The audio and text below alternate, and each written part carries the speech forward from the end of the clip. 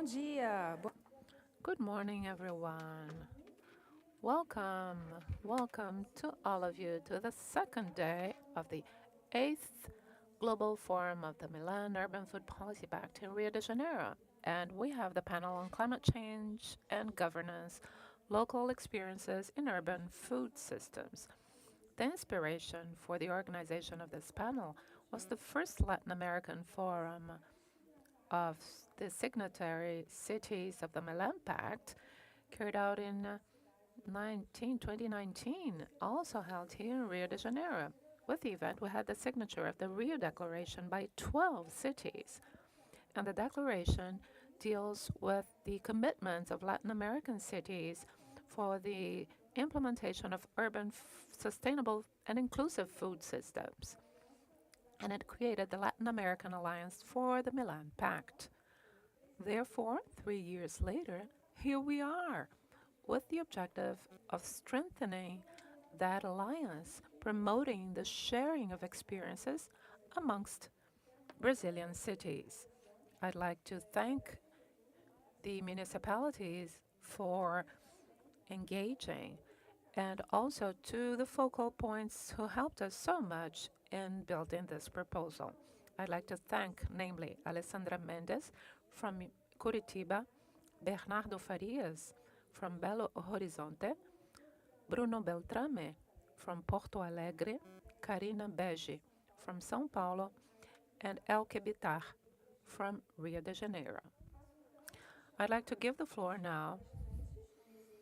I'd like to call first all the panel members. Cássio Trujillo, Secretary of Local Governance and Political Coordination of Porto Alegre.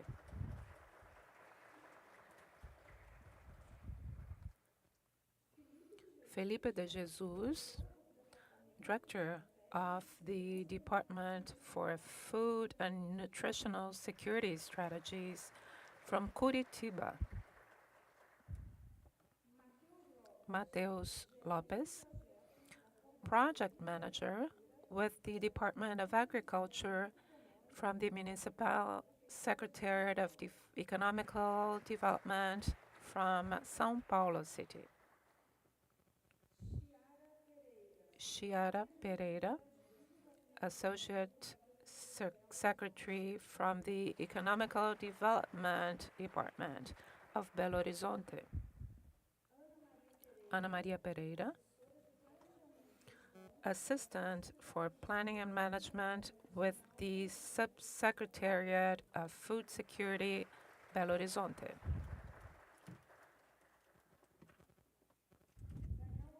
Daniel Mancebo, General Coordinator from the Planning Office with the Subsecretariat of Planning and Result Monitoring with the Municipal Secretariat of Economic Planning, City of Rio de Janeiro. And last but not least, Tiago Salles, Executive Coordinator with the Food Safety Department from the Social Service Secretariat, Rio de Janeiro. Welcome to all of you to this panel on climate change and governance. Let's start with the Porto Alegre presentation. Cássio Trujillo, you have the floor.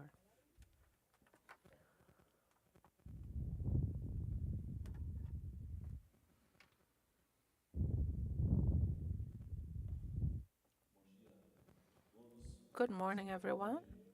I'm very happy on behalf of the city of Porto Alegre to share this panel with such important cities and this very important topic. For us from Porto Alegre, it's a joy to have our team together here. We have a team that had the presence of Sebastião Melo, our mayor, who participated in the panel yesterday and now is back to our city. But also we have the Institutional Relations Director, Lisboa, and Carol Breda, the Coordinator for Food Security with the Secretary of Social Development here with us, and Olivia foreign relations, Oscar Pericioli, economic development. So we have a large and very talented staff here with us. Let's talk now about the recent Porto Alegre experiences in the issue of food, urban and not only urban production. Up until 1999, Porto Alegre had a rural area that was extinguished in 1999. And in 2015, it was recreated. So we have the rebirth of this new rural area that was born with the Milan Pact.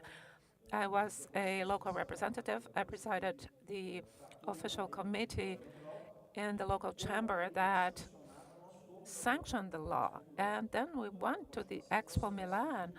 It was the civil society and the local chamber of legislators discussing, and there we articulated the implementation of this new rural zone creation with the council in Italy.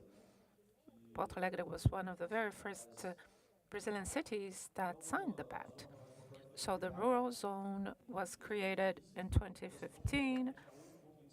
It accounts for 8.26% of the territory, 4,000 hectares. In terms of rural area, it's not that much, but in terms of a capital, it's the second largest amongst Brazilian capitals. We're only behind Palmas in the state of Tocantins, which was created in a forest area. So anyway, we are reviewing our master plan, and we anticipate that this rural area will go up to 6,000 hectares. We have on the border of the municipality of Viamão an area that was not included, and we believe it might be included as a rural zone. This was the approval of the Complementary Law 775. So with this creation of the rural area, we had a positive perspective in terms of being able to have environmental licensing, especially for livestock raising. And there's a law according to which livestock can only be raised in rural areas. So in the primary production, they were not subject to environmental licensing. It was all illegal, and that prevented them from having access to credit and other devices. And here we also have the slide telling you that we went to Expo Milan. Porto Alegre and Belo Horizonte were the first signatory cities of the Pact in Brazil. Then in 2017, I was also a legislator at the time, and there was a law sanctioned establishing that the rural area would be recreated and it would be totally agroecological by 2032. Secretary Mauricio from the Environment in Porto Alegre is also part of our group, and he's interacting with this revision of the master plan. The challenge was the transition. The landmark is 2032. That's the target for our production being totally agroecological in the rural area of Porto Alegre. At the time, there was an attempt, already in 2015 actually, of having production being totally agroecological, but of course without transition it's impossible. There was a whole articulation with producers, farmers, and producers from Hama, a community production cooperative, and the municipality, and that's the landmark, 15 years time span for transition. In terms of an initiative, this is an area in which considers the Secretary of Education. We have been working with school vegetable gardens, building community school gardens, and 63 of the schools have their own vegetable gardens.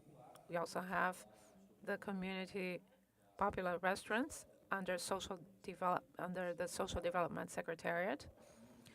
It serves 4.4 thousand meals a week, an investment of 2.6 million reais a year. Well, This is another initiative that we deem very important. With funds from federal programs, we had the first food purchasing program through a public bid with federal funds. We have a municipal law creating this program, and now we'll be establishing the first public bid for a program for purchasing food with resources from the municipal treasury department. This attribution for the bid, this is under our secretariat, and then distribution will be done by the Secretary of Social Development.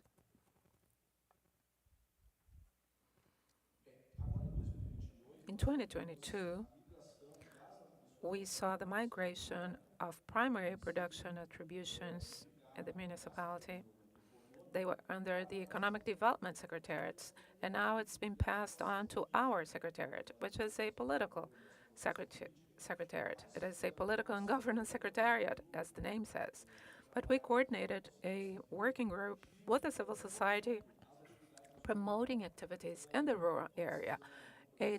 According to the decision of Mayor Sebastião Melo, brought these responsibilities for primary production into our secretariat to show the importance given by the mayor to this issue of primary production. With that, we had the Centro Agrícola Demonstrativo opened in 1974, an old structure. It is actually in a neighbor municipality in Viamão.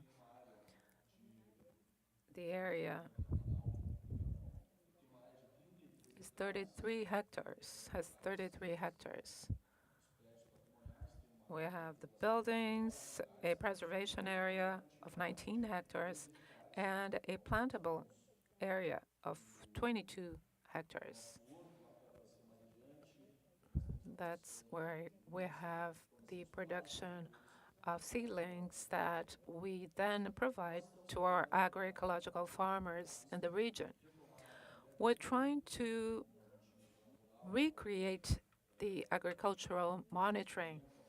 We had no agricultural production and incentives, and now the municipal government has tractors, machinery, and we want to call on the civil society so that together with the small producers, we can have them use the heavy machinery and get a better use of their properties. A small producer, in order to use to work on 1 hectare, they need an hour of a tractor, but then they only locate for 6 hours. The machinery companies only lend them for 6 hours, so the cost is too heavy for them. So the idea is to recreate the agricultural monitoring with a focus on family farming. The equipment is owned by the municipality, now will be working in a partnership with the small producers. These are some activities we have in the Centro Agrícola Demonstrativo. We have the honey house, which is a project certifying honey producers so as to help them commercialize their product all over the country. It is held under the agricultural center. Also in this agricultural center, we have the storage of organic eggs where we do ovoscopy, classification, labeling, and packaging for commercialization. As is the case all over the country, we also have an agreement with Emater, together with the Centro Agrícola Demonstrativo. They provide technical assistance to all our producers, including those in indigenous and quilombola communities. We also set up a municipal inspection service, the Sim Vegetal, and we have readapted to the federal legislation, and we are now certifying the small agribusinesses that need certification so they can be commercialized safely.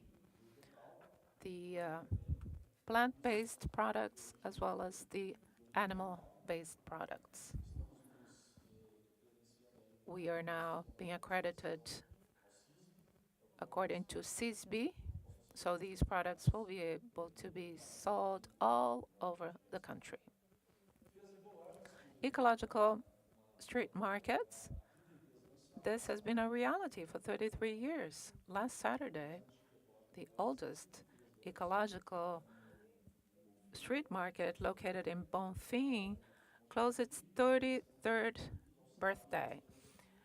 Every Saturday, we have actually 2 joint street markets, and the FI market celebrated its 33rd birthday. We have several others in Porto Alegre. We're trying to increase the number of street markets. This is the Bonfim market, our production of plants, production of seedlings for schools, in the community school gardens. Now we're working on the phytotherapy projects and the Farmácia Viva and the urban vegetable garden program. Now we're almost reaching the end. These are the challenges. The rural area of Porto Alegre, with 4,000 hectares, has the difficulty of trying to avoid invasions. The pressure for housing is always a challenge for us. There are some areas that have been or that can be illegally occupied, and we need to be careful, otherwise we'll lose this production asset. We're also going back to the animal health program with vaccination of the livestock. We're also working on renewable energy and water storage because the water crisis is up there knocking at our doors. And transition is the main challenge, of course. And here is a word of caution to you and a provocation to the coordinators of the Milan Pact. We need help in terms of financing for transition. We want transition markets, but everybody who knows about the process knows that going from conventional to organic takes about 2 or 3 years, and the producers start spending more, and they can only get the return on investment after 2 to 3 years. In Porto Alegre, we need the field diagnosis, data raising, and funding so that transition can be done. Otherwise, this work will all be lost. I believe my time is up now. I'd like to thank you all for your attention and my greetings.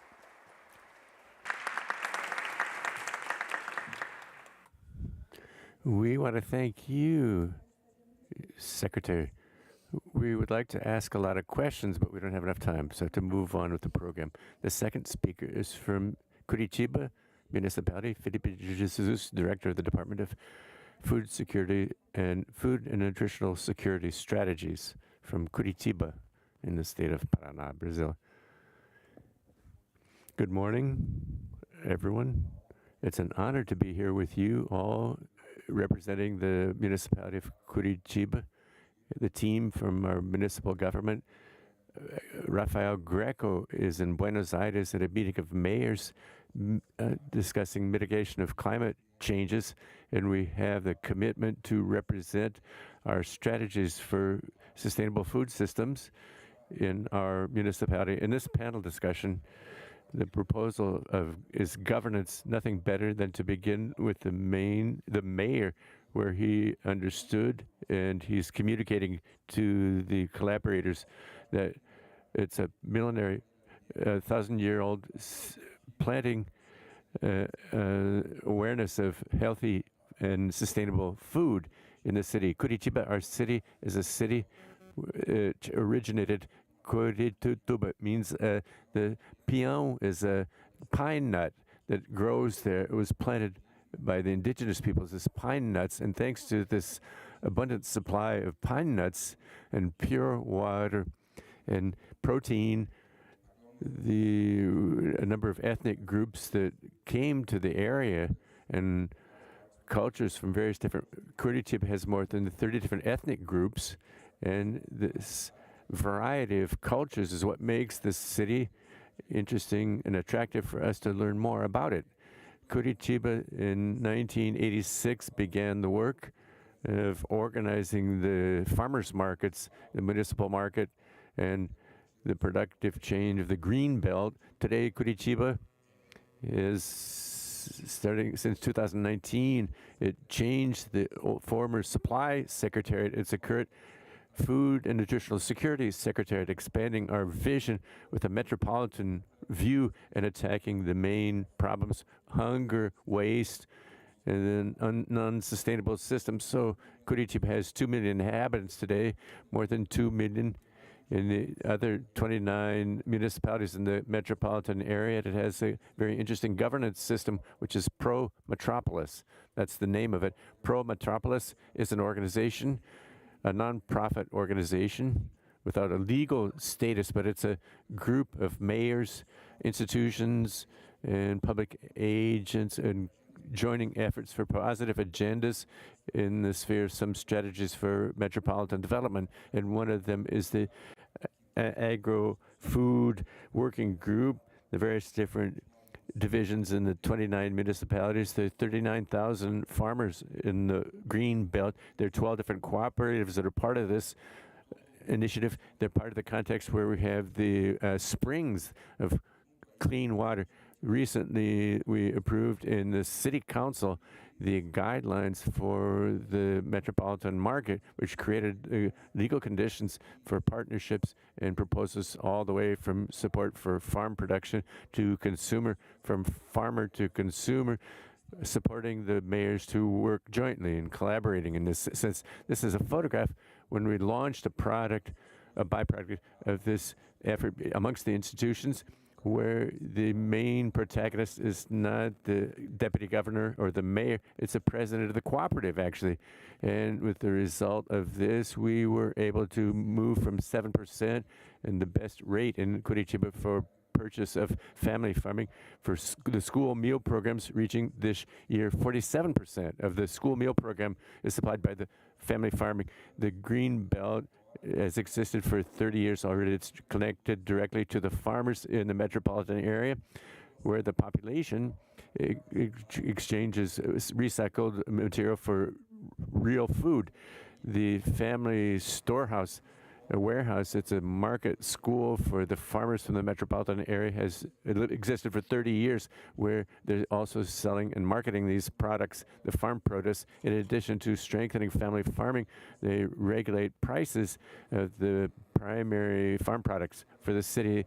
The popular dining halls or soup kitchens, 50% has to be from farmers from the metropolitan area. And the municipal market of Curitiba has the first area for organics in Brazil. Exclusively organics has an essential role in disseminating food trends and valuing local culture. And here is this provocation. The food of the future is peri-urban and ecosystem services. We need to understand what ecosystem services are. Simply the benefits that nature gives us, and that we need to continue to live in equilibrium and balance. These benefits range all the way from the supply, support, cultural benefits, and regulation. All these benefits, they're directly connected to our well-being, our market transitions, and our way of living in society. And we provoke people with this, all to talk about this. We have to talk about worms, seeds, and bees, because the food cycle, it involves all these issues, soil fertility, environmental assets. It involves valuing genetic resources and especially human beings as the agents which can empower or not and enable these issues. So an intelligent city is one which understands these processes and is able to use nature in its favor, promoting environmental accesses and ecosystem services. And here, by way of example for lines of development, the three main lines of action that we have developed relate to access to food access, urban agriculture, and common metropolitan market. This is a photograph.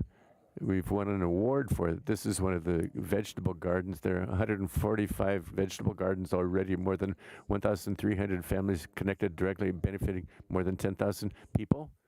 And these gardens represent the possibility of having food as a focus of urban planning and resilience, social resilience.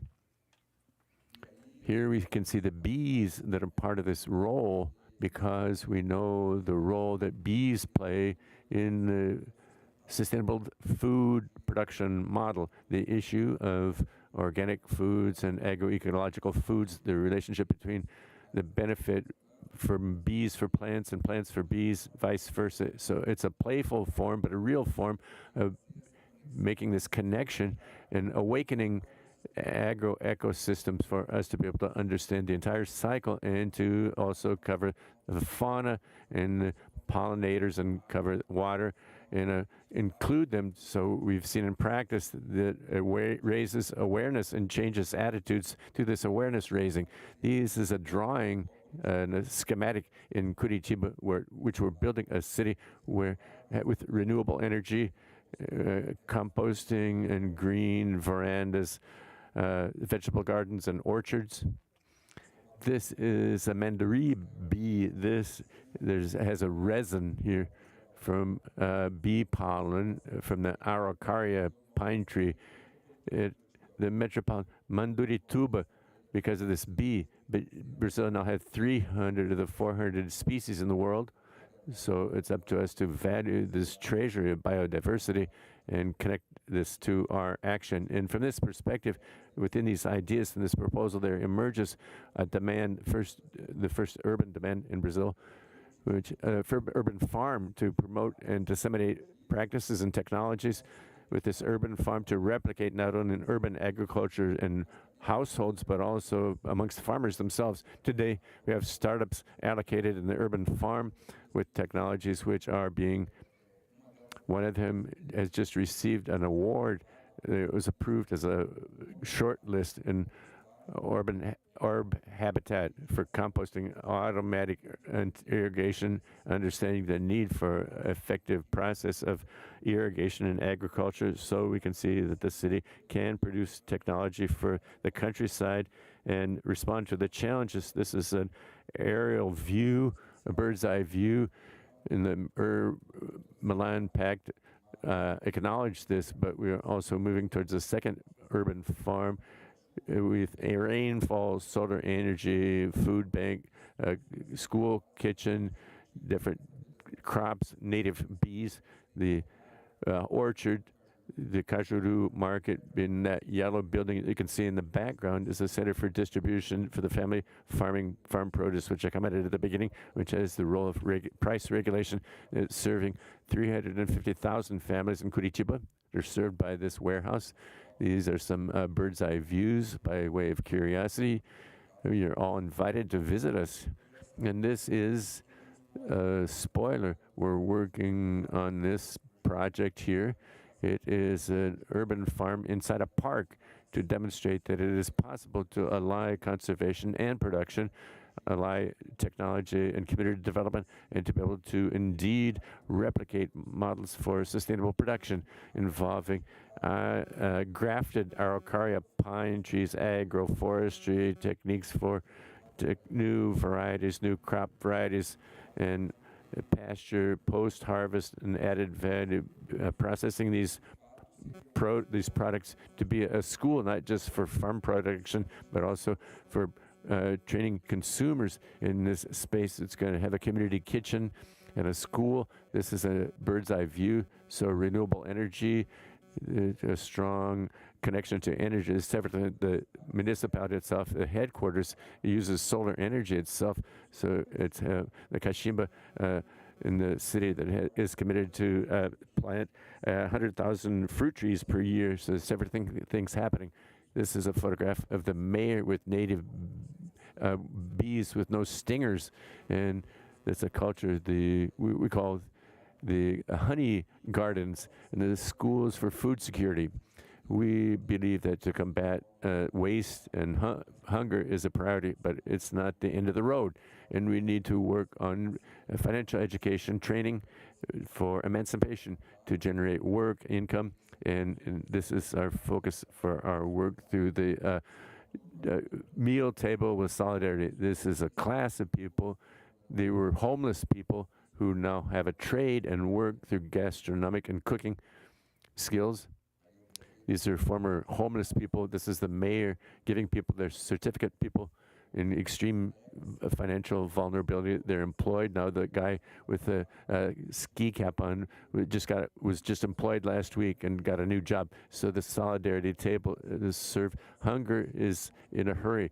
There are more than 100 volunteers involved, more than 800,000 meals served free of cost, more than 300 tons which did not go to garbage. They became meals. So to fight hunger is the first step in the production and social inclusion, and this is a combined effort which represents love, dignity, and unity that orients our secretary and our mayor. This is a playful map. It's similar to the idea of São Paulo, where you connect the dots. You know, the pollinization radius for each beehive. There are almost 200 beehives spread around each radius for pollination. We have vegetable gardens, orchards, and we can develop rationality, environmental rationality, and food rationality inside the city, where everyone can do their part in their backyards, on their sidewalks, in their bike paths, and everything else. So this video, if we can turn the audio on, please, and we have English subtitles. It's a short video.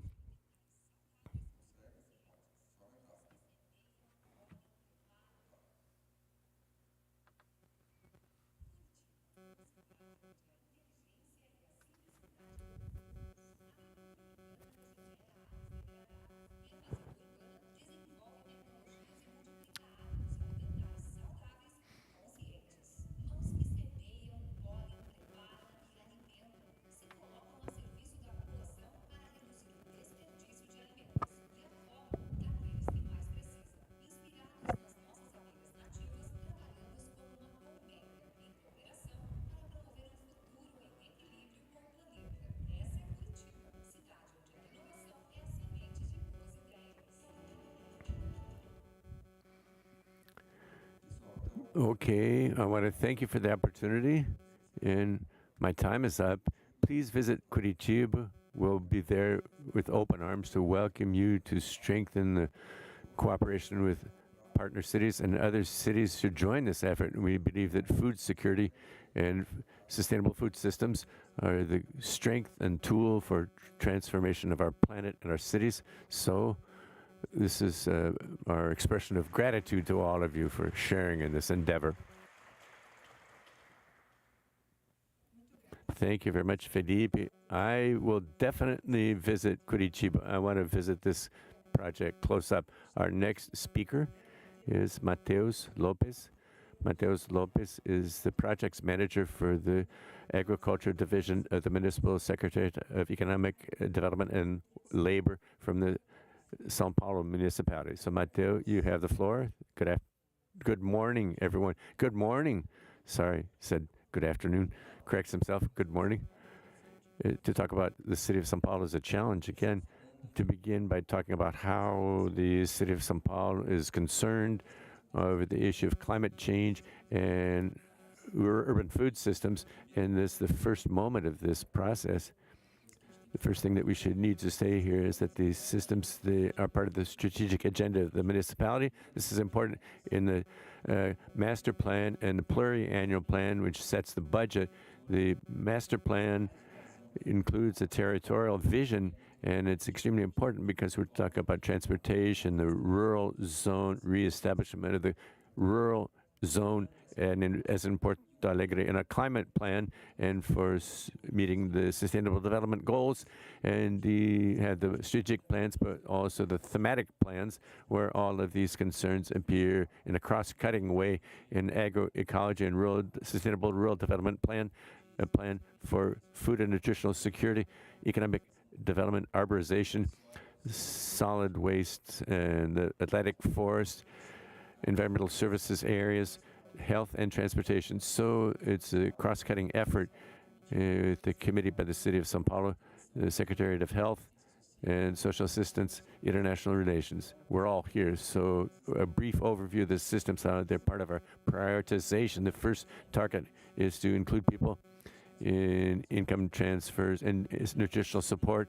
61, to organize 400 urban vegetable gardens. 64, to reach 50% of the area of the city of São Paulo with a plant cover. And the last target is also related to reducing waste, food waste. The climate action plan, it creates strategies for us to work on with climate action in mitigation, adaptation, how we're going to work on the social and environmental components and economic components. It's important for us to be able to stimulate green jobs and the green economy to generate work and income along this line in the 2030 agenda, highlighting SDG 2, which represents this event here to eliminate hunger, but also municipal concern to increase agricultural productivity and adoption, sustainable practices, and organic and agroecological farming and agriculture. From governance, we have an executive secretariat for climate change directly connected to the mayor's office to work with climate changes. It's a strategic secretariat to work on themes that are somewhat more complex, and transportation, solid waste, it's sometimes occupy a major portion of the discussion of climate changes. But for urban food systems, we have a new governance, which I am part of, which is the combination of food security with agriculture, which I think represents a little bit of the motto of this sense, to end hunger, developing sustainable food systems, which preserve the environment. So we are quite focused on this key. So São Paulo has a rural zone which represents 20% of the city's territory. Few people know that. We have important work in the city of São Paulo to present to people that these rural zone exists in the Cantarera mountain range, but below the downstream to the reservoirs. 2 reservoirs supply 5 million people. So the region has special concern with environmental conservation because the municipality produces water. Sustainable farming systems are important for the quality of the region's water. The city of São Paulo has 48.5% of the territory with plant cover, and half of this is in the rural zone. So the rural zone is extremely important for that purpose. And our peri-urban areas, as everyone, people from Porto Alegre are talking about this, where we have the highest rates of social vulnerability, where we confront a lot of issues, we face a lot of issues, housing demand and housing pressure for occupying idle areas, and we connect the dots project in agricultural division, promoting agriculture as a strategy for development, territorial development to consolidate the territory. So we made an effort to map all these initiatives which comprise the food and agriculture chain, 1,060 initiatives in agriculture in a multifunctional role, agriculture which produces foods. It has always had a role for environmental sustainability, environmental education, but also it is an important activity to generate employment and income and occupy the territory. As I said, from the point of view of the markets, we mapped which initiatives are distributing, selling, marketing fresh farm organic produce. So we mapped together with the farmers in the city of São Paulo who are their commercial partners to make clear where I can produce local produce, where the farmers markets are located. 1,991 initiatives, street markets, and some of them are organic markets as well. But the partnership with IDEC, which is a Consumer Defense Institute, we provide a database of fair marketing of organic food produce to shed and show where people can access fresh and healthy farm produce. And we also promote rural tourism as a generation for income generating activity for sustainability of these places, and promoting tourism in the farm properties, adventure tourism, and gastronomic experiences and adventures, and all the initiatives which work with agriculture and food in the cities. 161 initiatives acknowledge working together and strengthening these initiatives.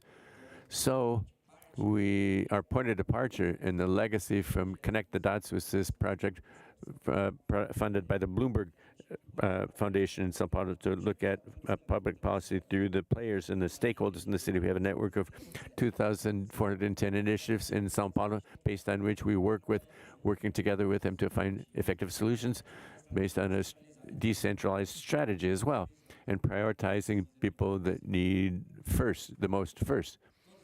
All of these points were these dots, open code. It's an open code program here, software. Sharing this with the municipalities, it's interesting for the cities to have called a more rural São Paulo with seals to map these places. It has this objective of having people learn more about the rural areas, to find the organic markets, to purchase local products, and to discover rural tourism. Each place, these 2,461 have a seal and a sign.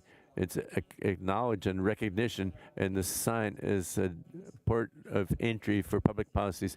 They acknowledge that they exist, and now we're coming, and the work is well acknowledged by them.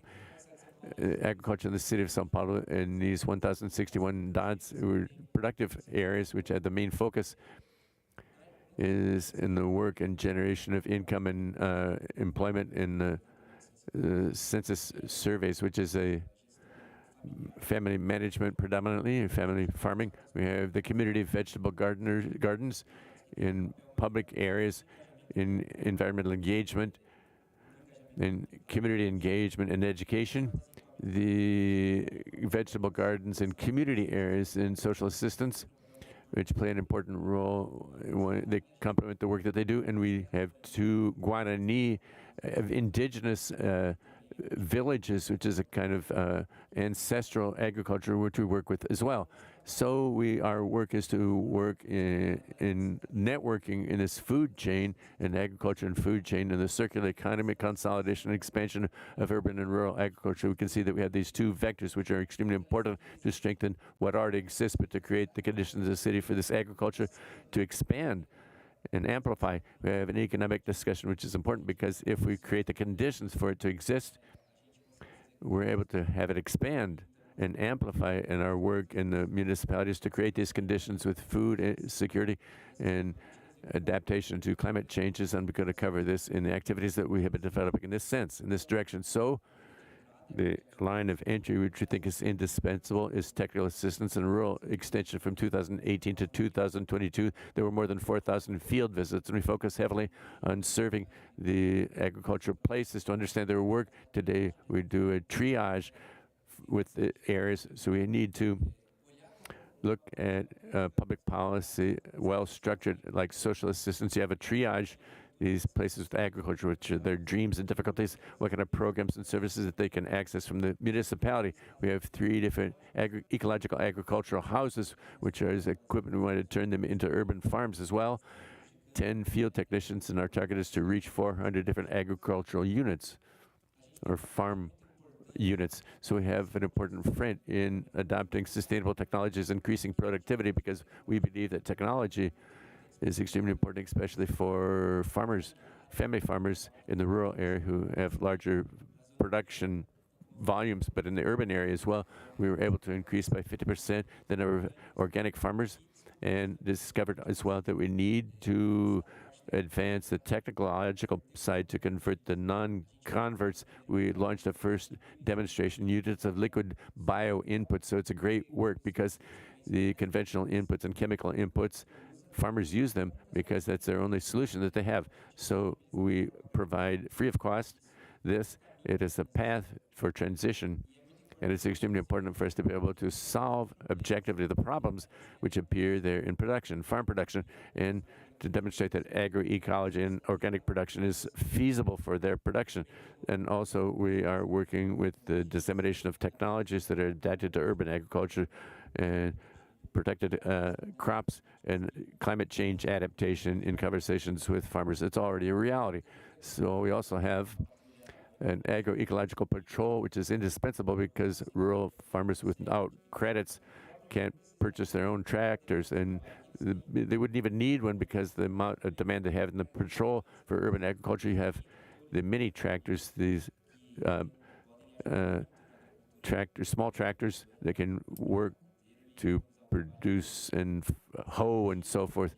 A lot of people are discouraged because it's hard work. And the work operation program in agriculture is one of the main activities which we are going to have in promoting urban and peri-urban agriculture, which the municipality has this program for employability and training with scholarships, and we're going to give them 200 scholarships for the people to work in the urban vegetable gardens. This is going to support people for these vegetable gardens from no longer be voluntary and be community efforts.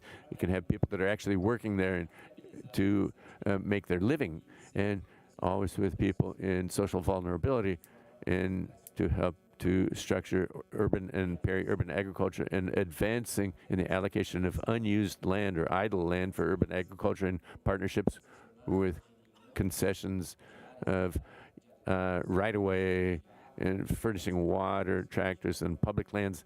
This is motivation for all the municipalities. All of this is recorded in a system for technical assistance, which we developed with open code. This is important for us to work with the data.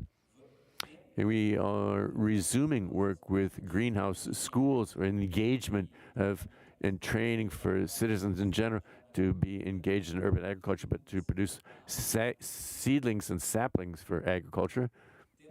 We have a huge effort in accessing institutional markets and school meals. With this connection, this link, we have a municipal policy for subsidies to purchase local farm produce, and also there's a target to reach in organic meals in the school meal program by 2026, 100%. We haven't reached this target, but we're making a huge effort in this direction. I think this is a good source of thought. Banning pesticides in urban areas, talking about a law which 100% of the school meal program, the law itself doesn't solve the issue. We had to approve the law and to be able to enforce the law as well, make a huge effort in that direction with an effort in school tourism, especially for the public schools. This is extremely possible. It's a way of having kids learn about the rural area, and for additional income for the farmers. We're launching a bidding process for environmental services, which are the environmental fines. This is part of the master plan, so it's very interesting because the money from the environmental fines, 10% of it will become subsidies for the farmers, stimulating agroecological transition. It's a way for the municipal fund to pay for this. These are 35 different contracts to be signed in 2022 by the end of the year to conclude the program. The food bank and food waste program is in the Milan Pact. It was acknowledged 2 years ago.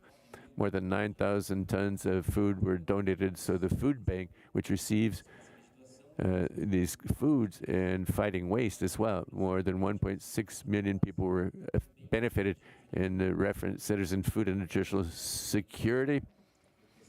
The people from Curitiba with nutrition courses, training kitchens, and the composting yards, which are initiatives by the urban cleaning to take the farmers market waste to combine with the pruning from the parks and to do composting and distribute the compost to the farmers. And today we also work in the South Zone with the distribution in partnerships. So we have the coffee grounds waste, which are distributed to the farmers. And we can see that's an opportunity as well, which is interesting for the cities to understand what these forms of waste are that can be used in agriculture in partnership, public-private partnerships, and we benefit them and give the farmers in a subsidized fashion these input. And we believe that this is an important step for this transition. And with this work, the municipality is also seeking being a reference in sustainable food systems in these three keys: production, inclusion, food security, and environmental sustainability. So thank you very much for your attention and for the opportunity.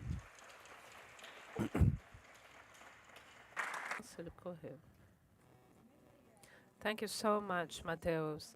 It is so interesting to see the convergence between governance and planning comparing Rio and São Paulo. Danielle will talk some more about this in the afternoon. You'll see how these two municipalities converge. Now we'll go to the municipality of Belo Horizonte. We'll have two speakers. The first to speak will be Secretary Chiara Sales Pereira, Associate Secretary of Economic Development from Belo Horizonte.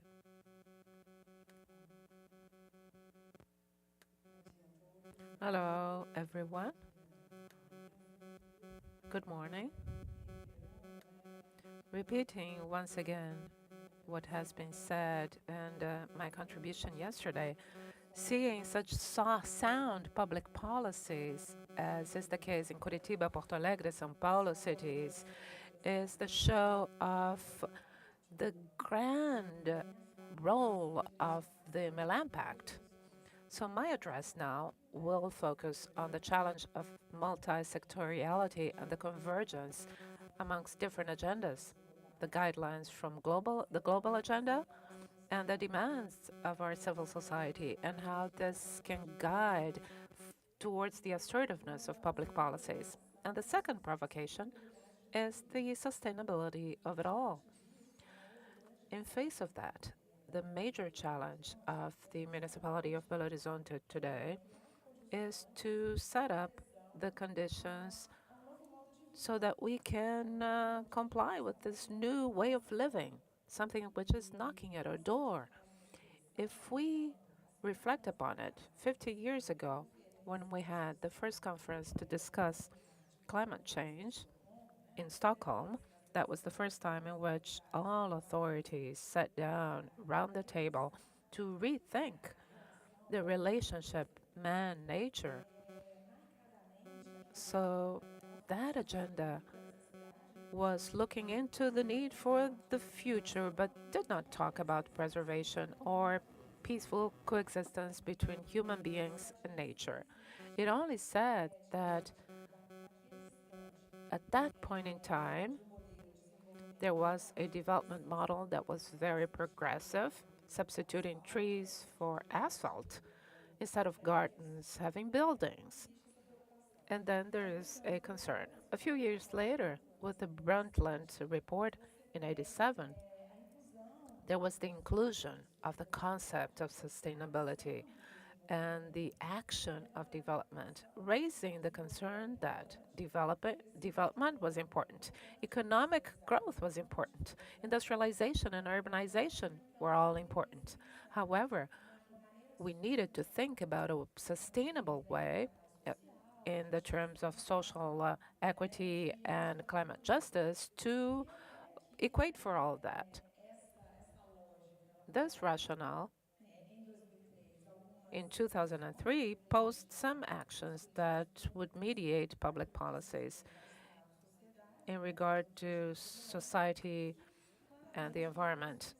But they were not enough. More urgent needs came up and were prioritized in the agenda. That was clear in 2015 with the Paris Agreement. But today, our discussion reveals to us that food security and all discussions behind it put in face of us the need for a new way of living. This is what the SDGs established, and that's what the Paris Agreement established back then in 2015. So if we say that in cities we have 80% of the food consumption in the world, well, great. then it's in the city that we have the large platform to change eating patterns. That's why we need a well-disciplined public policy, well-directed, well-structured.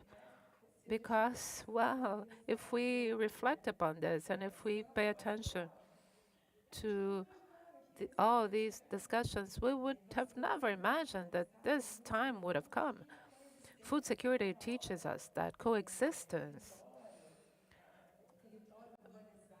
the urbanized territory, man, human beings, works, buildings, and nature may coexist. However, my concern, and I'd like to share it with you, this is not a simple thing. In Belo Horizonte today, we're faced with something which is a huge challenge. How can we sustain it all?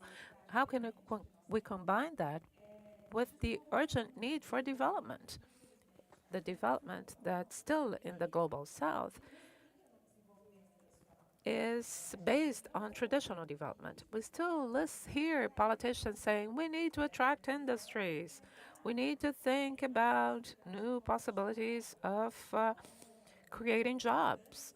So the challenge is, how can we create, in the terms of territory development, an installed structure that will allow us to leverage other arenas, other sectors, so as to enable sustainability of this new way of living? Changing with renewable energy, it's not just in food security. We need to consider urban mobility. We need to discuss this with the existing industries, no matter what the energy alternative is. Electrical platform or whatever, wind energy, photovoltaic. And the other issue is in the territory development, equity for occupation. The cities in Brazil are split cities. We have people that are strongly being affected by climate change, and the government cannot provide a solution to that easily.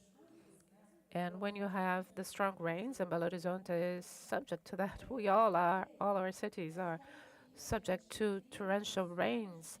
How can we repair this damage created by urban occupation?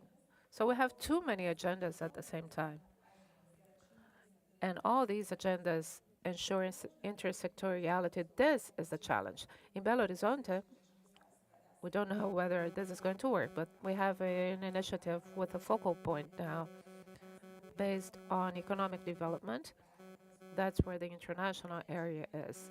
So we are internalizing guidelines coming from external institutions, and then we consider how these guidelines can be transformed into sectorial agendas, creating working groups that would coordinate different sectorial initiatives. This is extremely challenging, but it is a way of solving it.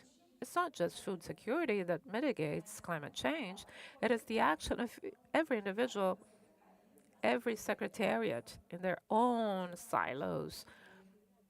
They will contribute towards the agenda as a whole, collectively. And now, concluding, my time is almost up. I am here to confirm, and by the way, I always say that cities progressively, little by little, will become more and more important in the discussion of these agendas, much more than the states or the federal agents or the union, because problems are local. The impact is seen locally. And today, our structure, our federative structure, does not allow for the federal government to deal with all the local specificities. So more and more, we need to share and confirm the role of Belo Horizonte in the coordination and leadership of this discussion and launch a new dialogue, maybe for the next cycle of discussions, the methodology of sectorial coordination is necessary so as to ensure a new type of development that will enable a new way of living. This is what we're talking about at the end of the day. Not going into the philosophy of it, but we need a new way of living. Otherwise, human beings will no longer be able to live on this planet. So, Isabella, you have the floor back. And then my colleague from Belo Horizonte will present our policy for food security. Okay, once again, we have Ana Caetano. She is the assistant in the Food and Nutritional Security Department in Belo Horizonte. Hello, everyone. I'm going to change a bit the order of my talk, going into what Chiara just mentioned. I want to share with you, actually, the experience of Belo Horizonte in the food security policy. It is 30 years old already, but before going into the policy itself, there's something brought by Chiara which is super important and which is related to the way in which we think of the policy from the systemic point of view. It addresses civil society, and Belo Horizonte, by the way, is traditionally very strong in social participation. In the constitution of public policies, we have several sector committees and councils that assist the local government in the creation of such policies. We understand that the local government does not occur alone. We need to remember that. Public management is necessary, is essential. You need leaders that are committed. We know that. And our policy shows that, and it is 30 years old, so it shows that we have the political strength. However, that is built through social participation. We're not political strong unless you sit inside a cabinet with technically talented staff, with interested leaders who are away and too distant from the civil society. That is not the case in Belo Horizonte. And in food security, it's the same. We have three tripods, three legs that are very important. We have two councils, one for food security and one for school nutrition. And then there is a strong part on the qualification of and training of public staff. And I need to stress that importance. At the time in which public workers are being attacked, I can tell you that 30 years of politics going through different political cycles, that cannot be done unless you have talented, trained staff that can provide continuity to our policies. And you need to invest on your staff. Food security has that tradition of highly qualified staff. Every 2 years, we hold an international workshop on food security where we bring experts from different areas, national and international experts, so we can share our experiences in terms of what we produce and also in terms of listening to our peers from other locations and discussing common challenges and sharing knowledge. And we do acknowledge as well the importance of academic production. That is essential. We have a very strong relationship with knowledge production and research centers. Based on our own experiences, we are provoking the academia, the universities, so they can produce scientific work considering and addressing urban issues. Also, sharing with them what they have been producing and how their production can help us. So we have a form of researchers now, not in the city council, but actually with a strong relationship with the city council in Belo Horizonte. And we have a lot of room for discussion for extension projects and research related to our topics.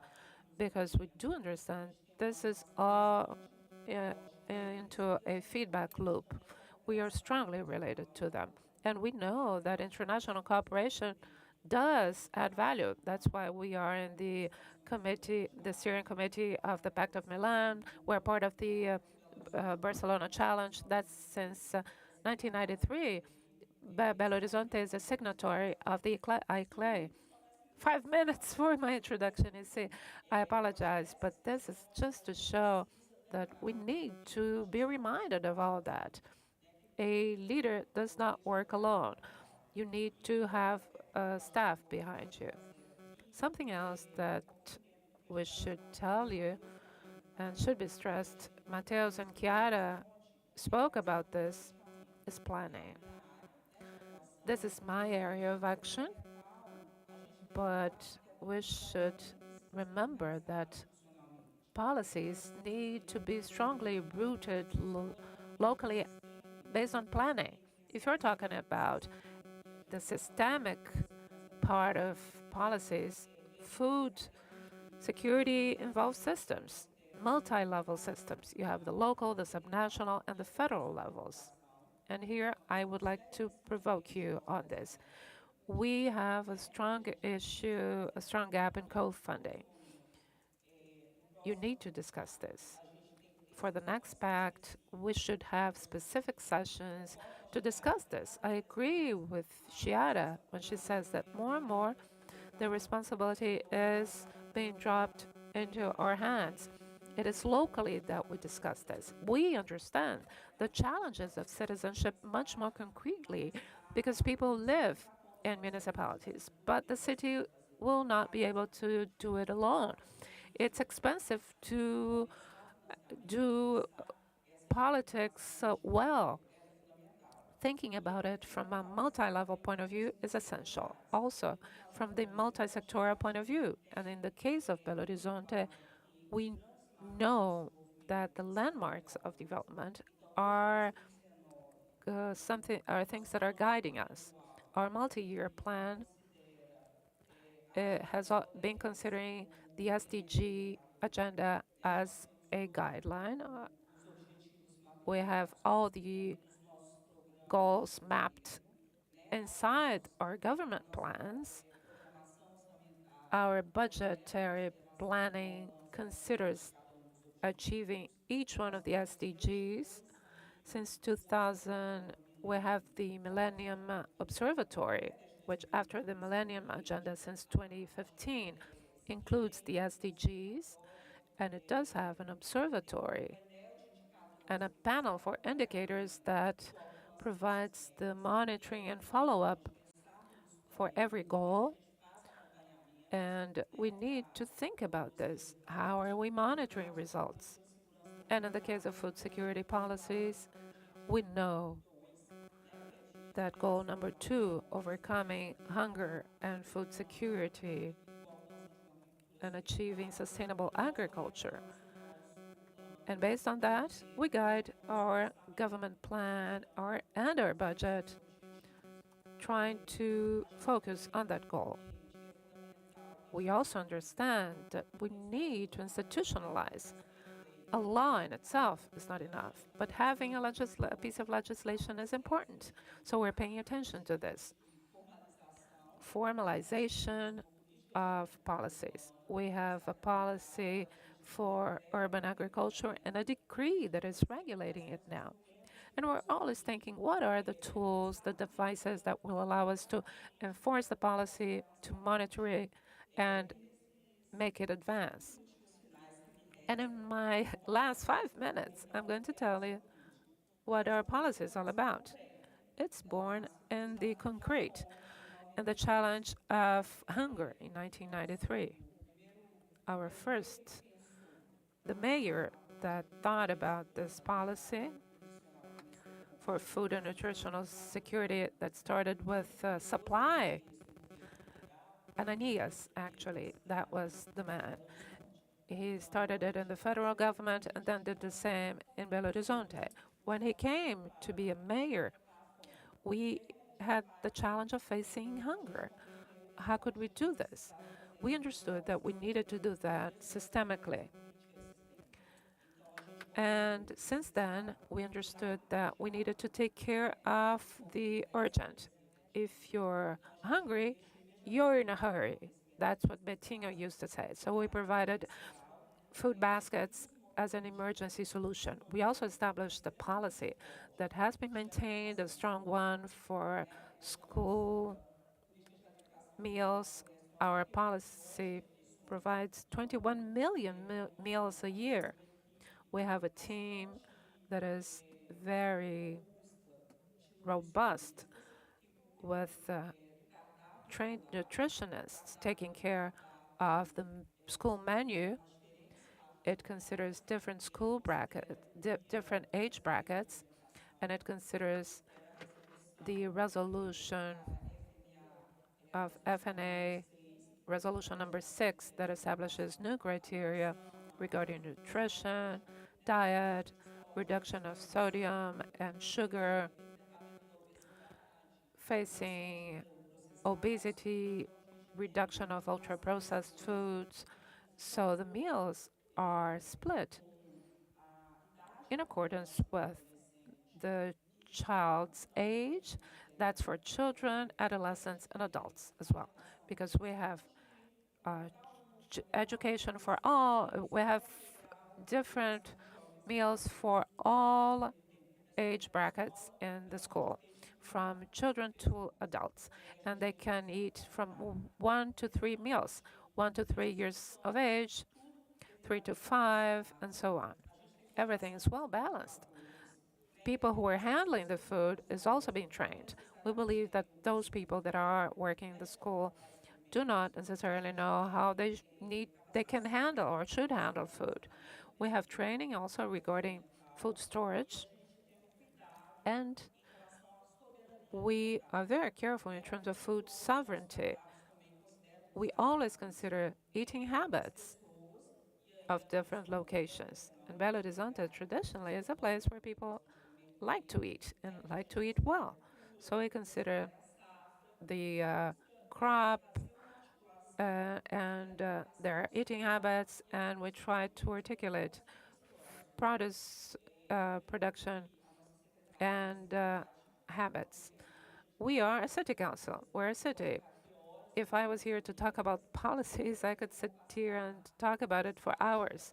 I will give you my website. You can go in, and for each one of the policies, you will have a detailed description. So we have school meals, we have the community restaurants. The Belo Horizonte restaurant, community restaurant, was the first to be created in Brazil. It provides quality meals, nutritionally balanced meals, more than 2 million meals a year. These meals are subsidized. They cost, the most expensive one costs R$ 3. We provide breakfast, lunch, and dinner. For the street population, it is provided for free 7 days a week. And families that are registered in the Cade Único, they can purchase meals for half price. So if the meal costs 3, if you're part of the Cade Único registry, you pay half. You have soup at 1, and I believe breakfast is 75 cents. We understand it's important to maintain those prices. Now we're designing a community kitchen program with the idea of creating kitchens, setting up kitchens in very vulnerable territories, providing free meals in these locations. The first site to be met will provide 800 meals a day, and we should begin in January 2023. We also have professional training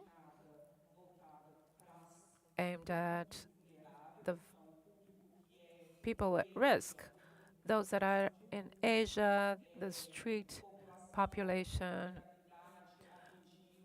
people that are at risk, women that are in situations of violence that need some opportunity for training, professional training. Also, the LGBTQIA+ that are at risk. They're also being served in homes, dedicated homes. They're all target populations for these gastronomy training courses. We train in, we have different gastronomic courses considering our gastronomic tradition, considering the quality of gastronomy that is provided in Belo Horizonte. We have renowned chefs that provide training, but also we consider the challenges posed to this public. Very often they need training on the job market. Sometimes they need social coexistence skills, and after that, they can go through the professional training course. In addition to these courses, we have agroecological paths also, thinking not only about our agroecological farmers. Oh, I need to conclude, I apologize. My time is up. So we need to think about the possibility of having agroecology be a value. They are free courses provided to the population at large so that everybody can learn and be passionate about it and then replicate the knowledge. This is going to be provided as distant courses online, thinking that these are important courses. And also we'll have extension projects with university, thinking about our farmers and their qualification. And also we have ecological programs and supply. Building markets, we have now 45 production community units in the city, and the idea is to expand those and to have 5 every year. This is part of our multi-year plan. We use public areas. We register them first. We call these people if they're interested in occupying public areas. They will respond. They need to be organized in groups of at least 3 people, preferably those people who are at risk, vulnerable, if they are part of minorities, but they don't have to. That's not a mandate. And those that are selected then will have access to these spaces. They will then be trained by our staff and by the amateur experts. They will receive all the inputs, and then they will be followed, monitored, and assisted so they can produce. The production units that have a marketing vocation, we have established urban agricultural fairs for the distribution, and we've been training our farmers so that they can organize themselves so as to provide to restaurants. We want to develop also an app that will facilitate the relationship between large, top-level restaurants, and we want to encourage these top-level restaurants to acknowledge not only our gastronomy, but also our culture as a value. This is a relationship between our gastronomy. So the last minute, I apologize. We also have production institutional units, 160 schools with production units. We understand this is a very important training area. It helps strengthen the relationship between production and society. We have health units and municipal sites that should understand this production as something that is important. So there are so many other initiatives. I should suggest that you visit our website, Suzanne, and the portal of the City Council of Belo Horizonte, and then you can get to know more about us. So it's a whole vast new world and very interesting. Thank you.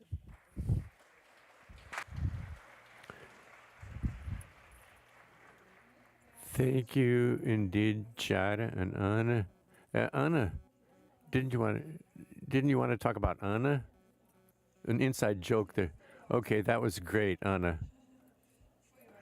Okay, that was great. Anna was asking, can we have someone? You're going to be able to speak, and there are the results.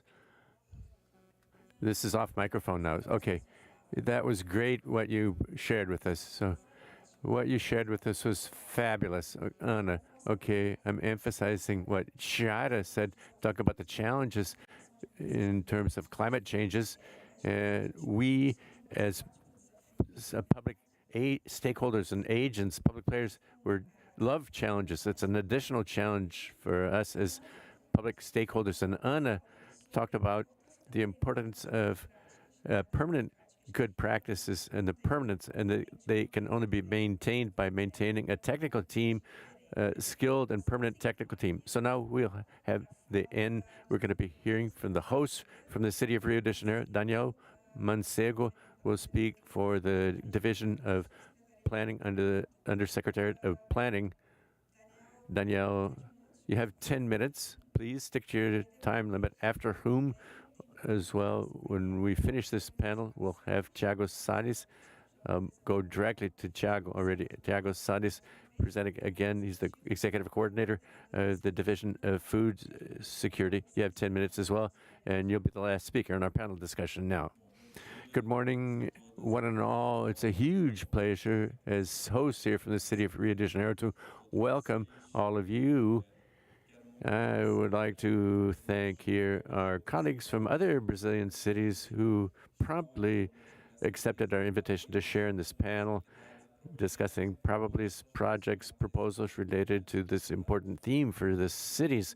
I want to thank my colleague Thiago from the Rio municipality and Isabella, who is a staff member in the planning office, who is able to organize this entire event and this panel discussion. And also, I want to thank here the people from International Relations and the team for the organization of the event, who brilliantly have organized this, the Milan Pact in the city of Rio de Janeiro. Okay, great. I'm going to be discussing laughed after so many beautiful experiences from our colleagues here from the other cities.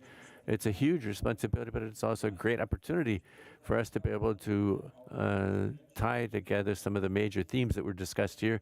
For us, it's extremely important. So we discussed successful experiences, effective experiences in fighting food insecurity, sustainable agriculture projects. We talked about governance. We talked about aspects related to planning. And my mission here as the coordinator of the planning office in the city of Rio de Janeiro, a structure which is connected directly to the Department of Finance, to have the ambitions of the city and the degree to which the city can contribute to this agenda in the short, medium, and long term, considering our planning governance, considering the way that we act.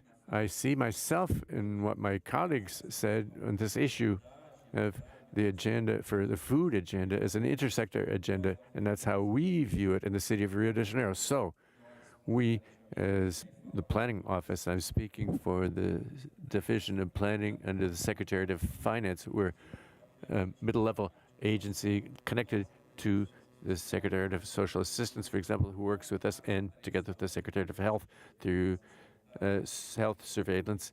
There's a team of nutritionists in the Secretariat of the Environment and Climate, which includes the leadership in the vegetable gardens in the city, the Secretariat of Education, where the leadership is incredible. 1,500 schools in the city of Rio de Janeiro, public municipal schools, which have a program for school meals, which is highly successful and also historically acknowledged as a major reference program and national and international reference on school meals because of its condition of being able to serve nutrition that sometimes is the only source of nutrition for some of these kids, for people, young people and children from our low-income communities in the city of Rio de Janeiro. So I'm here at the hat of a planner, but also with the hat as a several different other hats or secretariats, departments that work very skillfully leading projects related to this theme, which you will be able to see here in a brief overview in some of the targets and actions that we are included in our planning process. So, our planning process, it is, and I saw myself and the person from Sao Paulo, my colleague from Sao Paulo, it's very complex. There are a number of different planning tools that we use. And all of us here in this panel are from large cities. We have a number of commitments. One of our commitments, signed commitment, is to neutralize our carbon emissions by 2050. Hence, the importance of climate changes, which are today mandatory. The commitments are mandatory for the major local governments who are large emitters. The cities are large emitters of carbon. So we need to plan how we're going to reduce these carbon emissions and reach carbon neutrality, but with quality, with paradigm shifts, as the person from Belo Horizonte just said, with direction for sustainable development. So we have embraced this challenge to develop a climate agenda for neutral emissions by 2015. We also embrace the challenges of the Sustainable Development Goals, the SDGs, and I always joke saying more than the beautiful things that you're going to see over the course of my presentation of 17 different SDGs, we did a major effort to enter headlong into each of the targets, 169 targets, having these targets be part of the reality of the city of Rio de Janeiro. And we're talking about a global agenda, but in reality,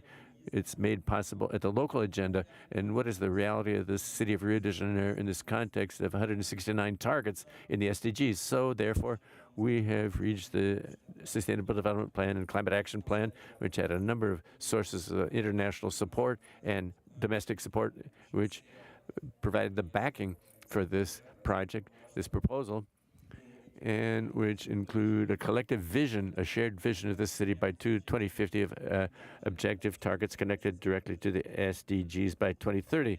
So we have major areas of action. So there are 5 major areas of work in this plan. So we're talking about equality and equity, and for example, food insecurity is very unequal in the territories, speaking in the city of Rio de Janeiro. We're talking about climate changes and resilience. The agricultural areas are important elements for the territory of this city, which is a major area of transition for the green areas, for example, that are preserved areas. So it's extremely important to value these preserved areas, the transition areas, which suffer pressure, heavy pressure, as our colleague from Porto Alegre spoke so elegantly about. And for example, the case of Rio de Janeiro are an alternative for preservation. It's a reality of an element, an important element to support the preservation of major forests here that we have here in the city of Rio de Janeiro, with this huge 3 major massifs and with large forests, urban forests, and the agricultural area ends up being a transition area, which is extremely important in this context. Longevity and also quality of life. So we're talking about healthy food to be able to have a long living population. So we're talking about transformation of food paradigm shift and governance. Here's the theme that feeds all of us here, which links all of us together, which is to strengthen governance in the food systems in the local level.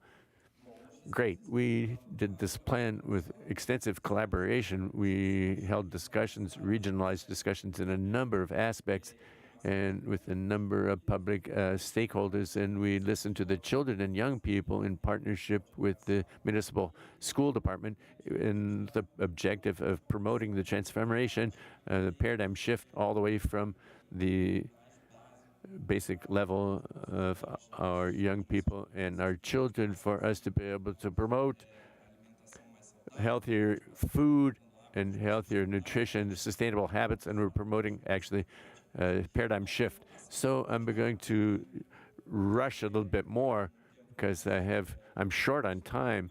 I have limited time, but what I would like to share with you all here is that our structure, our planning structure, it ranges all the way from the planning process, the grand visions, to the objective targets and measurable targets, monitoring and budgeting through the the the enabling legislation and the budget laws and legislation.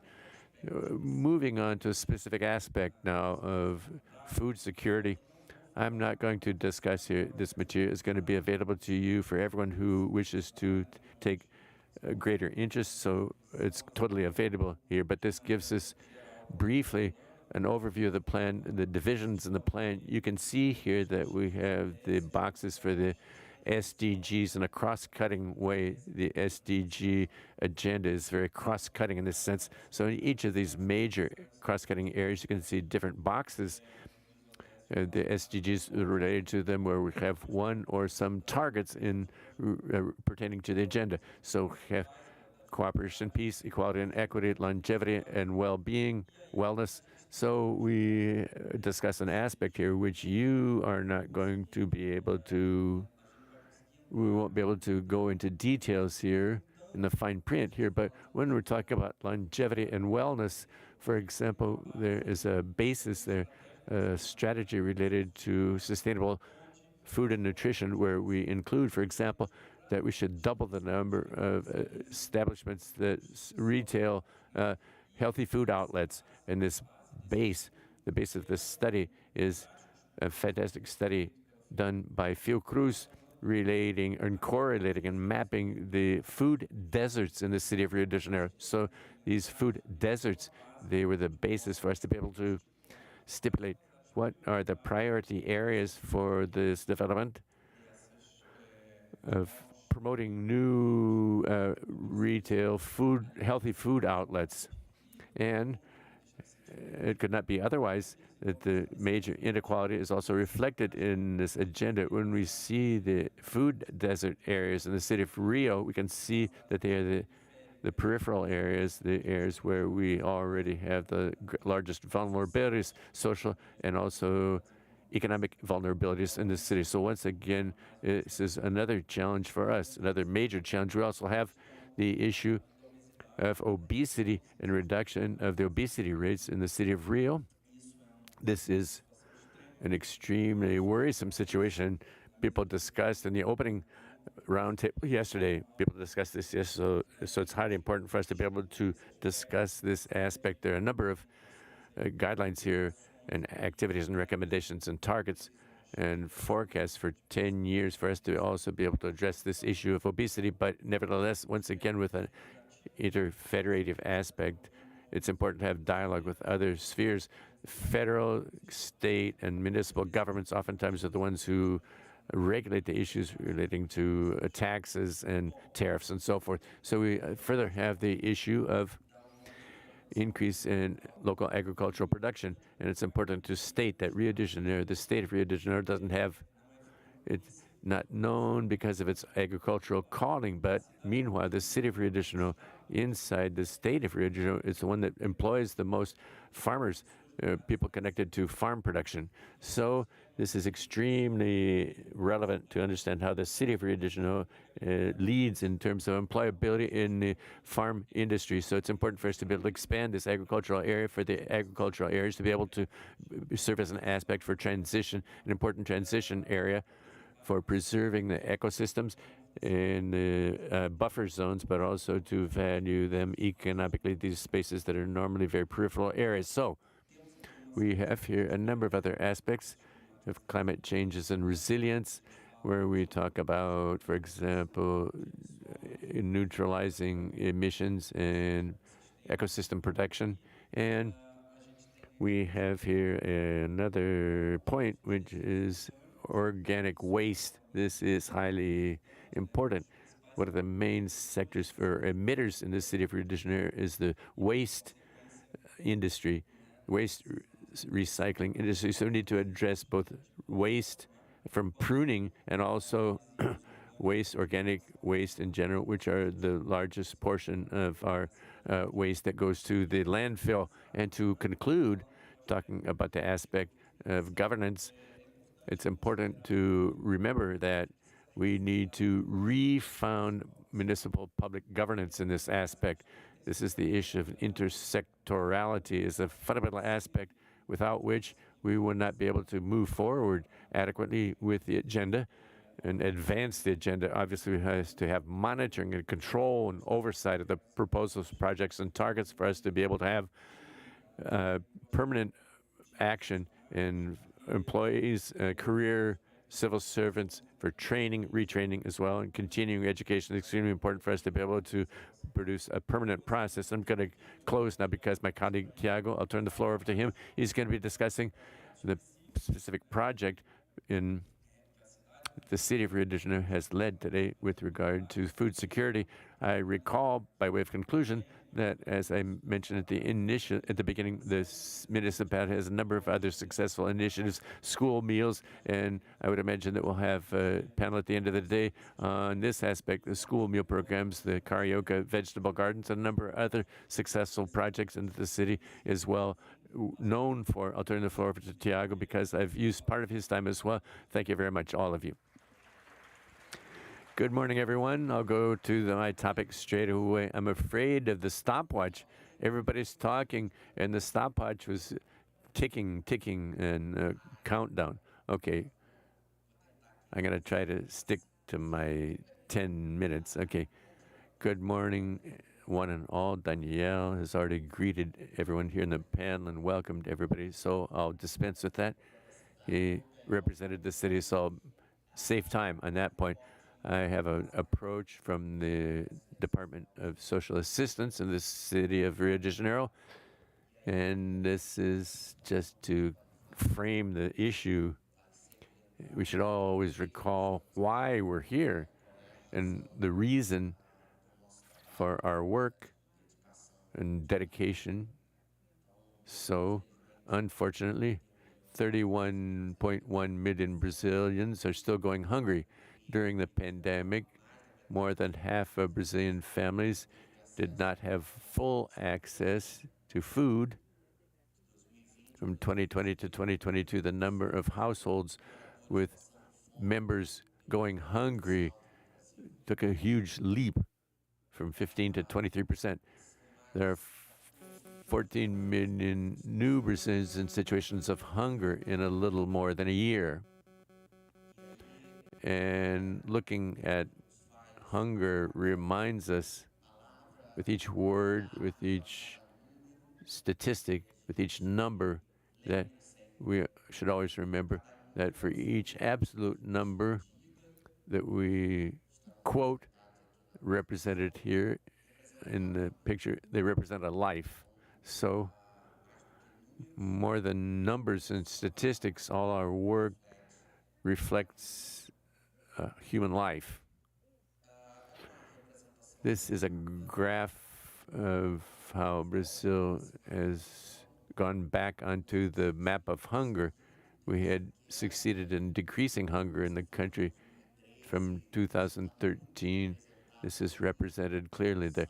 In severe, moderate, and light hunger or food insecurity.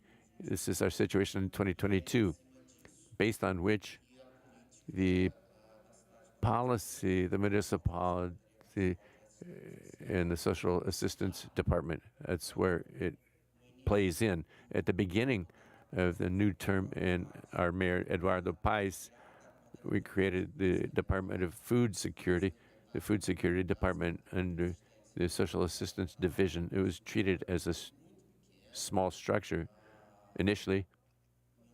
At some points, it was limited to 2 people and a table, literally a table, 2 chairs, and 2 people. So to needs body for the programs to be developed with permanence and quality. In April, there was a regulation of the composition of the chamber, Secretariat chamber for the Food Security Council, called Kaizen in Portuguese. In May, we started drafting the first plan. This is in 2021. The first food security plan. We're talking about a city in Rio de Janeiro. And the first food security plan in May 2021. So in June 2022, the municipality created the Network for Food and Nutritional Security Network, as part of the national food and nutritional security system with the creation of the two initiatives in the building the network of community soup kitchens in the city, and the other initiative was the meal plan card for the people received. These two initiatives called Prato Feito, a full plate, is literally in March 31, we launched the Prato Feito program, the full plate program. Thus far, there have been 615,000 meals that have been served from March 31 to yesterday. As of yesterday, we updated these figures yesterday. Approximately 371,000 tons of food that have been distributed. 371 tons. The Community Soup Kitchens Network, we plan to implement 55 community soup kitchens spread across the city. We divided this implementation into two stages. In the first stage, we inaugurated 15 units to test the methodology, to test the technology, the social technology with meals, free meals, in a balanced menu. Our nutritionists are here, and the major portion of the team is already here. And they are meals, biodegradable and craft paper. Also, there's a large amount of aluminum. We eliminated a large amount of aluminum. These 15 units, they were distributed across the city, taking into consideration pockets of poverty and extreme vulnerability. There's a map further on there. My God, already, I'm gonna have to rush. So a number of meals, 303, 792 meals that were served during this short period from June to October 2022. We have here access to safe and nutritive food and access to these meals. So nutritious food, so respecting their local identity, their territorial reality, serving at least 5 times a week. We have soup kitchens working 7 days a week, but this according to each local and reality, and neighborhood reality. This is the map. It's a map where we cross-analyze our single registry of low-income people that are beneficiaries of the social programs. We have a higher concentration of people that are registered in extreme poverty in dark red, and where soup kitchens are located currently. So we opted to divide these soup kitchens per neighborhoods with higher concentrations of extreme poverty, but also having kitchens in areas where this number was not as large, for us to be able to work on prevention. So for us to not reach, for us to not let the situation be exacerbated, and for the technology to be tested in various different territories in the city. So we have completely different realities scattered across Rio, as is the case, for example, in all cities here represented in the panel. So we also needed to have this experience. Photographs of our soup kitchens. The difference in our soup kitchens is because they are implemented in partnership with civil society. So the administration or management is done 100% by the community itself.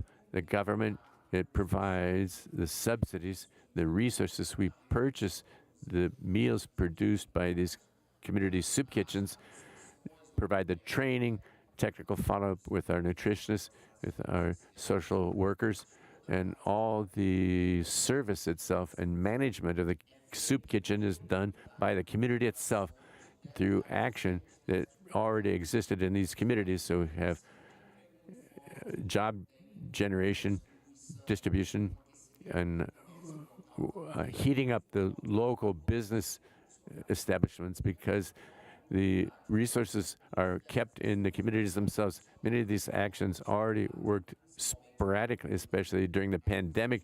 The activities with community soup kitchens spread all across Brazil during the pandemic. So observing this, the program came to provide backing and sustainability. And it came, I'm looking at them here. I'm not looking at the audience either. I'm looking at my colleagues from the other cities. It came to provide this backing for management for these activities to be able to continue on a permanent basis. We didn't need to invent the wheel at all. The activity already existed there, and it was already happening in these communities, which we needed. It was to provide a minimum amount of technical knowledge for these activities and actions, and financial backing as well for them to continue on a permanent basis. I'm going to rush even more. The Prato Feito card, it's a meal card for informal workers, inspired by the program, workers support program, but it's focused on formal workers under the government. So it created a card for informal workers. Garbage pickers, day workers, and manicurists, hairdressers, and a number of informal workers in various different times. The little that they're able to produce during the day is to take home, and they are not able to eat over the course of their work day, or they eat cookies or crackers or some kind of pastry, not a full meal.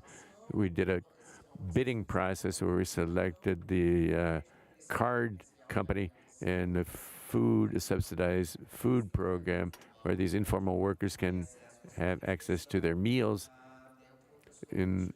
of their own choice in the retail food establishments. The card, 311,247 meals were served via the card. The Prato Feito program, the Social Assistance Division, has its own network for serving people, 26 shelters, 5 nighttime shelters. We have 4 vegetable gardens in the shelters. They serve 4 or 5 meals per day. So this includes 560 meals per month, 680 meals per month, where the population has access to food, an average of 70 tons per month of food served. Okay, this is my email from the Secretariat if anyone has any doubts or questions, since we don't have time for us to have a debate here, a Q&A period, so we'll all answer through this channel here. So thank you very much, and congratulations for your initiatives. And we studied and adapted the methodology of community soup kitchens, which unfortunately it used to be a national policy, and it's been abandoned in more recent years. So we studied a lot to adapt it, and at several different moments, programs and projects from you emerged in our survey and helped to contribute to the work that we are performing today. So I should acknowledge your initiatives because they were extremely useful for us to adapt and replicate. Thank you to all the speakers. We had an extremely enriching panel discussion. It's a pity that we can't continue. I have the difficult task of controlling the time. We don't want to eat up the time for the next session. We need to further strengthen this communication channel for us to establish even closer relations and collaboration. We're a Latin American alliance, actually, at the end of the day, so we need to strengthen these partnerships and to expand them and improve our policy related to the food security. Once again, thank you very much, and we can continue the chat off stage. Great.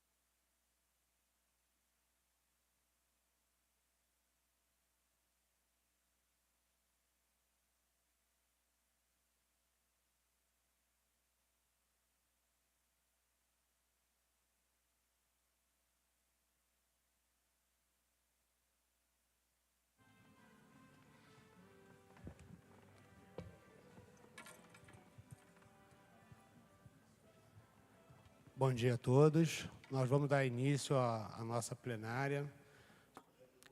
Good morning, everyone. We're going to begin our plenary session on urban agriculture, a perspective from the experiences of Rio de Janeiro and Porto Alegre. They're going to make he's going to make a brief presentation together with Lia, who's also going to show us the experiences from Porto Alegre. We have two guests, Alessandra and Lorena, who will talk about their work in the Providência Hill, Morro da Providência in Rio de Janeiro, and Paulo from the Secretariat of Governance and Integrity. He is going to talk about a place that is being built, and Bernardo, who works with URB, and he will talk about waste and fertilizers. Oscar, you have the floor. Good day, everyone. It's a pleasure to be here. I'd like to greet all the delegations, over 40, who are here for the 8th Milan Urban Food Policy Pact. I'd like to begin by saying that our presentation, are we ready?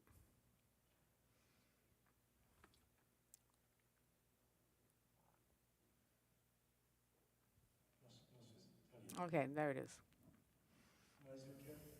But I'd like to, is this the beginning? So there is the first slide on the impact of the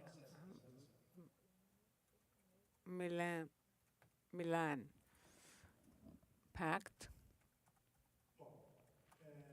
Well, everything has a beginning, and I'd like to take the opportunity to say that we are highly motivated. Secretary Cássio Stragildo participated in the previous session. It began in 2015 when groups of civil society plus the administration at the time presented a project in Milan. And immediately, Milan saw our presentation, and we were together with the civil society and the municipal government from the municipal chamber of the city of Porto Alegre. Governor Castro Gildo was there, together with another councilman. We were informed of the Milan Pact, and the mayor was a signatory. Today, there are 240 signatories to the pact, and Porto Alegre, together with the city of Belo Horizonte, was one of the first who signed up for this pact. So when we signed the pact in 2015, this was a date that from which we tried to build healthy, sustainable food policies. I need the presentation because I have information, and because we're going to begin with the next speaker, which is Bernardo, who works at the city waste utility company, sanitation. And yes, okay, move. I apologize, Bernardo, for this inconvenience. Hello, good day, everyone. I would like to thank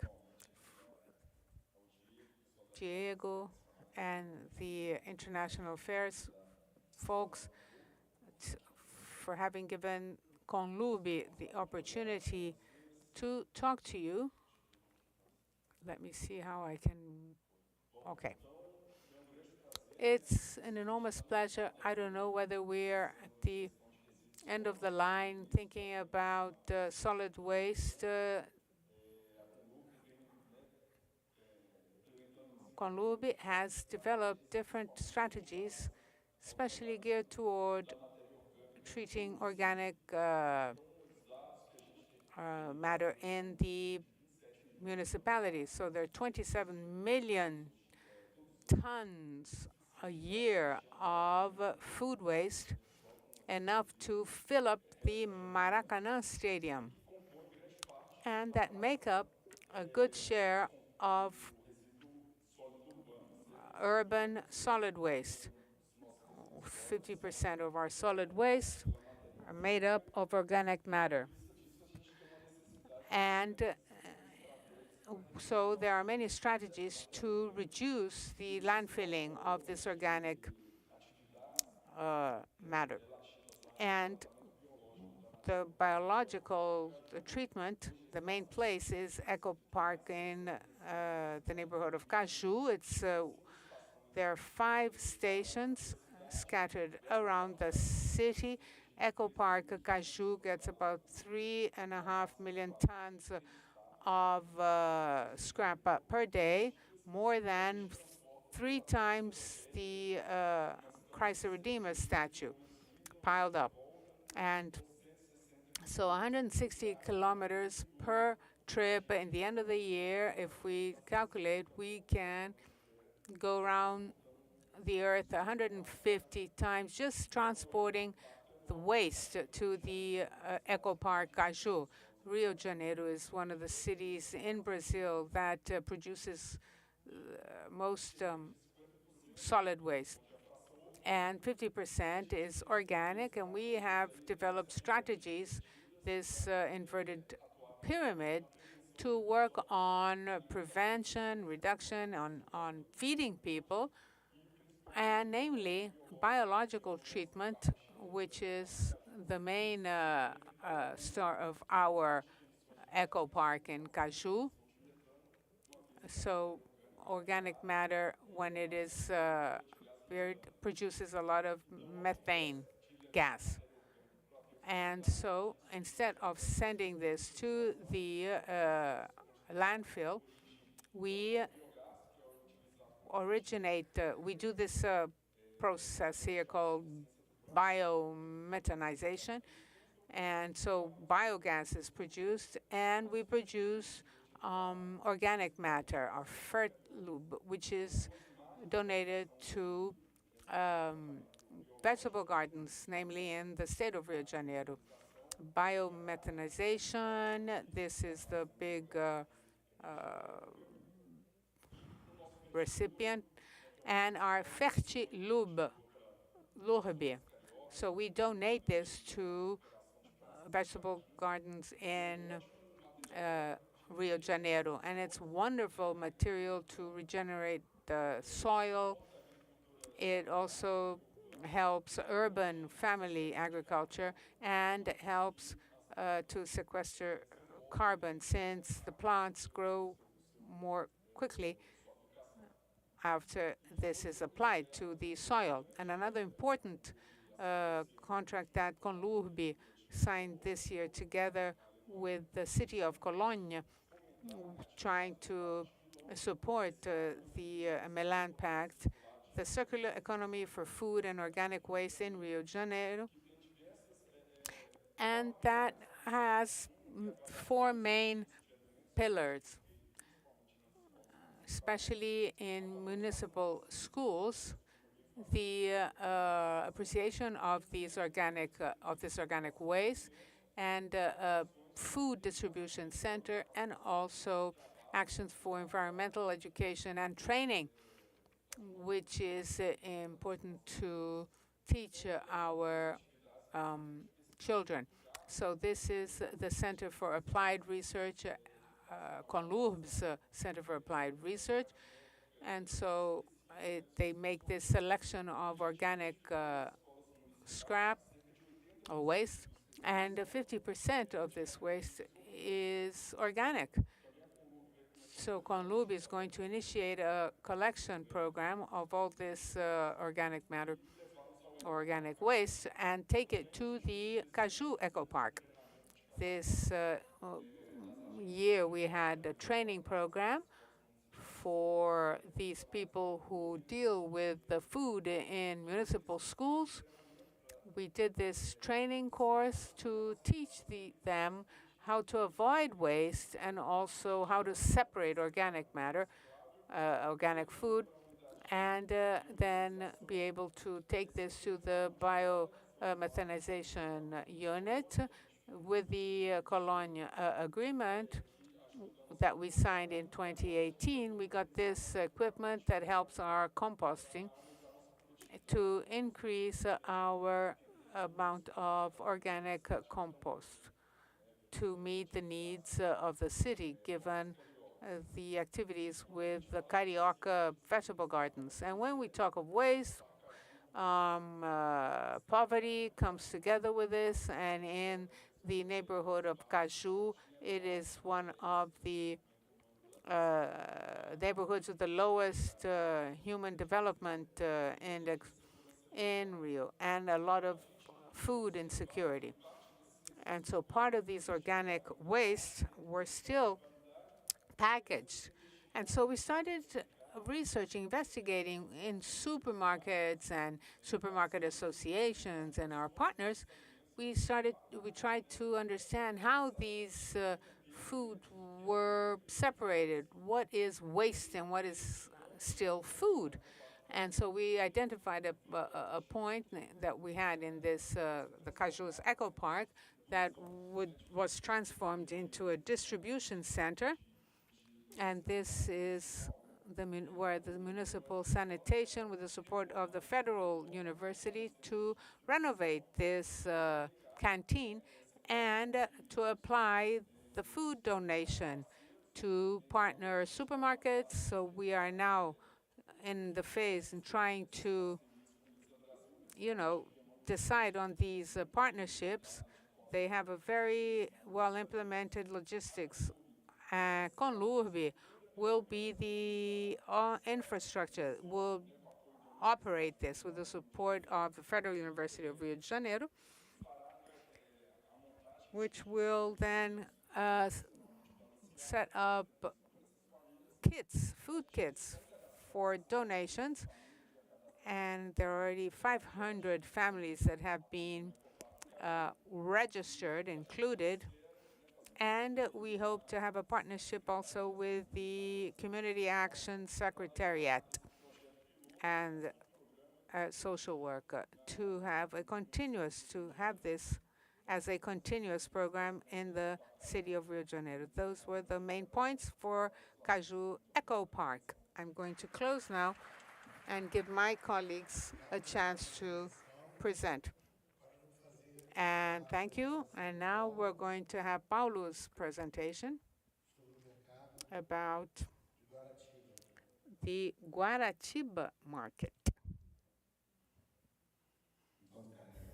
Well, while my presentation is being loaded, let me introduce myself. I say that I'm like an octopus. I do multitasking all the time. I work at the city hall today, but I am a teacher, I am a rural producer farmer. I was president of Guaratiba's rural farmers, and we had great difficulty understanding that as a farmer, a small farmer,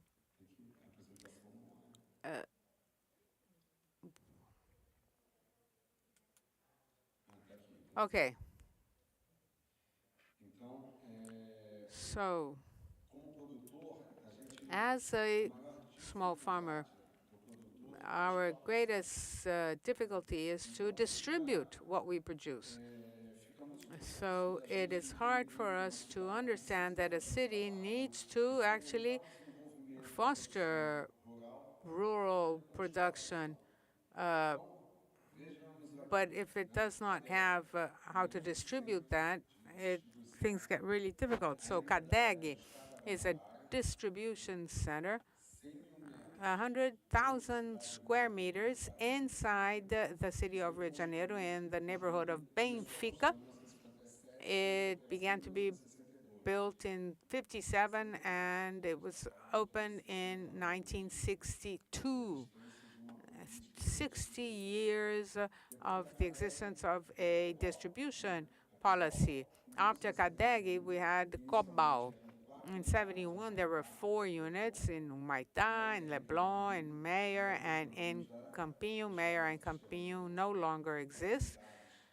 The units in Humaitá and Leblon turned into units that are more for cuisine, important restaurants, or there's practically no more distribution of food. When COBAL was installed, it was installed with the purpose of bringing to the population the availability of food, because there were very few supermarkets. So the population didn't have access to fresh foodstuffs and produce, and so it was installed in an area that belonged to the state, and the purpose was to distribute food products. And SEASA in the neighborhood of Irajá, the opening was in August 1974. It's a huge structure. Today, in 2021, their data for 1,844,000 tons of food were sold at this warehouse/market. So it's a huge structure. It's not targeted to retail, it's wholesale distribution. So the trucks bring the food from all across Brazil to this clearinghouse structure. This distribution goes to the supermarkets, restaurants. So it's a huge public policy for food distribution. But what about the farmers? The farmers of Rio de Janeiro. We're talking about, thus far, all of the markets that I showed here. We're talking about a policy, a clear, necessary policy for supplying food to the population, of course. But we haven't seen yet anything dealing with farmers from the city of Rio de Janeiro itself. So what we have is the first project in 50 years, which is a project for a farmers market in the west zone of Rio, with the concentration of food production in the city of Rio de Janeiro, in the western zone of Rio. The idea is that it would be to exclusively for farmers from the city of Rio de Janeiro. So we're talking about urban farming, right? Okay, the city doesn't have it thus far. It's not known as a rural production. People think that there's no rural area. It's urban farming. There are 20 different sales stands. One of the stands is going to be from the Carioca's vegetable gardens, which Diogo is going to be discussing. The Carioca vegetable gardens, there are 56 of them. The idea is for them to have a round-robin system of the gardens, the ones in the best conditions to serve the market. They're going to do a round-robin system to supply food to the public. This market is for small farmers. Initially, it was all focused on ornamental plants, but for us to understand and to make feasible the implementation of a market in the city, we felt that we had to have at least half of the space for foods. Why? Because it's being built in Guaraciba. Guaraciba is a pole for ornamental plants here, or a hub, but we want to serve the entire west zone, so go to Mendanha, the massive Santa Cruz, and other neighborhoods in the western zone with food production to distribute them and put them up for sale. The priority for this farmers market is small farmers selling to consumers directly. So we're going to serve consumers and the retail. Are there any possibilities for retail? Yes. Go there, you see the product. The farmers right there, normally they're in associations of small farmers. Small farmers, you purchase directly from them through their association. And the produce, you negotiate larger volumes. You go to on the farm property, and the small farms. We don't have any rural, large-scale farms here in Rio de Janeiro, but we do have small farm properties. This is an image, a bird's eye view of the market. It's being built on Avenida das Américas. This huge avenue, this roadway, it goes through the Grota Funda tunnel. It's still Avenida das Américas. That's where, when you come out the tunnel, there's going to be the market right there, in your face. It's easy to access.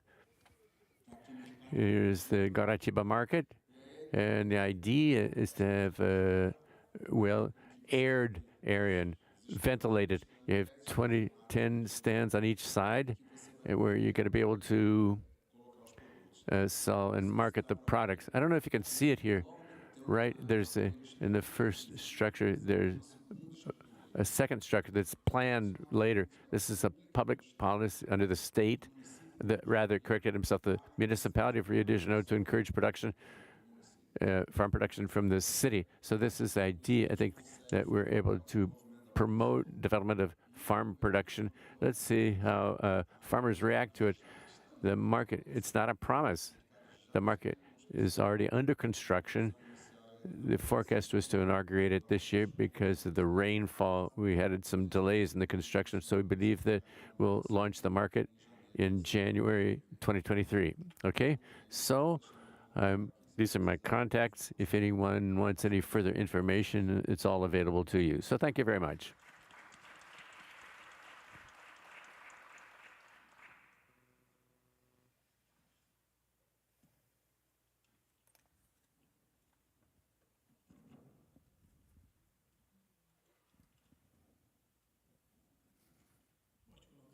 Can we upload my presentation, please? That's the end, isn't it? Those are the credits. That's it, okay. Great, good morning, everyone. Once again, it's a huge pleasure to be here with you all. My name is Oscar Pelleccioli. Everything has a beginning, right? And when in 2015, we went to Milan to present our project. As I said before, we had the opportunity to talk with the executive and the legislative, which was with us at the occasion, to bring the Pact to Porto Alegre, and this makes us very happy and our focal point for inspiration as well. Next. This is the celebration, the signing in December 2015. We signed the Pact, as was announced previously by the Secretary in the previous panel, where our deputy mayor at the time, the first on the left, Sebastião Melo, today he is the mayor of our state capital. It's a source of pride for us because 7 years as signatories of the Pact in Brazil, Porto Alegre and Belo Horizonte were the first ones to sign. We are led with several civil servants who are part of our working group here, which we submitted to the Pact. They're here present to discuss this important time with us, which is food security and healthy eating. Next. Next. Great, okay. Porto Alegre is the second largest territory in Brazil. Our rural zone is well known to everyone, demarcated by a complementary law, which in 1990 it was moved from rural to urban. It was effective work and political will by the social players, both with the executive and the legislative. We held an extensive discussion in the city council, and we passed the law 775 in 2015, which created and recreated the policy management for rural development. The law from 088 in 2017 enacted shifted back to a rural zone. It has climate conditions and a microclimate which are favorable, and we have a large production which supplies our farmers markets, both in vegetables and greens and vegetables, and also fruit, which supply our farmers markets. This is a source of inspiration because this also generates the possibility for us to market, and we already have vegetable gardens in which mix fruits and vegetables. So, in the 497 municipalities in the state of Rio Grande do Sul, Porto Alegre is, since it's a capital with a huge territory, a large territory, we used to be 31%, now we're a little bit more than 8.27% of the state's territory. But we are proud to be a state capital. This figure is not up current. It's now we're the 37th, but note for 497 cities in the state of Rio Grande do Sul, we rank amongst the 50 main suppliers of food to our food clearinghouse, warehouse. This encourages our production, and this all goes to the farmers market, both the organic and street markets, the conventional street markets.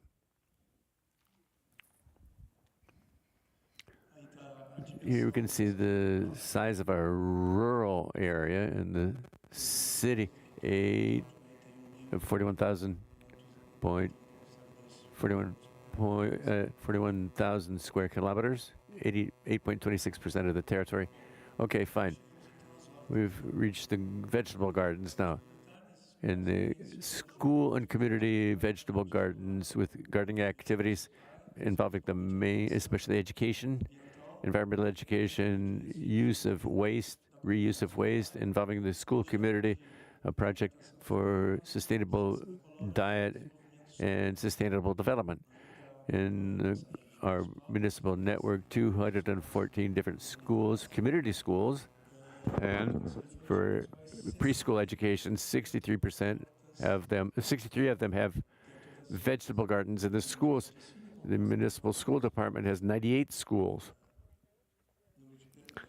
In other words, 98 schools, of which 56 have vegetable gardens, 57%. This number has increased even further. Porto Alegre is the second capital with the most people with overweight. Leah's gonna explain a few things about a project that we have to combat overweight.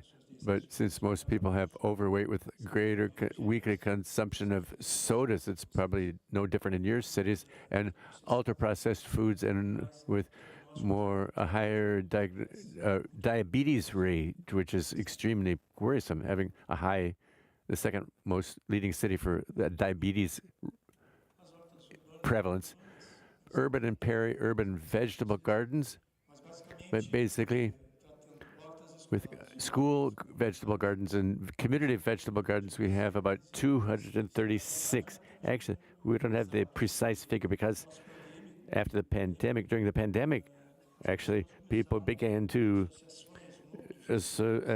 found association churches and NGOs to increase the vegetable gardens in public areas. So the Secretariat, our various different colleagues in Rio de Janeiro said they collect the pruning of the trees, and they mix it with black soil, and we transfer to the community vegetable gardens, both the private ones and vegetable gardens in our public network of schools, and also the state school system.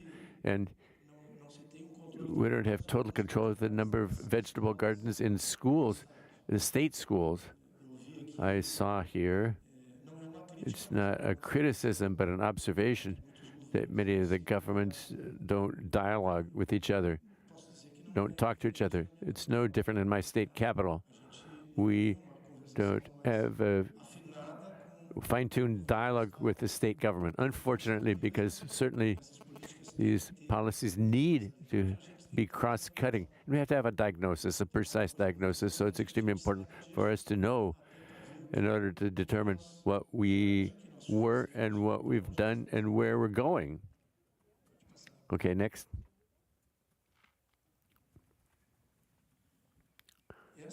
This is a community vegetable garden in an association. This photograph is not recent, but about 2 years old, where you can see that it is mixed crops. We have several different crops. Our technicians, it's extremely important to have the municipality provide both for vegetable gardens, private vegetable gardens, and community vegetable gardens, and even inside our Secretariat, LIA, have agricultural technicians and agronomists to be able to orient people. And I said previously, with the availability and the supply of our compost, we have a faster return than usual, and turnover of the crops with better yields. This slide I'm going to let Leah explain, because this is a great project, but it needs to make further progress. And here's our website where we are located.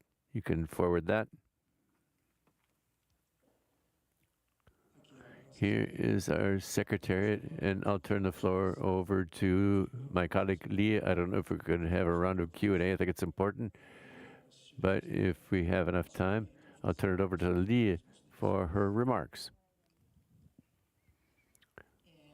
Okay, first of all, welcome everyone. It's a joy to be able to share with all of you a little bit of our experience in Porto Alegre, especially the way that we view this dynamic experience today concerning sustainability in all different spaces in our action and our work. So my name is Leah. It's important to say that I'm a biologist, but it's essential to state that I'm a teacher and I'm an educator. And I'd like to begin my talks by saying with a quote for food for thought, where I believe it says the following, that education is the place which brings us hope,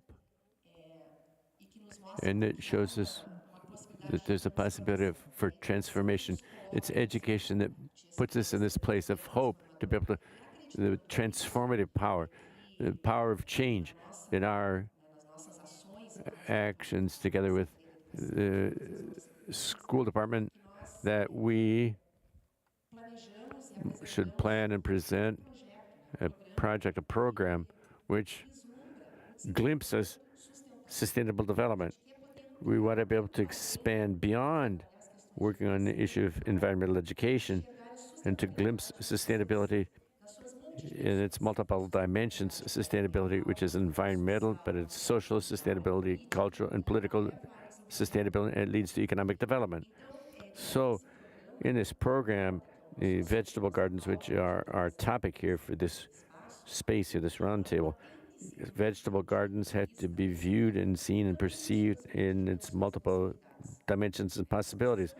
We need to glimpse and view gardens as an important tool, and we can associate gardens in schools, pedagogical gardens, but gardens on the plate, and all the issues of nutrition, these important elements in school meals and children's growth and development, and to view gardens in the community, in the territory as well, because schools are an important door for access for the communities. We know the importance of this space in a territory, especially those that we, with the education, serve in Porto Alegre, which are vulnerable populations. We are today with approximately 70,000 students enrolled in our school system, who are scattered across 98 schools, public schools, and more than 215 today currently in agreement in preschool and primary. Our challenge is access to primary education. These children who live in Porto Alegre. So in this world, this universe with an important space for entry into these communities, we believe, in our view, is that sustainability activities need to gain space with the relevance that this theme has. These actions have an impact on these people's lives in all corners of the community schools. So when we work with students through the tool, a garden as a tool, we're impacting other segments of that same school community. with the garden as a tool. We have sought partners for this purpose, funds, resources, as our mayor, Sebastian Mello, quoted yesterday. Nothing is done alone, and without resources, we need to seek to combine and convene people that believe that education is this space for transformation and for hope in this, in order for, in this joint movement, that the space occupied is expanded and gains strength that the school has. So Oscar quoted a figure here. Porto Alegre has a major portion of its schools with gardens today, but which need to be redefined. We have a history of gardens in schools and have for a long time in our cities. We have a network and teachers who are very active in this issue of school gardens, who dedicate great effort to having gardens in the school space, because this is a characteristic, proper spaces for growing vegetables and fruits. So this activity exists, but it has to be qualified and upgraded. In our program, we've hired a company for environmental consultancy with qualified staff, with biologists, engineers, environmental engineers, to make a major diagnosis of our reality today in the Porto Alegre schools. So we are currently in this stage of performing this diagnosis with the issue of the gardens is one of our arms in our activity and our focused view to see how the dynamics work of school gardens and the potential even for production in that school garden for in the near future, for us to be able to not waste, rather invest resources efficiently in order for the school garden to serve the school, part of the school meal program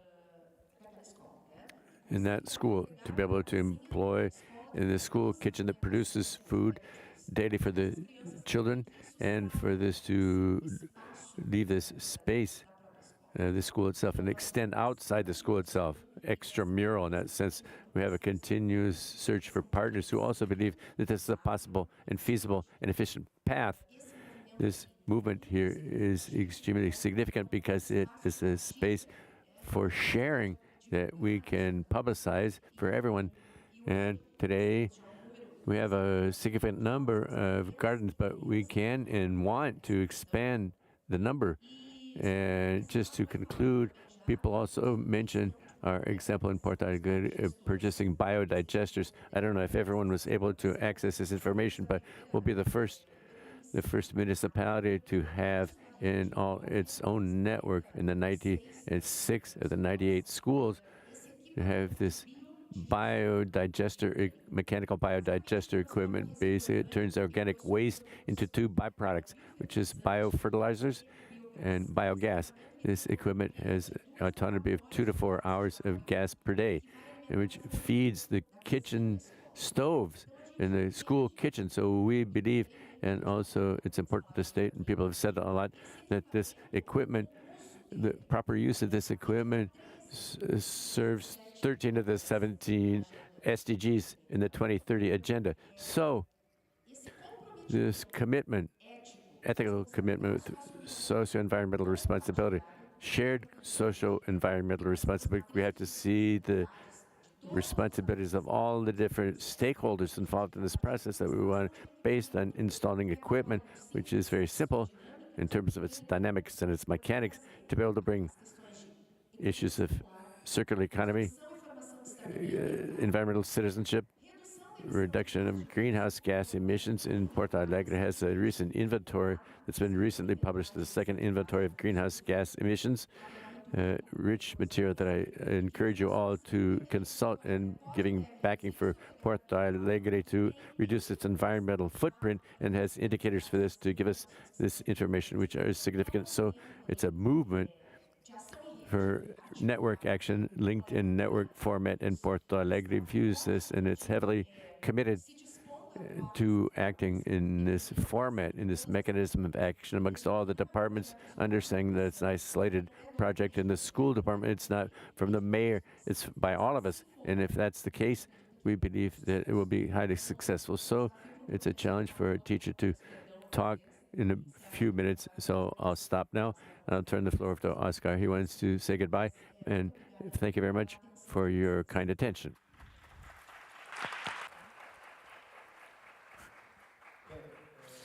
Very well. Before closing, I would just like to think over something. Nobody manages to do anything alone, so I'd like to think, because it's the first time that we actually participate in the Pact. Porto Alegre has followed a very beautiful path so far. And our mayor, Sebastião Melo, with his help, we have a very strong focus on the rural region and in food security programs and the building of food systems, and our partner Jodá, and basically thank everyone, because the building of our journey so far, Lia Viggs, Olivia Bertolini, Carolina Breda, and myself, we worked on this. And I also like to thank, because oftentimes it's hard to, we always look toward the horizon and try to be inspired. And in the past year, Porto Alegre changed a lot, because we participated in the first Lupa and IPLEI, and we were mentored by the city of Curitiba, Secretary Guzzi. Curitiba's examples quite certainly showed us that the policies should be of the state and not of governments. Curitiba has a system since 1986, and that is why it is leading food security and the design of many programs directed toward food safety. And thank you all, because this meeting here, this gathering here, makes it official, but it's in the backstage that we are able to talk with many different city councils. And so today we were talking with the mayor of Tel Aviv, and I'd like to say that a lot happens behind the stage. Thank you for your attention. Thank you for Porto Alegre's experience, and it's always good to have these interesting gatherings to present experiences, different realities, and just for the city's urban construction. And Rio de Janeiro does not have these urban areas, or rather rural areas. And so we're always interested. Do we have time to present very quickly? All right, just the last presentation, I'd like to show you the project from our community here, the Providencia community. But just to highlight the Carioca vegetable gardens. This program was created in 2006. Is this yours? Well, you present it. Is it working? Yes. No, we are way behind our schedule, but I'd like to thank the organizers for the invitation to talk a little bit about our story, Agroecology Providencia. Providencia is a community in Rio de Janeiro. Who are we? Where are we? Our project is in the Morro da Providência, the very first slum in Rio de Janeiro, the first favela. It's 125 years old. It is a project of environmental education and agroecology, but that touches on dimensions that are very important of education and plantation, to way beyond just planting food with no poison. And this image tells the story of the project. It has an important, when we think of plantations within a community and autonomous. This is what we began doing in 2012. And part of it is environmental recovery. The accumulation of waste and garbage is the reality we come across. This is the area of one of the areas where the project is present. It has been removed manually, and it is more reforested than this old picture. And so the waste was removed and the vegetation was replanted. This in the beginning of the 2010 decade. And the main access to a street, a place that is called Java, in 2018 with flowers and then agroforestry. This was before the pandemic. The same changes in the area. This is some of the produce. This is the Central do Brasil. It's the main train station in downtown Rio, and Colurbi, who are our partners in actions of cleaning up the area. This is another more recent area where our headquarters are located. As of August 22, we began cleaning up, and now it looks like this. These are pruning or trimming actions, and now we are coming into the school dimension here. Our plantation and environmental recovery is based on education and work with children and teenagers. And now I'm going to ask Ale to tell us this story. Good day. I am a forest person and a person who knows roots. With time, I became a therapist in medicinal plants or herbal remedies, but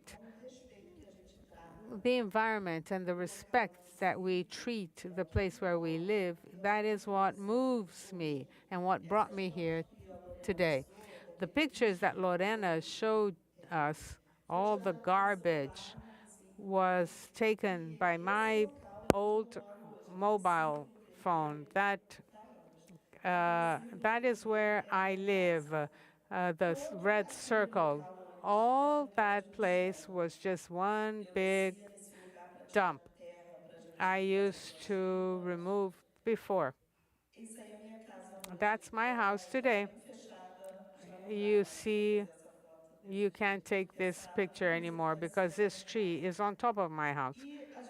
So we used to have workshops in the two ends of the tunnel together, and we had to educate people. We created a school for plantation. These kids, we work with 120 kids in the Morro da Providência. They don't have half a meter to learn how to plant in their homes. The houses are glued to one another. It is the process of the slum. That's how they are built and grown. And so they planted and they could not follow up on their growth. And so the need for education today, when we talk about this in downtown Rio de Janeiro and talking about this subject, is that we always make the same mistakes of giving something that is ready-made. And we didn't have anything for these kids, anything that they can't find. Children who are not able to go anywhere to understand what evaporation transformation basin is. We do not pollute because our school has this basin. And we have children in this, our community who know what that is. We have dry toilets, and they know that through this dry toilet that they do there, we're going to throw that into another place and that will serve as compost. We have worm farms, and so we have an example of each thing, which is really important, not only of fruit plants, but also the produce, the greens. It's important that they coexist with this because it is a territory where children used to collect bullets. They know how to recognize and identify the bullets, but they were not able to identify. They were able to identify shell casings, but not the plants. And for the first time, we were invited by the municipal government to occupy and plant in the market of Leonel Brizola that was never planted, and we're going to plant in this space in the program of Carioca Vegetable Gardens. That's all the time I have. Thank you, Alessandra. Thank you. Unfortunately, our time is up. Our agenda is way late. We can continue after lunch and make a brief presentation of Hortas Cariocas, Carioca Vegetable Gardens. Thank you.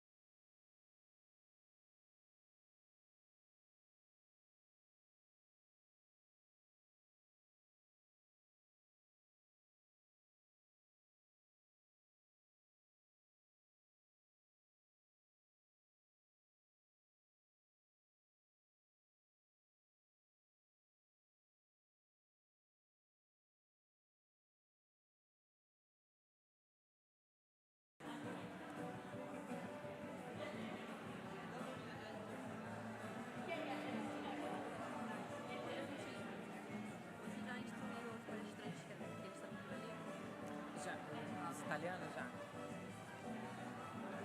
Não, bom. Não, não. O pessoal sabe que tem essa orientação. Hi, everyone. Thank you for your patience. I know that we have been running late. We're going to try to get back on schedule. But first of all, thank you for welcoming me back here at the plenary on the second day of our forum. And we thank you for your continuous energy as we keep important discussions alive and exchange of good practices amongst each other. Actually, this moment is specifically dedicated for this, since we'll hear from representatives of the regional groups on how far they have advanced. Before we officially start, I would just like to go over our agenda for today. Can I have the agenda up, please?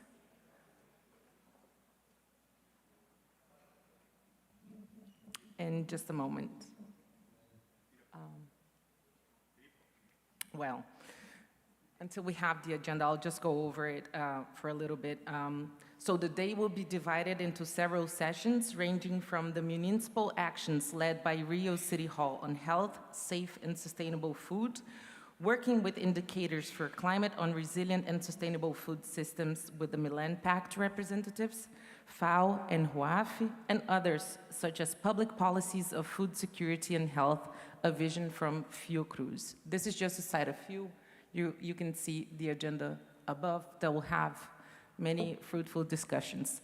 Now, please join me in welcoming the head of the Milan Pact Secretariat, Filippo Gavazzeni, who will do an overview of what has happened since the last meeting. Thank you very much.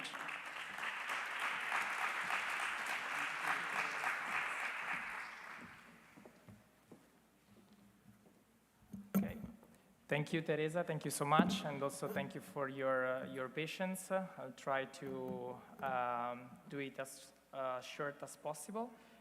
It's my pleasure to welcoming you to the State of the Pact plenary session, and it's a recurrent occasion because we had last time in Barcelona during the 7th Global Forum this moment, which is particularly important for our community because we can give you a picture of our network, of what our cities are doing and what do we want to go and what we want to achieve. So my presentation will be divided in 4 pillars. The first one is membership, then knowledge, our meetings, so our global and regional forums, and then our governance. My presentation will be followed by a roundtable dedicated to the regionalization strategy of the steering committee members. Afterwards, a section of the last session of this plenary will be dedicated to the Barcelona Challenge for Good Food and Climate. As many of you recall, during the closing plenary of the last Global Forum, together with the city of Barcelona and la Red de Municipios por la Agroecología, we launched the Barcelona Challenge, which has pushed many signatory cities to undertake food policies to tackle the climate emergency. It is an important piece of our work, of our community, and we want to update you about the challenge 1 year after its launch. So let me start with our membership. So we have now 250 signatory cities. Without doubt, this is a huge milestone for our community. It means that 250 mayors committed themselves to the objectives of the Milan Pact. This year, we welcome 46 new cities in our community, and tomorrow, during the signing ceremony, we will acknowledge all cities that signed the Pact in 2022 in order to give them a proper welcome in our community. One of the Pact objectives is to have a balanced representation among regions and countries. Indeed, we strongly believe that each territory, each region can contribute to our network, bringing their own point of view, expertise, priorities, and challenges. This year, we have signing cities from new countries, which are the Philippines, Ireland, Malaysia, Sierra Leone, and Venezuela. We have now cities in 78 countries. In regard with the regions, we have Europe, that is the highest represented one. And however, the most significant result in terms of membership increasement is Asia, Pacific, and Eurasia. This region saw an increase of 12 and 15 new cities respectively, counting now 30 and 31 new cities. To conclude on the membership, we have two key points to highlight. To date, 450 million citizens, inhabitants, can count on cross-pollination among policymakers from all over the world. 250 cities is a significant figure. The second point is that, and this is quite important, behind this number, 250, there are committed cities. They are not just points in the map. Every year, we review the engagement rate of signatory cities in order to identify inactive ones and to understand how and if we are able to renew their participation in the network. Overall, the increase in the engagement of cities is crystal clear. We can easily understand this also through the participation of the Milan Pact Awards. This year, we had more practice submitted to the awards than signatory cities in the Pact, which is a very important figure. This point is strictly related to the second pillar, which is surprise. No, I moved to, okay. Wow. Okay, which is knowledge. This is the state of our knowledge. Yesterday, we had the idea, everyone, about the tremendous tool that we have to enhance knowledge transfer among cities, that is the Milan Pact Awards. This edition, we collected 251 practices, enriching our library of knowledge with now more than 620 practices. This is our shared library of knowledge. This knowledge, this piece of knowledge, has been reviewed and processed by the evaluation committee, and more work on that will be done in the future. Once we will be back in Milan, after some days of holidays, we will produce a comprehensive report on the awards, and this, I think, this tool will be very helpful for our signatory cities. We have 6 winners, 18 special mention, and we definitely start from here to transfer innovation within our community. However, all signatory cities will be asked to contribute with their expertise. The quality of the practice collected is very high. You have developed, implemented many disruptive actions that we can surely definitely share with within the fellowship program. So, as the Vice Mayor announced yesterday, the fellowship program is a new activity and will be definitely a priority for the Milan Pact Secretariat. This will be one out of the 2 priorities for the next year. It will be a framework devoted to capacity building on food policy, thanks to the knowledge that we have acquired through the award. We will launch the fellowship program and present it during the Milan Pact retreat with the winning cities next March in Milan. But we won't do this alone, the fellowship program. This program will be shaped and developed thanks to the support of our partners that will help us in this. We will begin to develop synergies and agreements with the partners that were involved in the evaluation committee of the Milan Pact Awards. Starting, for example, from the Italian Agencies for Development Cooperation, which has been part of the evaluation committee, but most importantly, with whom the Milan Pact Secretariat has recently signed a fundamental agreement. This will enable us to develop significant synergies among our signatory cities. The agency will support us and co-finance some of the activities in the fellowship program. We have today the pleasure to have here with us Mr. Luca Maestripieri, that is the director of the Italian Agency of Development Cooperation, that I will kindly ask to join me on stage and to talk about this important partnership. Thank you.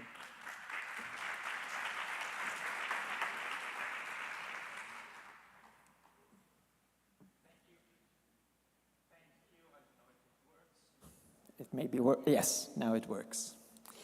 So thank you, Filippo, and thank you to the organizers for having invited me to this very special event. I would like really to thank the municipality of Milan and the Secretariat of the Milan Pact, as well as the municipality of Rio for the warm hospitality in this wonderful city. I'm not a representative from local government, so it may be strange that I'm here today, but it's not strange because as Filippo was mentioning, the Italian Agency for Development Cooperation has a mandate who is very connected to the subjects that you are dealing within the Pact. Our agency is the technical body of the Italian cooperation. It was established at the time when the Milan Expo was held. So it was born at the same period of the Milan Pact. And we have, our mandate is to run several programs of development cooperation in many countries of the world. And we act through 19 field offices, which are present in almost all continents. Half of our offices are in Africa, but we are present in Latin America, in the Middle East, in Asia, and we have an office also in Europe, in the Balkans. I've seen that in the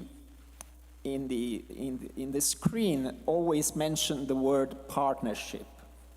And partnership, as you may know, is one of the 5 major components of Agenda 2030, which is our Bible in the cooperation world. And partnership is essential. That's why a network like the one you created with the Pact is essential, because I think that cities and local governments, which are more closely connected to people, are essential partner, even for governments, to reach the goals that all of us want to reach when it deals with Agenda 2030. You know, we live in a very difficult world at the moment. And even if we take the goals of the Agenda 2030, they are very extensive, they are broad, they would request enormous amount of money, of energy. But since the adoption of Agenda 2030, we had terrible unexpected events. We had the pandemic. That was an event that blocked a lot of our activities around the world. And now we have this terrible crisis in Ukraine, which has its own peculiarity and complexity and terrible things to discuss, but also enormous consequences also in all over the world, if you consider energy prices, food prices when it comes to food. So we really live in a complex world, and really we need to come together to reinstate the fact that Agenda 2030 goals are essential in our action. So coming to the issues of food security, I would say that the relations that we try to establish with you, with the Pact, with the cities that are here represented, is essential for us, because in pursuing the objectives that you are trying to pursue with all your activity, we try to develop a sustainable food system that are inclusive, resilient, and diverse, that provide healthy and affordable food to all people, minimizing waste, preserving biodiversity, mitigating impacts of climate change. These are all elements that come in many of the SDGs of Agenda 2030, and we want to support cities wishing to develop more sustainable urban food systems. We want to foster city-to-city cooperation and provide best practices that can help all of us to reach the goals that we want to reach. So AIX recognizes the exceptional experience developed by the City of Milan and the competences matured by the Milan Pact Secretariat, as well as the importance to settle a mutual collaboration that could enforce the definition of an urban strategy on food issues. Similarly, the municipality of Milan have recognized in us, in the agency, and partner with its field offices around the world, technical competencies in international relations to be able to consolidate the Pact and contributing to its future developments. That's why this year we signed this agreement establishing common relations and common objectives. And I hope that this is just the start of something that can be increased in the next year to come. So I've seen that you have reached a number of signatory cities that are quite relevant, 250, you mentioned in 76 countries. Now, out of these cities, some of them are present in the countries where we operate. And so I think our role is to establish connections with the cities through our field offices in order to see how we can foster our mutual cooperation with them. We know that we are already there, that we have links with the local governments, with national authorities, and we have plenty of programs that have been run by our offices directly or through other subjects which are our partner in these countries. But with local governments, I think we have a big role to play. So I think we welcome this cooperation, this mutual wedding that we want to establish with you. And we are present here with our representative for the rural development and food security. You met already yesterday. He was present here on the stage when the award was given to the cities that won the awards this year. He will be present tomorrow. We will have a meeting specifically dedicated to the activity that we conducted this year in participating in this committee for the evaluation of practices. In general terms, we found this year of participation very important for us. We saw very lively proposals, very interesting ideas that came from you, from all the partners that are present in this year of activity. So I will just conclude by saying that I wish all of you the best of your activity in this framework, which is essential for us, and I take the engagement of strengthen relations with all of you, not only with the Secretariat, but with the cities that are here represented, in order to reach the tremendous goal that we have in front of us. Thank you very much.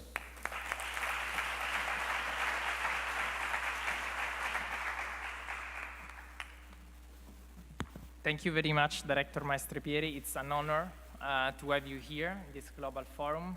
This was important because you could have seen, let's say, our community of committed cities, of committed officers and mayors.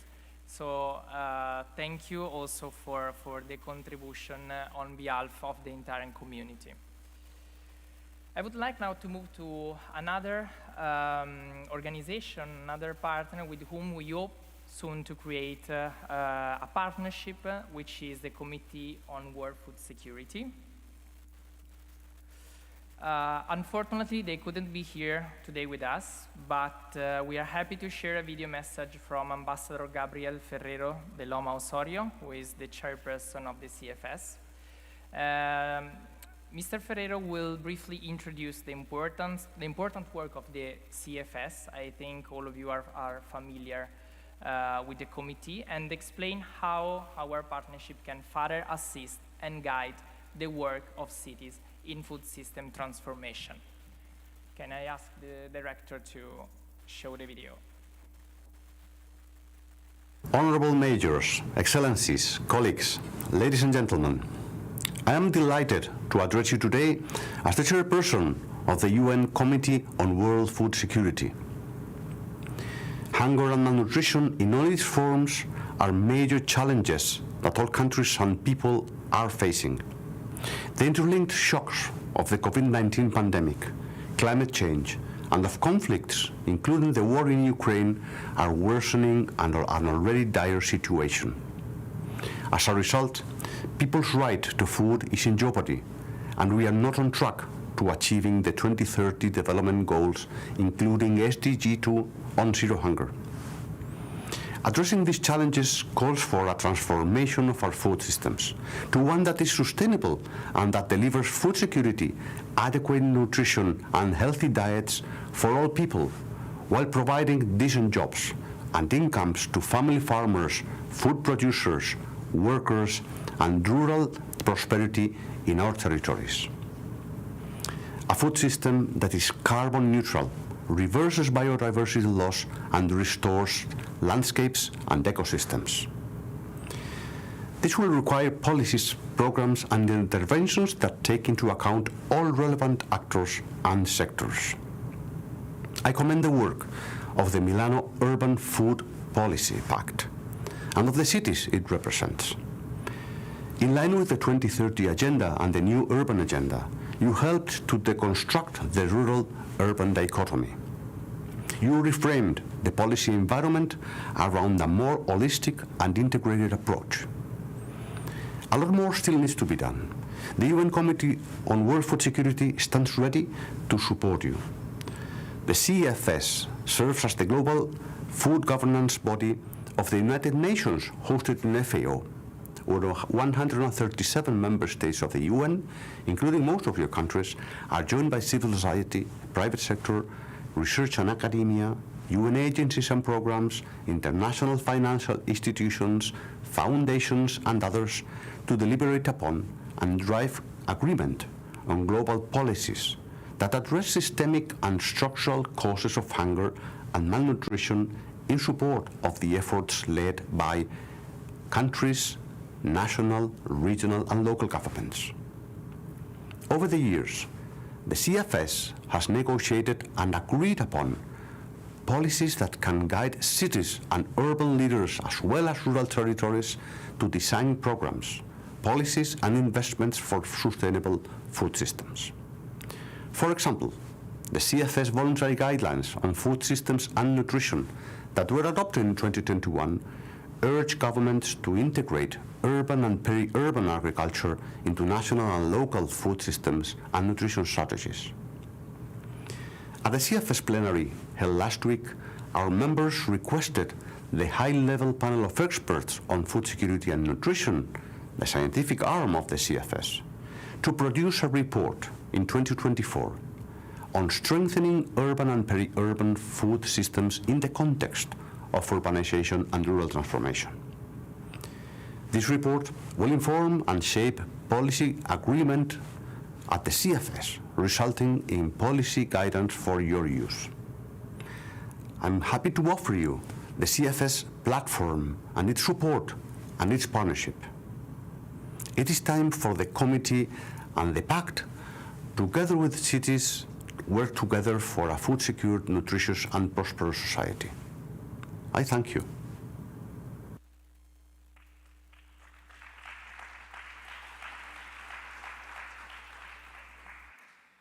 So we thank you, the CFS, for their commitment in supporting the Milan Pact community. And As a last point of this pillar, I would like to mention an important process, another important process that is coming up. So, as you know, we are celebrating this year 7 years of our community. The community is growing year after year, and it has become familiar and aware of the 37 recommended action of the Milan Pact. The text, however, has been developed in 2014, and we are aware that, well, as Mr. Mastropieri just said, our current food system is changing continuously, and together with it, the challenges and the needs that we are facing. This is why we will soon design a process of review of the text of the Pact that will be a fundamental pillar to celebrate our 10th year anniversary.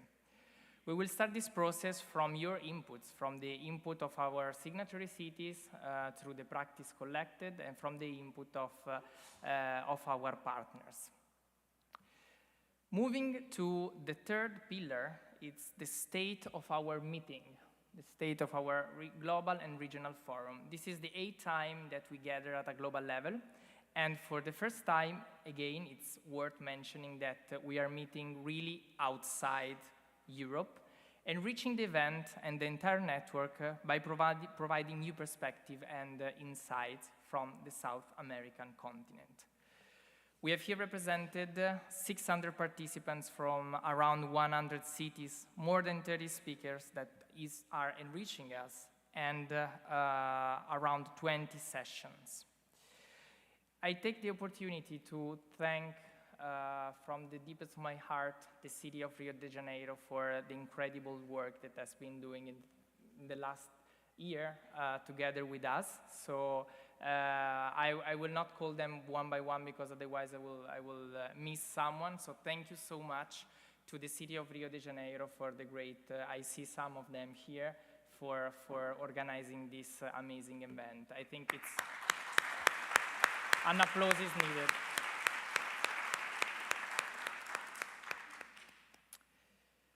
About our regional fora. So we have, as you are aware, we have regional events. In 2022, we celebrated regional fora last June in Almere, together with Eurocities, during the Floriade exhibition 2022. Then, last August, the first ever regional forum in Asia Pacific, hosted by the beautiful city of Bandung, in the framework of the G20. I'm sorry, I'm coming because it's the last one coming. So it was important because we had the possibility to bring the main priorities and concerns emerging from the forum to the G20 leaders, providing a city's perspective to food system transformation in the G20 discussion. I hope we can continue this work with the G20 and could become an annual occasion to make advocacy action towards the G20. Finally, we had also yesterday a very important moment of this pillar, I would say, of this global forum, which was the regional forum of South America that has been organized by our steering committee member of Belo Horizonte and Rosario. I'm sure colleagues will let you know about this in the round table. So, as a clear commitment that we have for the next months is, as I mentioned, the fellowship program, and the second pillar of our work, together with the steering committee, the organization of regional fora. We hope we can, just like one region is missing, but we are working on that. We hope soon we can have also the first regional forum in North and Central America, and to continue to work with other cities that are interested in hosting regional fora in the next months. So, speaking about our steering committee, this is the last pillar of the state of the Pact. It's our governance. The steering committee is the governing body of the Milan Pact and has the duty to represent signatory cities at the global level. It is composed by 13 members, 2 per each region, plus the city of Milan that is a permanent chair. The steering committee defines the strategy through the leadership plan that that we have discussed and developed in Barcelona during the last Global Forum, and we are implementing it. Before leaving the floor to the steering committee representative that will update us on the state of their region, I will mention that in 2023 we will hold elections for the new steering committee. So be prepared to put forward your candidature and to cast your vote in the next month. So I will now leave the floor to the round table of our steering committee, and I kindly ask to invite them on stage. So please, from Africa, I invite on stage Valentin Bairi, that is a Planification Technical Advisor of the Mayor on behalf of the city of Ouagadougou and Antananarivo. Please join us on stage. Then we have for Asia Pacific, Mr. Gingin Ginanjar, head of the Food Security and Agriculture Department of the city of Bandung, also representing Seoul. Then we have for Eurasia and Southwest Asia, Eitan Ben-Ami, Director of the Environmental Development on behalf of the city of Tel Aviv and Kazan. Then, please join me, colleagues, join me on stage. Then we have for Europe, Andrea Magarini, Director of the Food Policy on behalf of the city of Milan, Birmingham, and Barcelona. And then for North and Central America, Lata Swami, Director of Food System Policy on behalf of the city of New Haven and Merida. And finally, from South America, Maria Cantore, Director of the International Relations Department of the city of Rosario.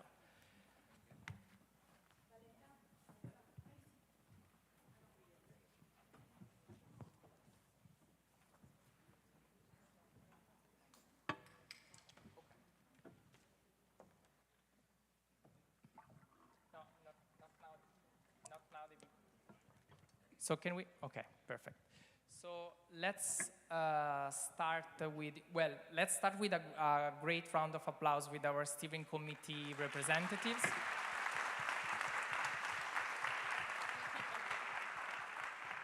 We celebrated today also a steering committee early this morning, a steering committee meetings to set the goal and the next activities. So we are very happy to keep this great work that we have been doing.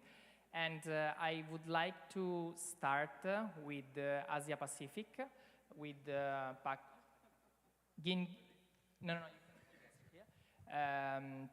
Ginanjar, that has tremendous things to share with you. They have organized a beautiful regional forum from Asia Pacific, and I kindly ask the director once, while Mr. Gingin is speaking, to show a video of the regional forum. Silakan, Pak Gingin. Thank you, Filippo. Good morning, everyone, ladies and gentlemen. I am happy to be attending this global forum and bringing you the update from Asia Pacific. Our region is increasingly dynamic in the Milan Pact.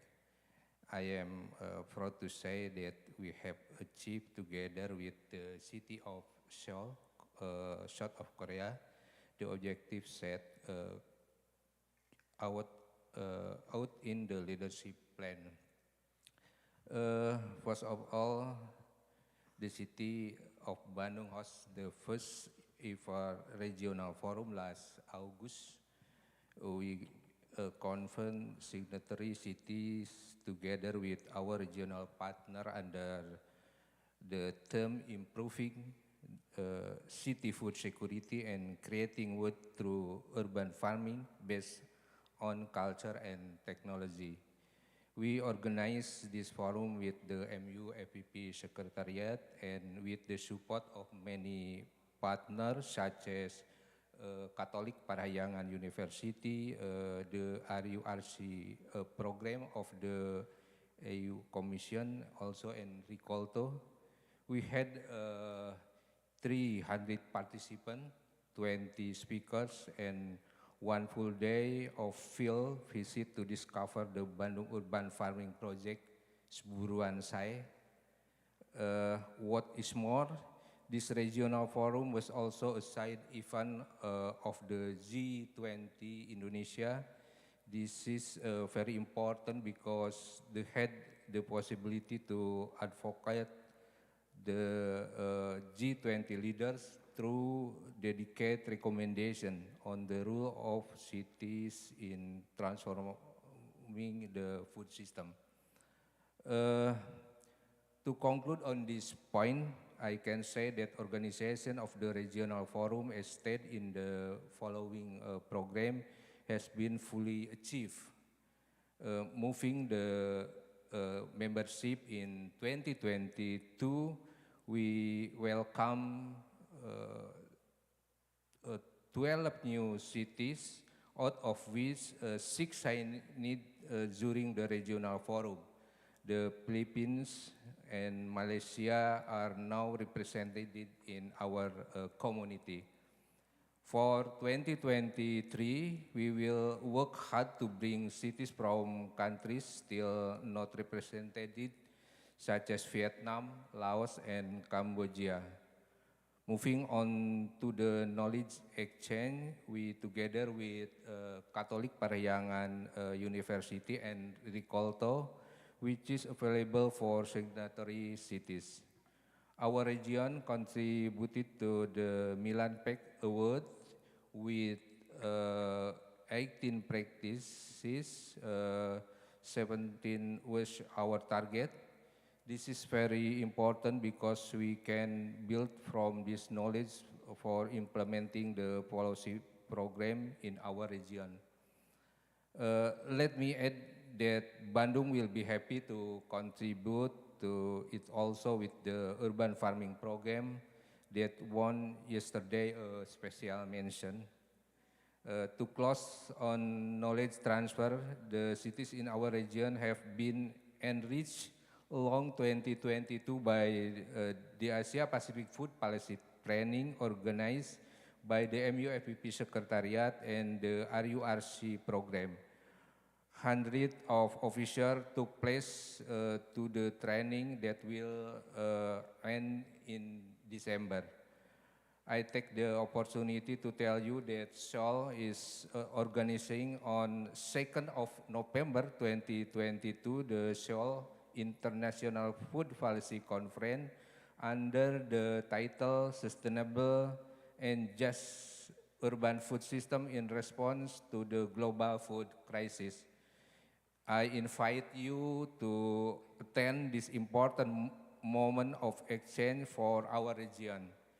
We will work to keep the momentum and organize in 2023 another region forum in the region. Thank you for your attention. Makasih Pak untuk pidato Anda. Thank you so much. So let's now move to Africa with Mr. Valentin, who can briefly tell us about the achievement of the African continent. Thank you. Merci beaucoup, Filippo. Et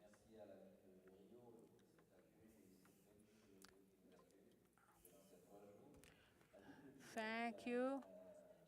And in the city of Milan, the Pact is here in these territories, and we can see from Africa the Forum of Ouagadougou in 2021. It was the first post-COVID forum that was actually seen online by many of our members. What we can say is to assess all the commitments taken on in Ouagadougou, the African region has many partners in the Pact, and the objectives is to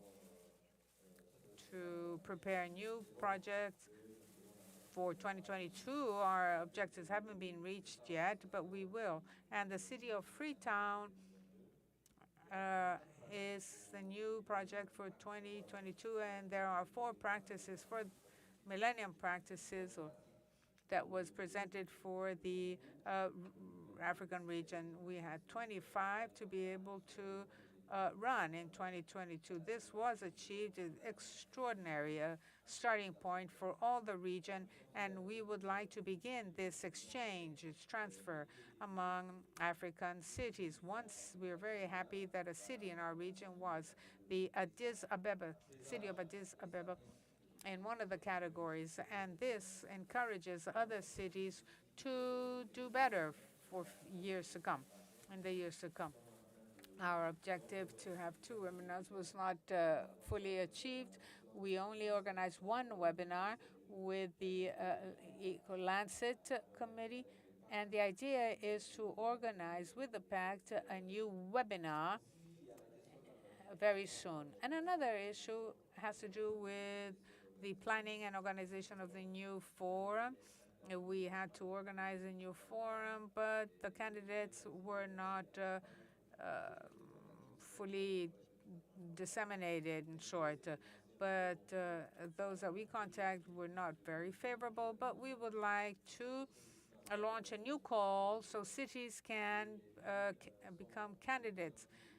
Funding is a problem, and cities have decreasing resources. Post-COVID, we have to support them so that we can organize this wonderful meeting in 2023. One of these commitments have to be achieved. The idea is to organize 2 thematic webinars in the context of urban planning and urban agriculture. The land issue is of the answers for urban agriculture. And the second theme is the creation of a territorial food plan in these African cities, because they do not have this policy of food governance. So it's important to correct this. The planning of a new forum, a proposal, and we are requesting an official candidate together with the Secretariat of the Pact to have new candidates. And it is in this level that we can also say we're prospecting, and we commit ourselves to have 2 main cities per year. This idea is to compensate the delay so that we can find ourselves within the standards that we established for. And we also plan on convening African cities to better structure our requests vis-a-vis the cities and how to develop their potential in urban agriculture. We want to produce a document about African cities in order to celebrate the Pact's 10th anniversary. This document is going to be part of our practices to find the African solutions, and also include or call for the participation of other African cities. And we will work with CGOA, the association, and local authorities in Africa in order to precisely be part and create a communication plan for the African continent. And we'd also like to request all the actors or players that have territorial plans in order to harmonize public and agricultural policies in the urban setting. I am very pleased to be here, and I'd like to thank the director of the Italian, Mr. Luca. I would really like to wish him wonderful celebrations. I think it's a great opportunity for the cities, because we at Ouagadougou, we benefited a lot. We got 2 fundings from the Italian cooperation, and we launched a new program 2 months ago with Accra, where we were able to achieve 3 million euros because as a result of our cooperation with the Italian Forum. And I hope that access to the Pact that allowed us to get this funding with the European Union and other players, and the mayor of Bamako was talking about this. We've already moved on from the raising awareness stage. We have to now move into action, and we need new directives so that cities can develop their territorial plans and develop actions, because to just have one action here and another one there, we have to have a strategic document that can bring all these initiatives together so that they can follow the components that we are developing here. So with that, that is how we can have interesting, attractive policies that may really lead to sustainability for the African continent. Thank you very much. Your contribution in bringing the updates from Africa. I would like now to give the floor for the updates from Eurasia and Southwest Asia to Eitan Ben-Ami, that is the Director of the Environmental Department of the City of Tel Aviv. Please. Thank you very much. The Eurasian region has 31 signatory cities, and the goal for 22 was to add 3 more cities, and the goal was reached. That in April 22, 11 cities from India were joined the Pact, and that's enriched the membership in our region. 31 practices have submitted to the region. The goal was 10, and we meet that goal as well. We're proud that one of our signatory cities also won one of the awards here from India. We had problem in our region because 2 of the most active cities together with us in Tel Aviv were Kazan and Moscow. And we were on the bridge to start to arrange a regional meeting, but unfortunately they ate Ukraine, and so we stopped it. And we hope that peace will come and we can renew the efforts to do it. Beside that, I think that the goal for 23 in Asia, if you can see at the map that Filippo showed before, there are not that many cities from Asia, and we have to increase the number of it in order to have a regional meeting and to talk about things that matter in that area in territory. We plan for 23 first to strengthen the Israeli cities, some Israeli cities that joined the Pact not long ago, and to have them be more active in the activities, and to hold the webinars and hopefully with more cities in Asia. And because we didn't have partner, we did a lot in our own city, and we tripled the budget that was for the Pact and the activities. So we kept ourselves busy without partners, unfortunately.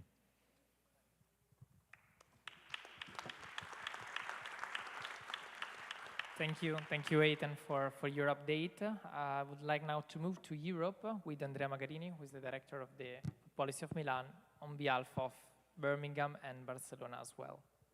Thank you. Few words about Europe. So we have 3 goals in Europe that are sharing knowledge, advocacy towards European Commission, and joint European project. And on all of these 3 activities, in the last year, we have organized efforts. On sharing knowledge, we convene all the European cities in Almere during Floriade 2022.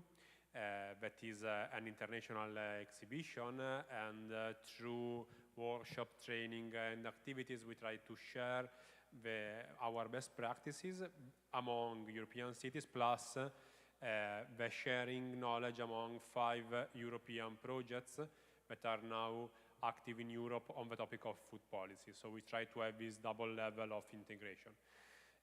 We also convene some cities, not as a big event, but try to be selective based on their practices in Turin, last month during Slow Food Terra Madre. And also there was great to try to connect each other and to share knowledge. We also work online by organizing webinar together with some partners on food waste, together with European Commission, on the wholesale market, together with the Wholesale Union World Association. I don't remember all the time the exact organizing, but maybe you can choose the word. World Association of the World Union of Wholesale Markets. Exactly. I never able to remember. Together with the city of Madrid, of Paris, of Rome, to try to share what they are doing, also achieving the food policy goals. And it's very important because we start a first meeting with them in Barcelona during the last Global Forum, engaging the CEO of the wholesale of Beijing, Buenos Aires, Milan, Barcelona, and Paris. And now we are trying to also to have this kind of relation between the cities and between the wholesales. And this is about sharing knowledge. On European projects, now are active 5 European projects that are referring to the Milan Pact and referring to urban food policies, and it's very important. Are 52 the European cities that are part of these 5 consortium, together with researchers, and so we are trying to work together between policymakers, researchers, and the other stakeholders to try to work together on the topic of innovation in urban food system. And the half of all the budgets, that are about 48 million euros, are concretely in the budget of a municipalities to try to exploit and also to allocate budgeting on food policies. The last part, the last goals is about joint European activity, joint advocacy activity towards the European legislative framework is the most complicated one, as you can imagine, because there are different streams of work and are very complicated to serve among all of the different activities. But fortunately, we have a big partnership with Eurocities, that with the coordinator of a working group, food, is trying to be part of all the debate and so on, and also with the city of Copenhagen, that is all the time inviting the topic of procurement. In the second half of next year, the European Commission seems to be launch a big framework initiatives that is shaped in these months. Some of us are part of this debate, and we want to engage all of the European cities to be more active on these activities. So we want to impact concretely the next legislation on public procurement and maybe also on food system and food policy. Thank you. Thank you so much, Andrea. Let's now move to North and Central America with Lata Swami, who is the director of the food system, on behalf of the city of New Haven and Merida. Please, Lata. Yes, hi everyone, thank you. First, I want to thank my colleagues in Merida. We have been working a bit more closely in the past year, especially the last months, and it's been very wonderful, and I look forward to further collaboration to reach our regional goals. And also to all of our colleagues who joined the session yesterday. We had a engaging, less formal, more casual, conversational session, because as you may have noticed, North America has a bit, North and Central America has a bit more lower engagement than many of the other regions. And so in order to work toward meeting our regional goals that we determined previously, first we need to address why the low engagement and think about the barriers there. So, recognizing that in the sub-regions, say North America, Central America, we have active networks among our cities, but across the entire region, we hope to build better connections. And, truly what we want to do is have closer relationships with each other, better communication, looking to have more spaces to share best practices in between the bigger events that we are also aiming to have. We also really are excited to, not only share the best practices, but commiserate on our challenges. so that we feel some motivation to get through the harder times. So in our session, we did have some interactive components. And first we wanted to understand what signatory cities in our region were most excited about or most proud of in their cities, or whether certain projects are the ones that they have the most resources behind. And in yesterday's session, we found out that those in attendance reported that food waste and governance were the ones that people were most proud of, had the most momentum behind. And on the flip side, for the categories that people felt that they needed more support in were sustainable diets and nutrition and supply and distribution. So we are hoping to use this information to now work toward our goals that we previously defined around gaining additional signatory cities. So now we have 2 additional cities formally, but there are a couple of other cities that are considering signing. And we had a goal of 8 previously, so now we have 6 more to go formally. We have not held a regional forum, as you have already heard, but we hope to be able to hold one in 2023, perhaps in the early quarter, and perhaps, hopefully, in Merida. And we have had a thematic webinar in Central America. Part of the challenge around communication in the region, we haven't had any formal promotion of any food policy projects, but this is something that we hope to overcome by setting up ways to communicate with each other in between bigger events. And as you saw, there were 38 practices that were submitted in the region this year. And lastly, we are aiming to create, or we have started to create, a regional subgroup to work with us, the cities of New Haven and Merida, in order to reach our goals. So this does 2 things. It increases engagement and excitement about working in this regional way, but then also moves us toward our goals of organizing a regional forum, webinars, and many of the other more collaborative projects in the region. Thank you. Thank you, Lata. Thank you so much. And thank you for holding that session yesterday, also with the city of Merida.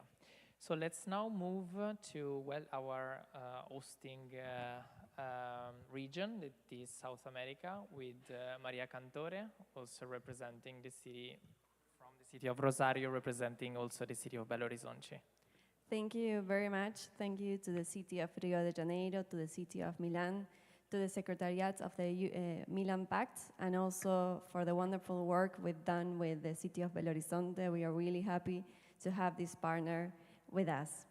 I wanted to say a few words of the leadership plan for South America led by our 2 cities, Belo Horizonte and Rosario, in the past year. During the last Global Forum in 2021, we presented the leadership plan for our region with the activities. We participated in the Glasgow Declaration for COP26 and in the launching of the Challenge for Good Food and Climate Barcelona Challenge. This year, we promoted the signing of the Milan Pact by new cities. We are happy to have the following new members: Araraquara and Recife in Brazil, Chone and Puerto Viejo in Ecuador, Esteban Echeverría, Godoy Cruz and Santa Fe in Argentina, and Manizales in Colombia. Thank you very much to these new partners. We have also here some future members, hopefully, so we invite them to think about signing in the next following weeks. We also promoted publications of the report from the Global Forum in Barcelona in another networks and organizations, such as Metropolis, Mercocidades, and CIDEU. We organized webinars with signatory cities to recap on the actions done, foster presentations of projects for the Milan Pact Awards, and boost the participation at this Global Forum. Yesterday, we had the Regional Forum of South America 2022. First, we had experts from the signatory cities to exchange on innovative solutions from the different dimensions of the Pact. For this, we joined with another network, Mercocidades, since our city, Rosario, is Vice President of Social Development and Health in that network, to have more cities aligned with the objectives of the Pact. Thank you for this network as a new ally in this agenda. We also had yesterday in the regional forum a high-level meeting with mayors and authorities from all over South America. We spoke about the challenges to achieve the 2030 agenda and the need for technical and financial cooperation to achieve and improve our public policies. Especially, we looked for a regional agenda to further the transformation of the urban food system with climate justice and participation from a human rights and gender perspective.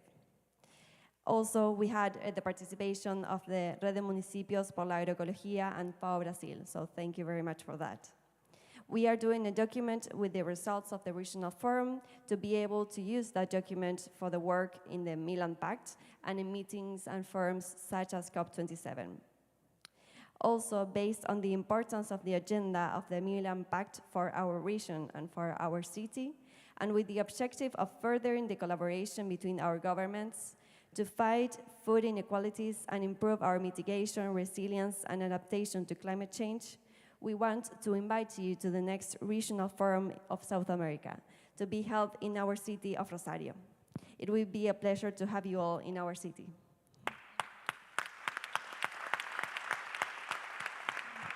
Thank you very much. Thank you for all this work, and thank you again, Milan, Rio, and Belo Horizonte. So we have a very important announcement because, as you have heard, the next regional forum for South America will take place in 2023 in Rosario. So thank you so much for your leadership.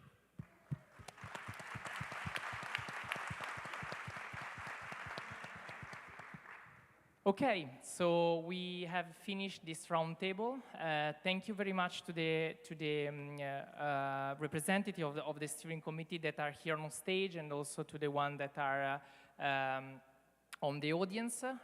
This is the end of this part of the session. As you are aware, we are really working hard to improve our community with the steering committee members, and we will do even more in the months to come. So thank you so much, and I now leave the floor to Cécile Michel, the colleagues of the Milan Pact Secretariat, that will introduce the session on the Barcelona Challenge for Good Food and Climate 1 year after. Thank you so much.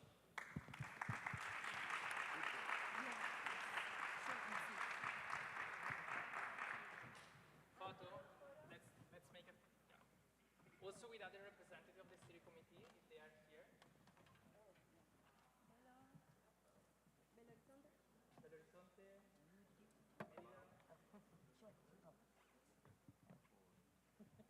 Barcelona. Sara is not a city, but it's Birmingham.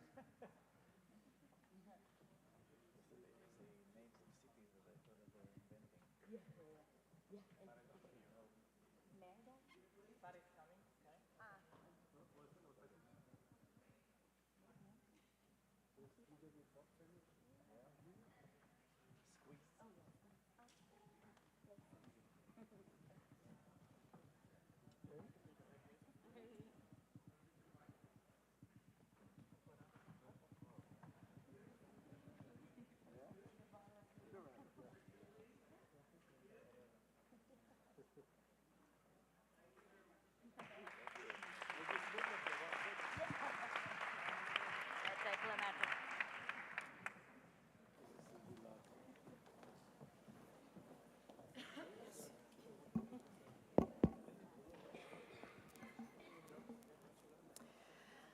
So good morning or good afternoon, everybody. I am delighted to be here today and to open this very important session, which is titled the Barcelona Challenge for Good Food Climate 1 year after. May I ask the producer to put the slides, please? So, with many of you last year, we were in Barcelona, who hosted the very successful MUFPP Global Forum, that was the 7th. And on that occasion, we launched the Barcelona Challenge for Good Food and Climate. The slides will come. As Milan Urban Food Policy Pact, we have been excited since the very beginning to be part of this initiative, and we have been strongly engaged in involving the cities of our steering committee and of our community to engage in this challenge. But the slide is not the right one, but okay. But what it is this challenge about? So it draws from the C40 Good Food Declaration and the Milan Urban Food Policy Pact. The Barcelona Challenge for Good Food and Climate is a call for cities and their residents, their citizens, to engage in a series of commitments related to the transformation of their food system in order to tackle the climate emergency. So the Barcelona Challenge addressed two key issues: the mitigation of and the adaptation to the climate emergency through targeted food climate-related actions to be undertaken by local government.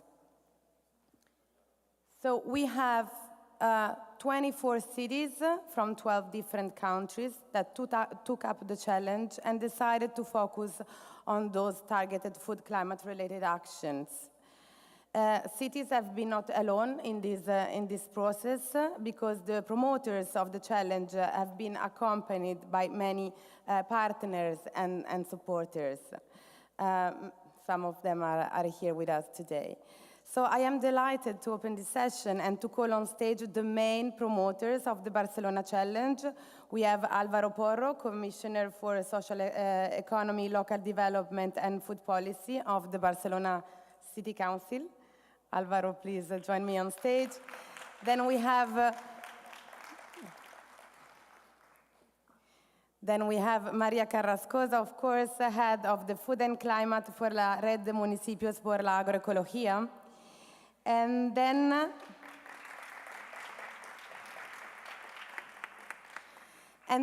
I will call on stage cities, two examples of cities very much committed to the challenge. So I call Giuliana Matos Magnani, Director for Agroecology Promotion and Procurement of the Belo Horizonte City Council. Thank you. And then Marina Borgatello, Coordinator of the Strategic Program of Food and Nutrition Quality for the Municipality of Rosario. So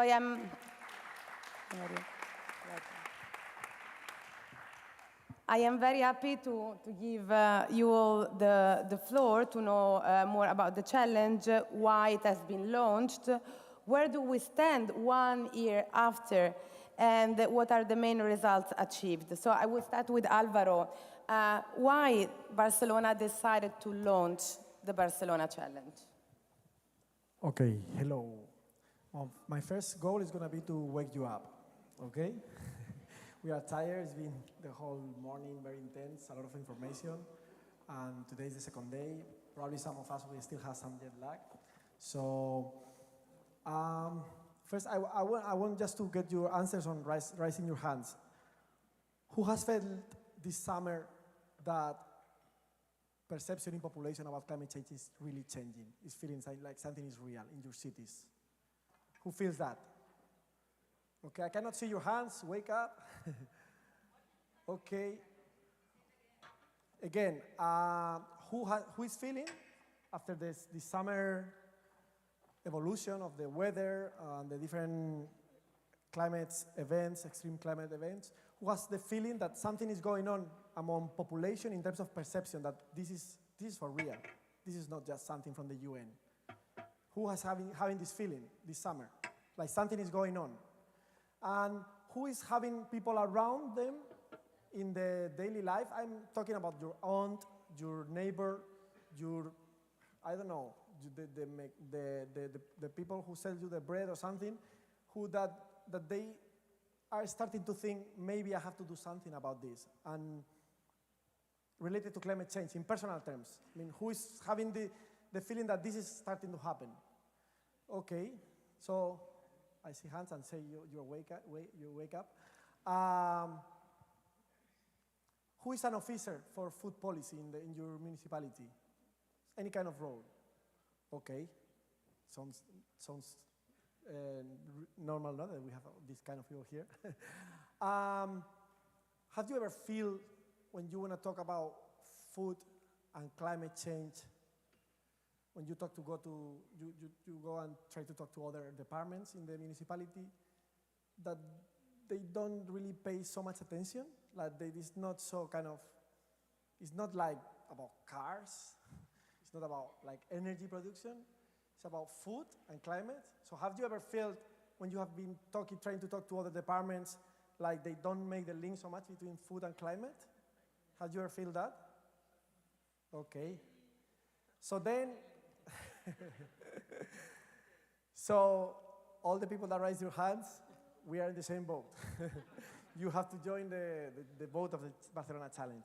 So that's the way I want to explain why the Barcelona Challenge. I will, for me, the Barcelona Challenge is a tool, it's a leverage, and works in 3 dimensions. One will be more like conceptual, let's say, but climate change should be at the center of food policies. And the Barcelona Challenge is helping us in that sense. And the other way around. Food system should be at the center of climate change policies in our municipalities. So Barcelona Challenge has to help in both ways for that. Put the climate change into the center of food policies and the other way around. So the other dimension of the why will be international dimension. I think Barcelona Challenge, of course, in the frame of the Milan Pact and other wider frames, has to help us to make more visible the voices of cities. We cities are in a lot of topics in the front line of progressive proposals, and we need to take advantage of that role and raise our voice. And Barcelona Challenge, at least in the topic of food system and climate change, has to help in that way. The idea is that we don't have to go so much on our own, that we could, because I've seen during these days a lot of amazing policies from projects from your cities, which has a very interesting impact in terms of reduction of carbon footprint. But I think we could try to somehow make them more visible in a way that is kind of leading and dragging the whole international perspective on that. So it's a way to kind of amplify the international impact of the cities in that topic.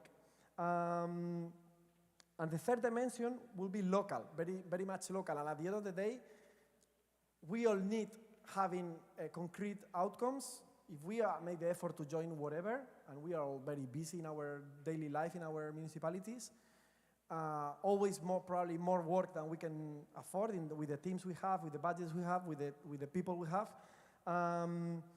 But we need to have elements that help us to kind of make it bigger and being more ambitious. So in the local level, the dimension will be, for me, the Barcelona Challenge is like a leverage that helps me in three ways to promote food policies.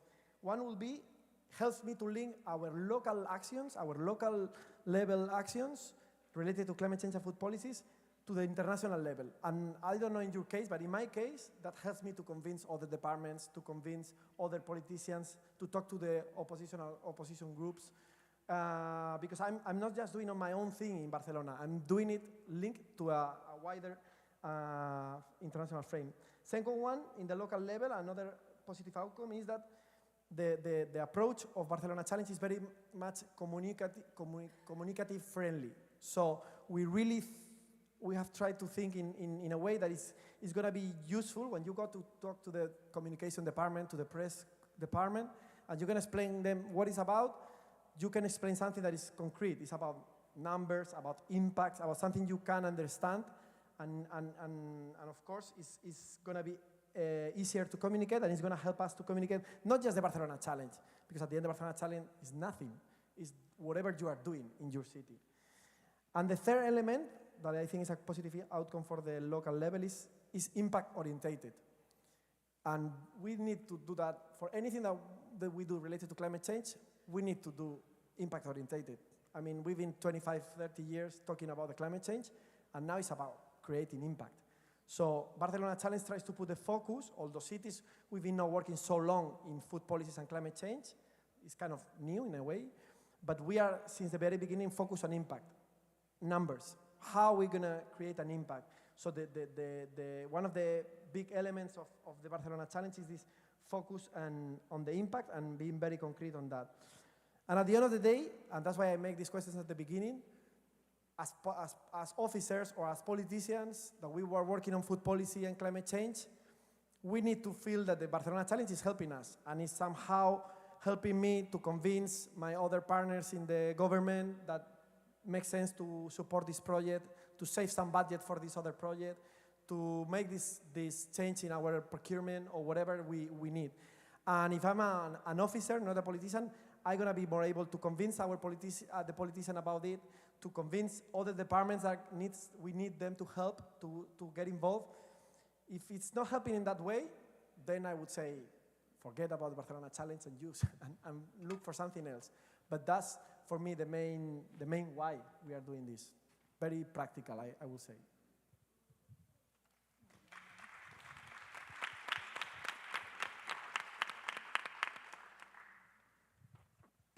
Thank you, Alvaro.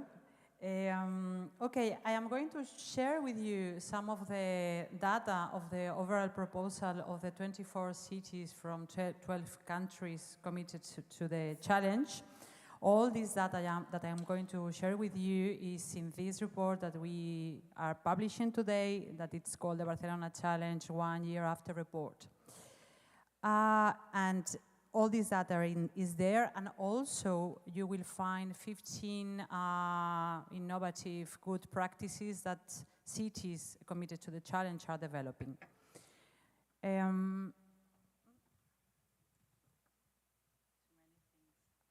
Okay, so regarding the actions that those cities are committing to develop in the time frame 2021-2030, so almost 70% of the cities committed to the challenge are developing actions in all the categories of the MUFPP framework for action. In total, they are developing like kind of 34 action lines, let's say.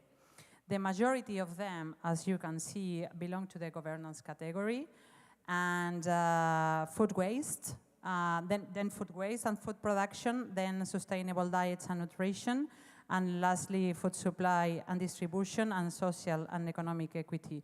You know that I know all the categories because I have been working on these, that's the reason, right? But within that, which are the priorities of these actions that cities are developing? So 2 of them. The first one is planning and building physical and social infrastructures to create these fair, healthy, and sustainable food systems. And the second one is creating tools to promote citizen participation and cooperation between municipal departments. So what Alvaro wants to reach, and you want to reach also. On the other hand, there is a clear lack of actions developing regulatory frameworks in food waste at the municipal level, and in supporting reduction and reuse of packaging and creation and use of sustainable alternatives to plastic. There is a lack on that.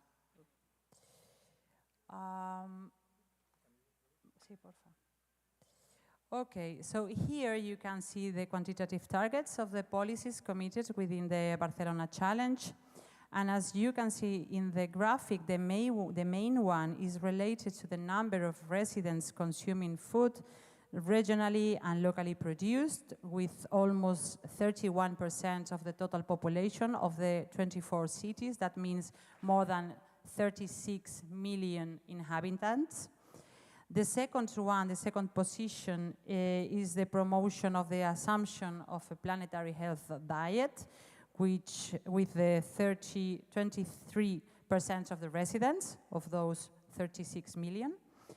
Then to adjust the food intake and the assumption of food waste reduction option with the 22%. And finally, there is a name of the cities to help 10% of residents to shift to organic or agroecological diets, and 9.7% to organic food, but also regionally and locally produced. I would like to highlight also that these 24 cities intend to convert to organic farming schemes almost 2 million hectares in their city regions. This is a high surface that represents 82% of the certified organic cropland in Spain, which ranks the first in Europe and the third in the world. So that's why we think it's a high data, a high proposal. And regarding the promotion of new municipal, non-sedentary and farmer markets, the overall proposal of the cities is to reach 4,000 markets in 2030. Next one, please. So that's the last one. Here you can see the expected annual projected benefits of this overall proposal. And I would like to highlight two data. The first one is the GHG emission reduction. That is more than 1 million tons of CO2 equivalent per year. That means almost 2.5 million cars less. And if we compare the data with the goal established by the European Union in terms of GHG emission reduction by 2030, this data represents almost 47%. So it's not bad, it's not a bad proposal. And the other element that I would like to highlight is related to the yearly prevented deaths. And this joint commitment of the city amounts almost the 60% of the road deaths in the EU in 2021. So this data shows that this work that we have done together is quite strong, and it could be stronger if cities would be more ambitious, but also if we had a larger number of cities joining the challenge. But now, let's give the floor to the real protagonists of the challenge, which are the cities. So, Juliana, Director of Agroecology Promotion and Procurement of Belo Horizonte, could you share us some lines about your food policies within this framework? Boa tarde a todos, todas e todes. Eu sou agroecologia e abastecimento na Good afternoon. I am Juliana in the Municipal Secretariat for Food Safety in Belo Horizonte. I'm going to talk about our food production, but it is a very full and complete policy. It's hard to classify specifically. Next.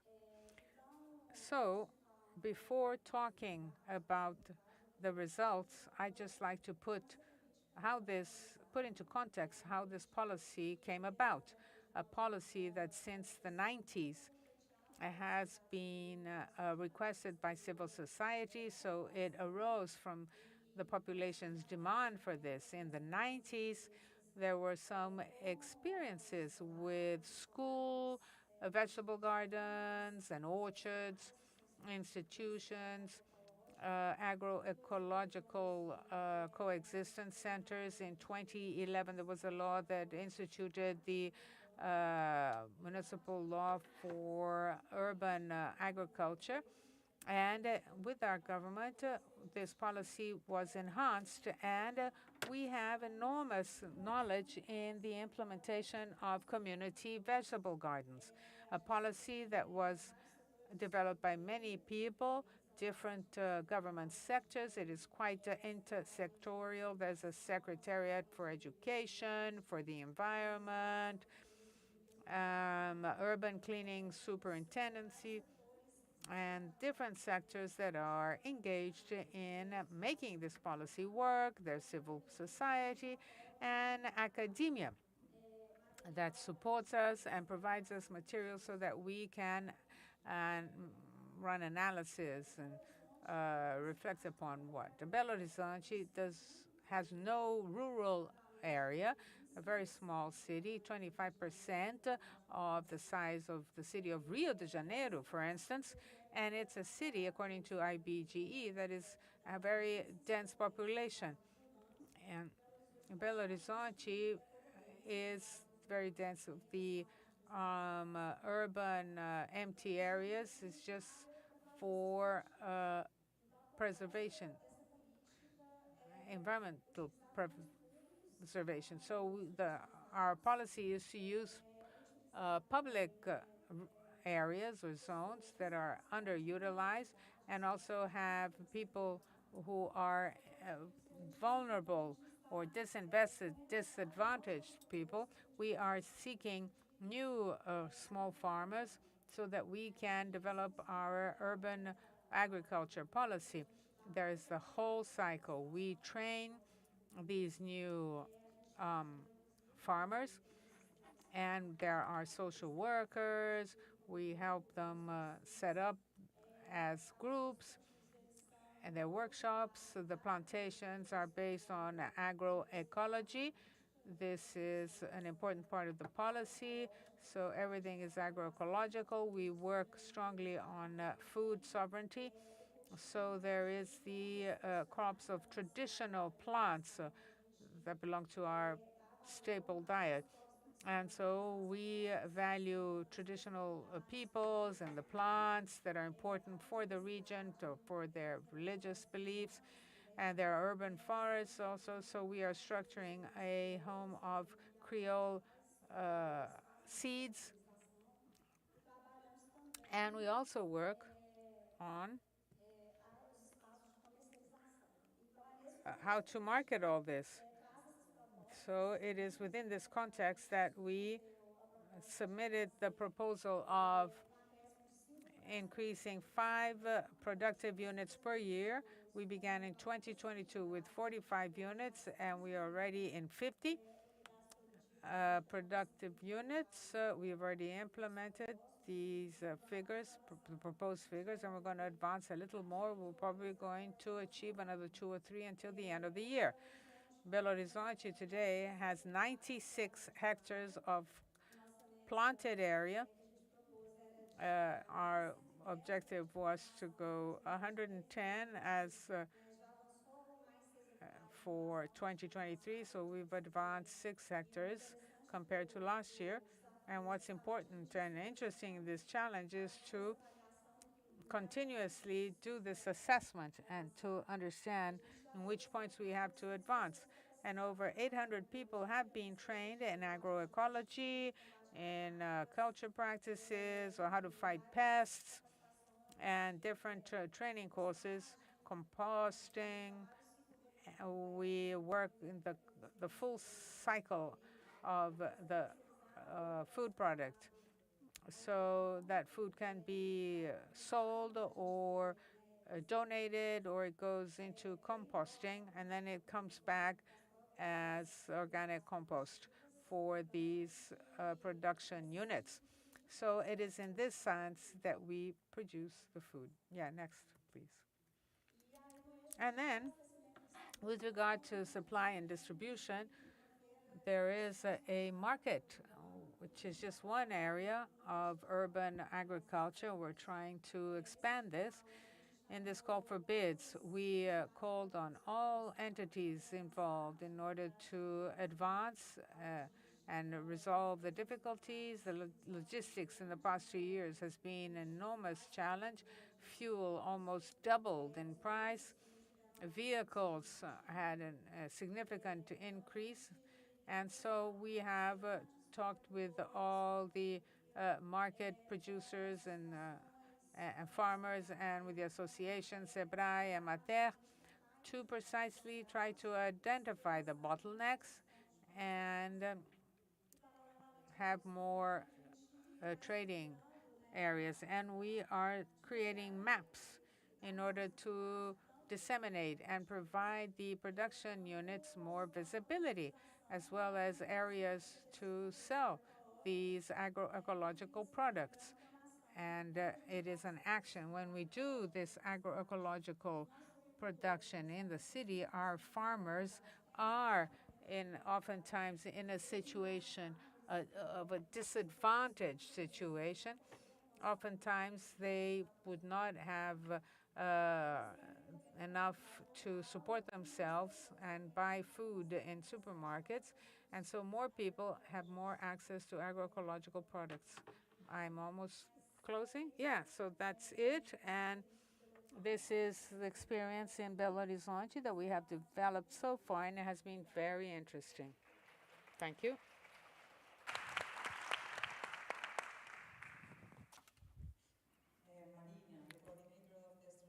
Program of Food and Nutritional Quality of Rosario. The floor is yours. Hola, ¿se escucha bien? Sí. Bueno, muchísimas gracias por la invitación. Thank you very much for the invitation.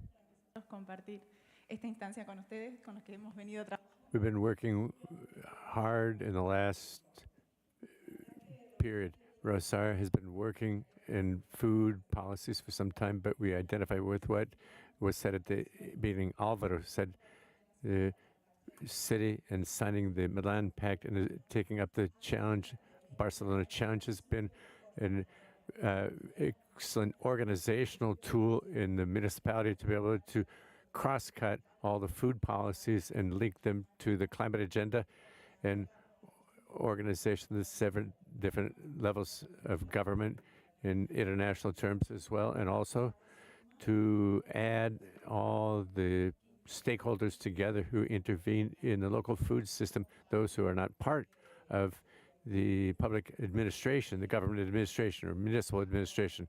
Okay, I strongly recommend to cities that they join the Barcelona Challenge, and of course those who haven't signed the Milan Pact yet, because the power that you achieve working under these 2 umbrellas is extremely important and great. Actually, we're working already in more than 50 different initiatives or actions in the Milan Pact. We have actions in all the different categories in the 6 that we know. We know them by rote, all of them by memory, and we can list them 1 through 6. And of course, we work with the objective of making a positive change in our food systems, guaranteeing greater resilience and adaptation to climate change. The entire food agenda is a line of work in our local climate action plan. This has been a task that we've embraced internally, and it's very important in that sense. Since we have little time today, I'm just going to comment on 2 different initiatives. The first that has to do with the production of agroecological foods through different programs, the urban agriculture and the green belt programs, which were won award with. See, these are programs that many of you already know about with a long history in local administration. And we want to comment very quickly and retrieve the fact that this talks about reducing food waste in the fruit and vegetable markets.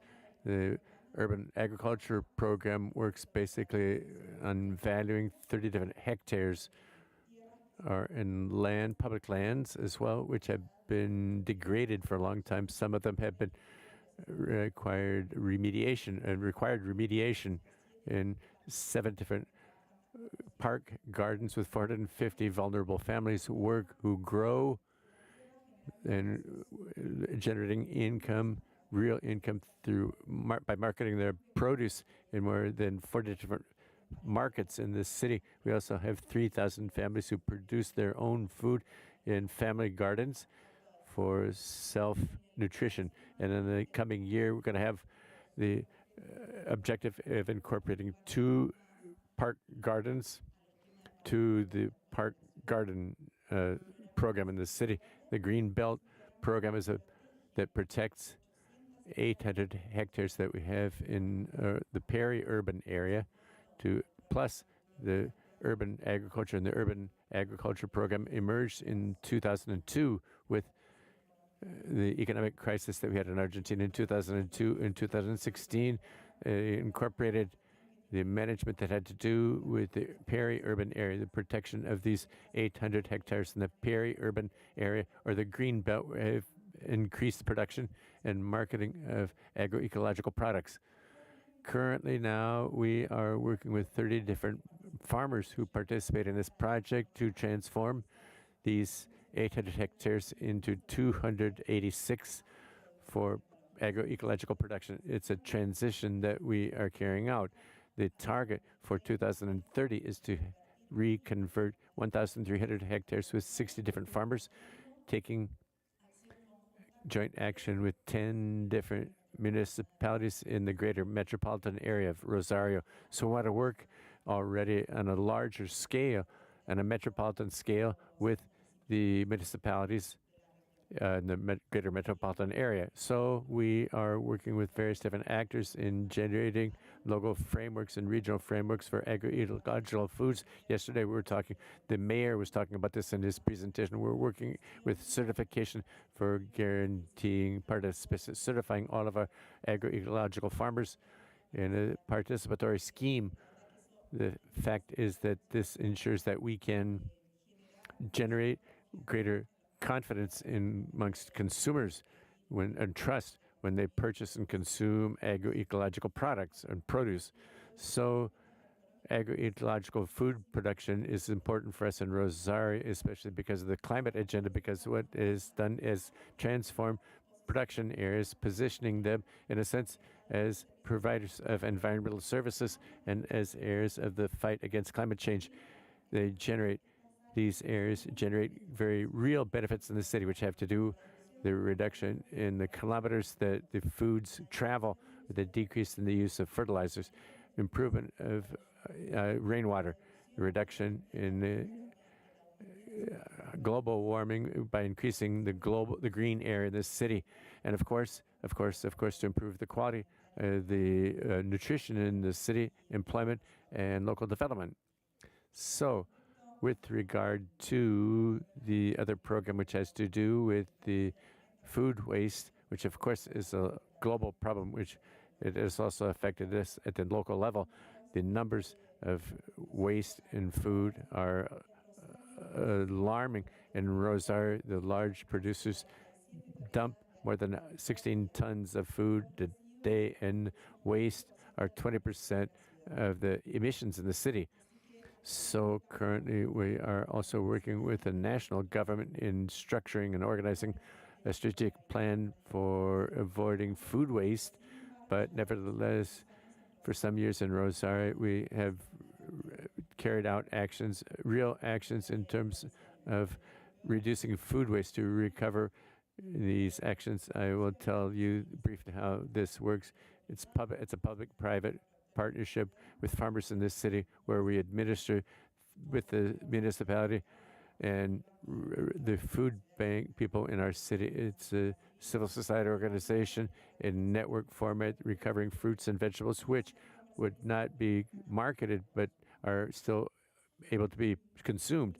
This initiative also has a specificity which we always like to highlight: the entire process of recovering fruits and vegetables, informal recoverers who have been trained and organized in a cooperative format, and they also are included in a formal system in the framework of this work agreement with collaboration between the municipality, the food bank, and the farmers market.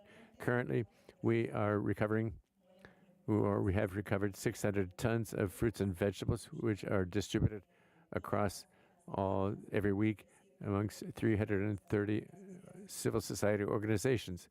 And all of the fruits and vegetables that are not appropriate or not fit for consumption go to our treatment plant, where we have a line for treatment of organic waste become compost. And currently we are on the path for certification, quality certification of the compost to actually be reused in the vegetable gardens that we have in the city. Our next challenge there is clearly to add the other market, Fisherton concentration market, to double the amount of fruits and vegetables that we recover in this city. And of course, not only to fight hunger, but also to decrease the amount of waste that is sent to final disposal in the landfill parks. I go back to the beginning. I'd like to highlight two questions here. One of them is the importance of these spaces, which are essential to learn, to share experiences, and to organize, as I said at the beginning. I also take advantage of the opportunity to thank you for your participation with us, especially when we take up the challenge. And the important thing is to be able to quantify and monitor, as I said also at the beginning, the pact we have in these actions, and to choose strategies where we can produce synergies to generate greater impact. This requires knowledge and building specific acts and being close to the territory, and also align all of the teams that work on these themes and issues, and afterwards also to retrieve and claim a focus on cities. Cities are actors for change, and highlight that all the progress that we've made in food, sustainable food policies have been, whether small or large, they mitigate climate change, which is obviously a local problem, which has a lot of opportunities for management at the local level. So thank you very much.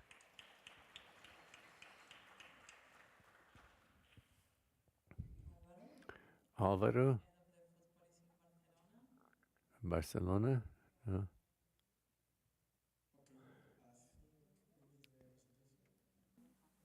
I don't have it. Okay. I thought I have it. I'm going to explain just two projects of the different projects we have in Barcelona that has a climate change impact in our case, but I don't know the numbers by memory, so I need to use my presentation. So why don't you explain first the connection? Okay. So just to let you understand better the numbers that I have shared with you, the cities that they have committed to the challenge, they have made an action plan 2021-2030 with all the actions that they were going to develop in this time frame.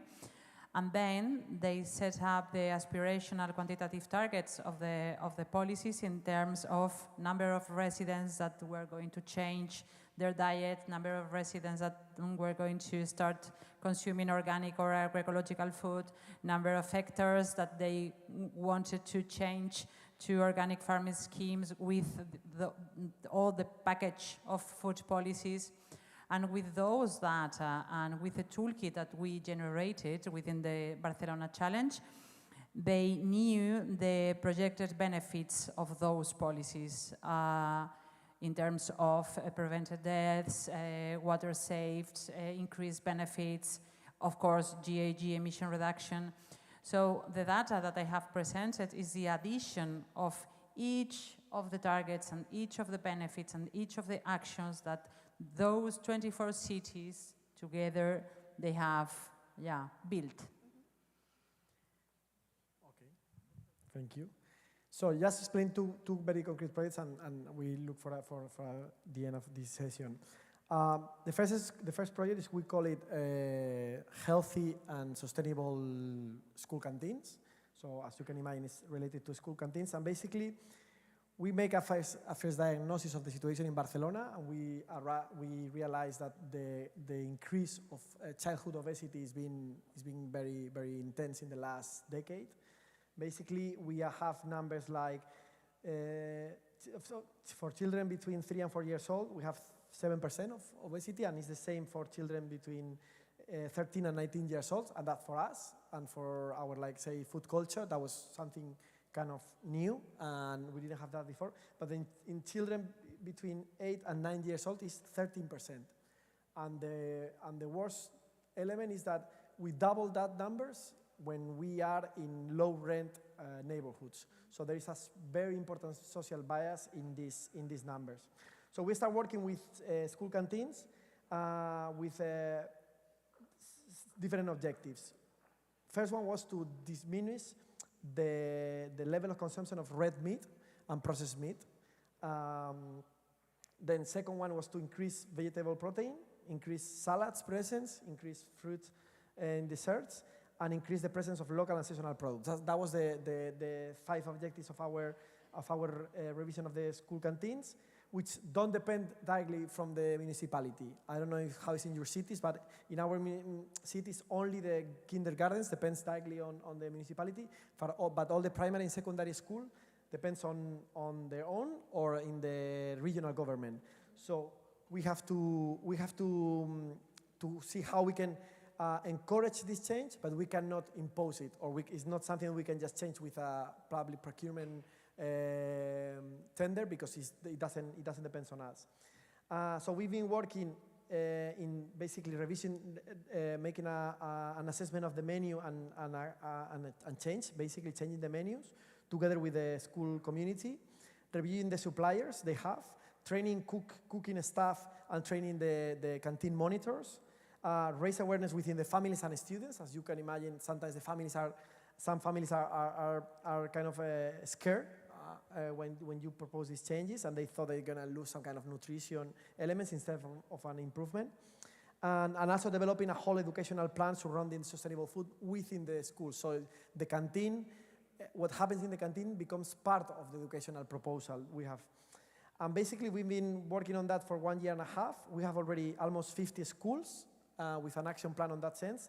And that's provoking a kind of wave within the city that our idea is to arrive to almost 80–90% of the schools in the next months, years, both public and non-public schools. And the other project is the food bag. It's a center situated in the wholesale market of Barcelona, Mercabarna, which is kind of a big one of the main ones in the whole Mediterranean region for fresh food. Basically, with this food bag, we have created a center. We just built it, so it's completely designed for this purpose to minimize the amount of waste food is being thrown away and maximize the circularity of all these products. And the nice thing is that we are not just working municipality with the wholesale market, which is a public company, but also with the social economy organizations and also the wholesale economic actors organizations. Basically, what happens is all the wholesale markets has to send compulsorily everything that they're not selling to this center. And in this center, there are professional persons that are trained to filter. And we divide it in 5 groups. One is food that can be directly addressed to human consumption, normally through social organizations. Second one is food that could be transformed into, for example, marmalade through social organizations, but for human consumption. Third one will be used for animal consumption. And fourth one will be for high quality compost, like Rosario was explaining. And with all of that, the idea is, and we've been in the first months of activity, but we are tripling the number of tons we are reusing from the wholesale market in the next years. So basically, the food waste in Mercabarna in 2015 it was 0.5%. In 2020 we are in 0.36%, and we want to arrive to 0.15% in 2025. So that's 2 projects that you can translate into a reduction of carbon footprint in a very direct way, and that really decrease the carbon footprint of the city, at least on some items that depends on the municipality, which of course we are limited, but we at least make a big impact in those things that depends on us. Thank you.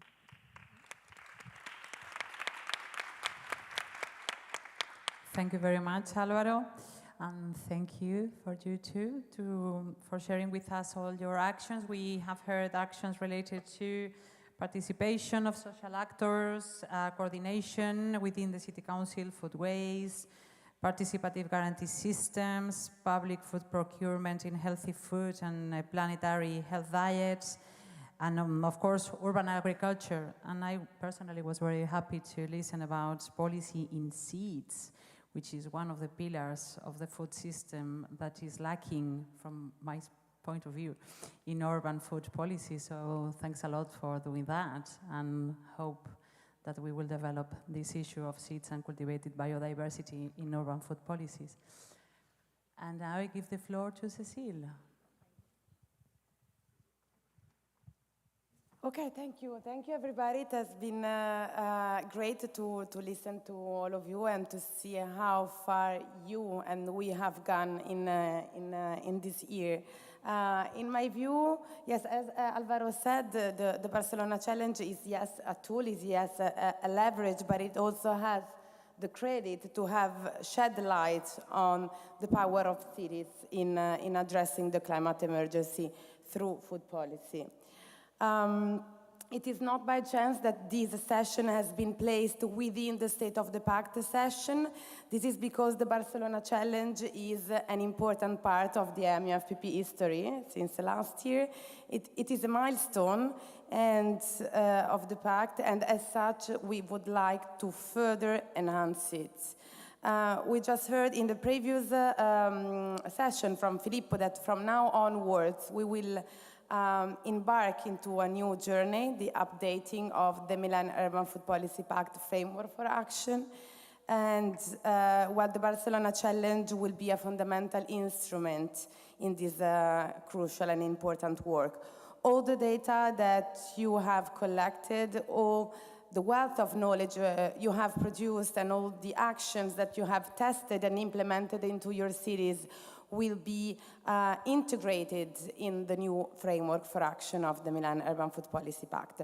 So thanks to the Barcelona Challenge, we will have more information, tools, and knowledge for this important work. We are grateful to Maria, to Alvaro, to Amaranta, and the city of Barcelona under the leadership of Mayor Ada Colau, to all the cities that have been engaged in this important initiative, and to the partners for this joint effort that will contribute also to the development of the Milan Urban Food Policy Pact. Now we can also take care about our own food security, so lunch is served outside. Thank you, everybody, and see you in the afternoon.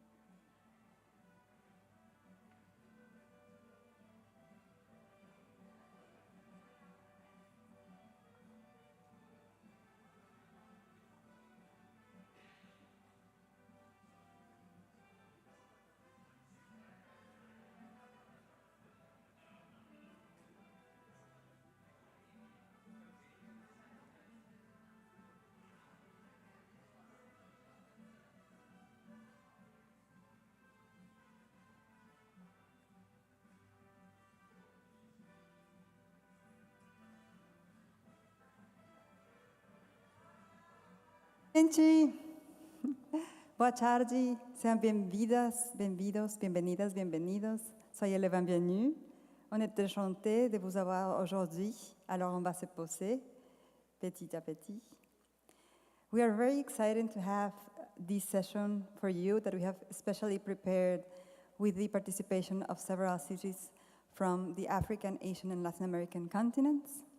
And so, on behalf of Rikolto, ICLEI, Comida do Amanhã, and FAO, it's my pleasure to introduce you to this panel called City-to-City Cooperation to understand how bigger, intermediate, and smaller cities are sharing best practices among them. And now, for the welcoming words, I would like to give the floor to Juliana Tangari, who is the director for the Instituto Comida do Amanhã de Brazil, here based in Brazil, right? In Sao Paulo, Rio, who is coming to give us the welcoming words. My name is Natalie Pinto Álvaro, and I'm very happy to be here with you today. Thank you.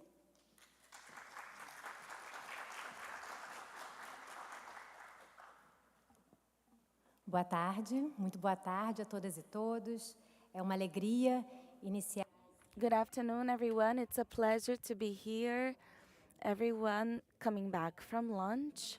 My name is Juliana Tangari. I'm a director of Comida do Amanhã Institute, and I have the honor with a wonderful team to coordinate the Urban Laboratory of Food Public Policies, which is a Brazilian experience that gathers more than 30 cities in Brazil, trying to advance in food public policies through a cooperation methodology of sharing of experiences. We believe that it is through the sharing and exchange of experiences amongst cities where cities can learn with the challenges that have already been faced, with their experiences, with what they have ahead of them, so that they can advance in their policies with an outlook of a participative governance and an inclusive governance. There is no perfect manual of how to build a food urban policy. We are all gathered here exactly to debate and to learn with each other.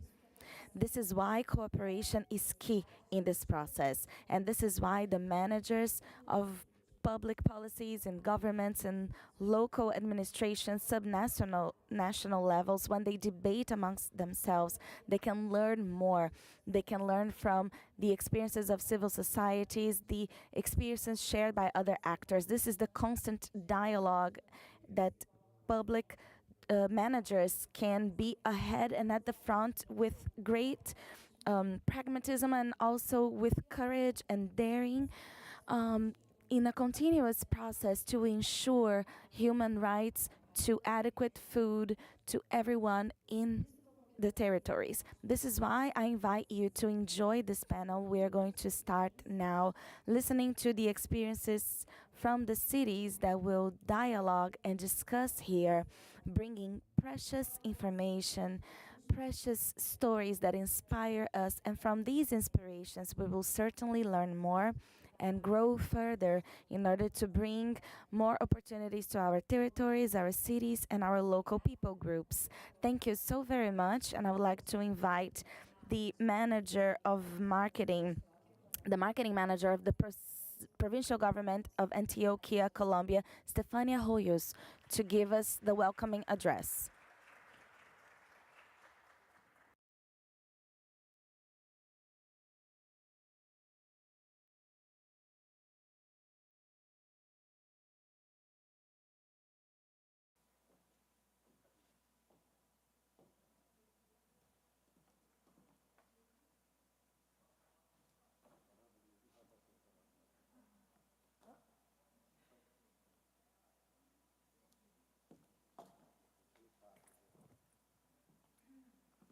Buenas tardes para todos. Quisiera. Good afternoon, everyone.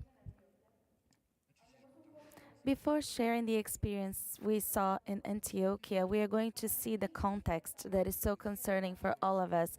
Until 2050, we hope that the global population can grow into 9 2.7 billion people. That means we will need to produce 50% more foods. But what happens is that the rural population in the world has little by little diminishing, and we expect that by 2030 we have a 43% rural population, and there are countries where this population is lower than 20%. In Antioquia, the region where I live and work and I represent here, this reality is not foreign to us. Antioquia is located in Colombia, has a population of over 6 million people. And we have more people living there than certain countries such as Costa Rica, Panama, and Uruguay. There are 9 different regions and 125 municipalities. And in Antioquia, currently, rural population is lower than 30%. And the city, the capital city, which is Medellin, is the second most important city in Colombia. There is a participation in the national product and has been growing disproportionately in this city. In the metropolitan area that are located in the outskirts of the city, I would like to show you how Medellin has changed and how it has been growing rapidly in the past 100 years. Here we have Medellin in 1921, 28, 45, 81, and 2015. And if today we would take a picture, we would go over the barriers of the city, because many of those people are farmers, work with agriculture, and they used to live in that region, and they came to the city looking for opportunities, and they moved because of violence, because in the past we saw in Colombia, and they could not find in the countryside a decent life. And that is something that concerns all of us here. We have, for instance, a sector in Medellin that is very well known for a few years, and this is what the city looks like right now. And look at the before and after, and you can see that it has sprawling rapidly. Other than that, also our agricultural producers have around they are young, and so in about 20 years we won't have them around anymore, and about 60% of the foods that we consume in the urban area, that is where 70% of the population is located, and these foods are not produced in our territory. And this makes us have to make decisions, and we need to make interventions not only from the local government, in this case Medellin, but also in Antioquia and the national government. So I would like you to see here on this slide, we see a farmer, a producer in a city where they produce manioc and they need to sell this product to a intermediary person, and this intermediary group sends to a retailer at 800 pesos, and this retailer sells to a merchant at the same region where the farmer is located for 1,200 pesos, and they send to the final consumer for 1,800 pesos. And this is an inefficient system. We see a lot of inequality here because they pay more, the consumer rather pays more, and the producer receives so much less on this supply chain, this food supply chain, losing what he or she invested or produced. And this lack of efficiency forces us to have to do something about it. As you can see here, we have the commerce flows or the trade flows, and you can see that everything gears towards Medellin, and the city goes back to the countryside as well. And we can see this is unsustainable for producers, for the environment, because of the impact it causes, and also for the consumers. But in order for us not to concentrate not only on this, we work with the United Nations, we work with a agri-food supply chain. We have had a partnership for over 20 years where we work first with a study of the system, and we understand how the system used to work, and currently we're working on a big project in order to try to reverse the trade flows in the region. something like this is the model that we are trying to implement in this area. The first of them will be a series of networks of producers, and the only way that the producer can get to the markets is through associations, cooperations, because currently the market demands volume, quality, and regularity. So if a farmer or a producer doesn't fulfill these three characteristics, it would be basically impossible for them to connect. So our first bet is on the supply chains and to strengthen these networks, strengthening cooperative initiatives. Furthermore, the product can be taken to a logistics center where the producers can classify and they can package the foods, and they can also wash the different products and different foods to be delivered and sent to the supermarkets, the storages, and to different retailers, avoiding the damages that could be taken to the final consumer, the end consumer. So here we see the first link with what is done from national government. Currently, we have a current law about procurement where they need to buy at least 30% from farmers. However, currently, this is very hard for the producer to give in to this project or this program because they don't have volume, they don't have quality,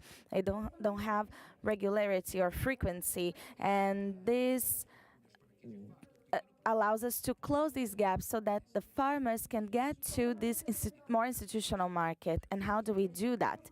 The answer is here. First, through a diagnosis with all of the regions included, through the infrastructure involved, the infrastructure institutionally. We had all the municipalities sign an agreement or a pact, and we also enabled them or trained them to make it happen in their regions. We created 4 different cooperatives, one of them on each of the sub-regions with greater productivity in each department. The logistics operational centers present a great challenge currently. We did not build these centers. What we did was to make the spaces adequate for local government, spaces that belonged to local government. They were eager to welcome them, and we converted them into logistic operation centers where it would be possible to receive the products, package them, wash them, so to speak, and send them, make them adequate to be sent to the supermarkets. And these centers were given these vehicles that carry more than 2 tons, and they go to the farms and take the products to the centers and then to the markets. And we reapplied these practices that the intermediaries used to do, but the cooperative people who are sons and daughters of producers, they operate the vehicles and they are integrated in the model. We have more than 1,300 operations that we were able to finalize between producers and merchants of the same regions. And currently, these producers, they know each other very well. They exchange information constantly, and they currently receive 2 to 3 times more than what they received before in terms of revenue when they had the intermediaries before. And this is connected to a link with the consumer through a brand that incentivizes local consumption, and this is called Milagro de Manos Antioqueñas, or miracles from the hands of Antioqueños, meaning that they consume directly from the hands of the producers and farmers, and therefore supporting family farming from Antioquia. Currently, Milagro is an opportunity so that the family farmers and the producers can feel valued by what they do. And the second picture that you can see here on the slide is identifying one of the sales that buys directly from the producers. And we have several of those stores and we have more than 25 of these sales points or stores that they work very articulately with the producer to acquire the foods and products to be sold. And here we see the trade flows. I don't know if you remember the previous slide where we showed the centers of supply chain, and after our intervention, now you can see a different trade flow map through the operations we carried out.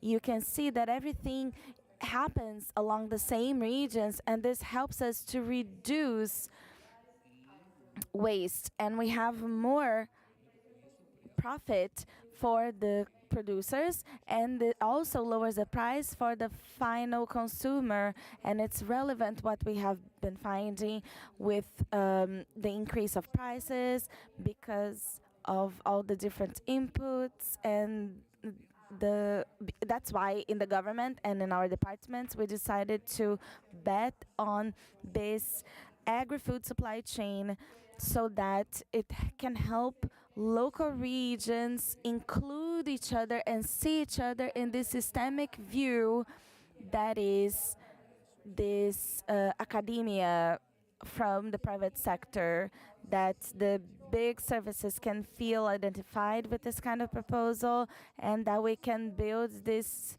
system, agri-food supply chain, more adequately. Thank you. Muchas gracias, Estefanía. Excelente presentación. Thank you very much for the excellent presentation that allows us to see the connection of municipalities with the provinces and the articulation with the national level. Next, I'd like to introduce Sara Granados, expert in food systems and governance from FAO, that will help us moderate the next panel. Thank you. Thank you, Natalie.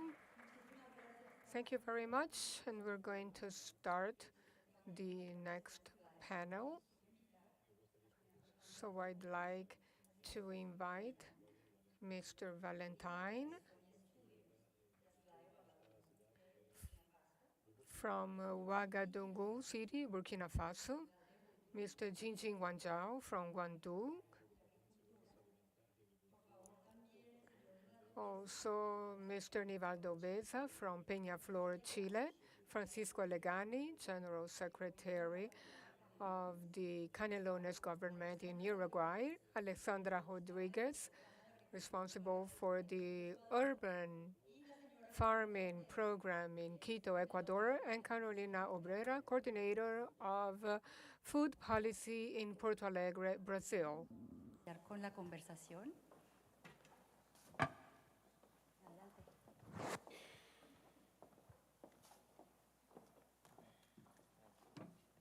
¿Estamos todos? Sí, muy bien. Viene Carolina a acompañarnos. Excelente. Very good. Thank you very much for coming to this discussion, to this panel discussion. First, we're going to discuss governance, multi-level governance. What are the challenges and the lessons learned about the articulation between different levels of government? And what is your experience related to the urban food system? To begin, I'd like to give the floor to Mr. Valentine from Ouagadougou. You have 5 minutes.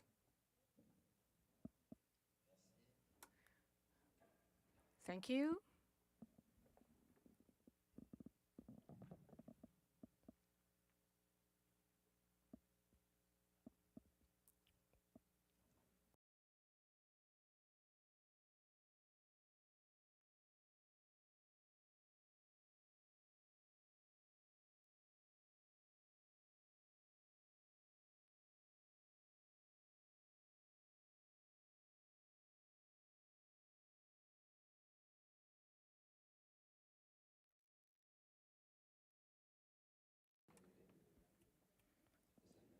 Thank you very much. Can I stand up? Thank you. So I'm from Burkina Faso in Western Africa. I'm here to talk about the global world. Farming is a theme that is of great interest to all of us. We have 3 million inhabitants in 3 million inhabitants in Ouagadougou city, and we will be 12 million in 2050. And we have to keep eating 3 times a day. So this is the context of my presentation. These are the initiatives we're carrying out to develop our activity. So we have a dense population, 12% of the Burkina Faso territory. We face many difficulties, such as urban growth and pressure, because we occupy many spaces. The cultural spaces are occupied, and that prevents us from modernizing and working on agriculture. So we have problems of security in the territory as well. This is the city planning in Ouagadougou.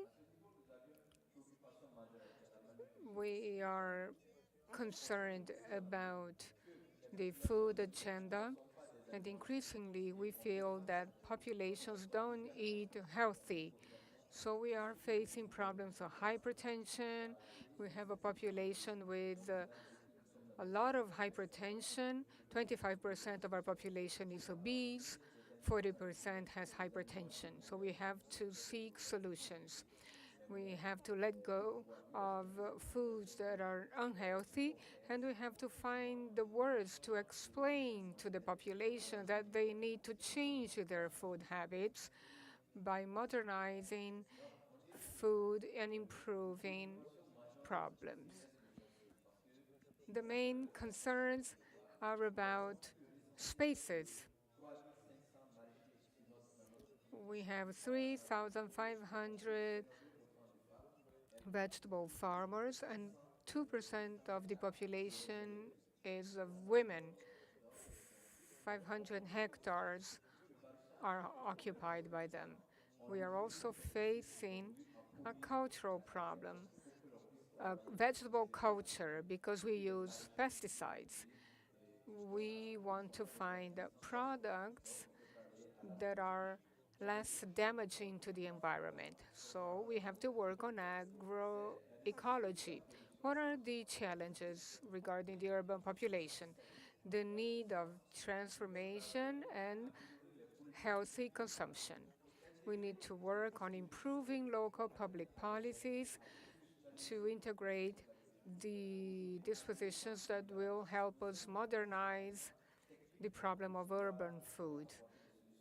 We have to collect technical elements to find innovative solutions to our territory. We carry out different initiatives in our territory. This is a campaign we launched 3 or 4 years ago about raising awareness regarding food, eating healthy. It was a campaign about the excessive use of salt and sugar, 2 elements that lead to hypertension and diabetes. So we want to raise awareness about the excessive use of salt and sugar.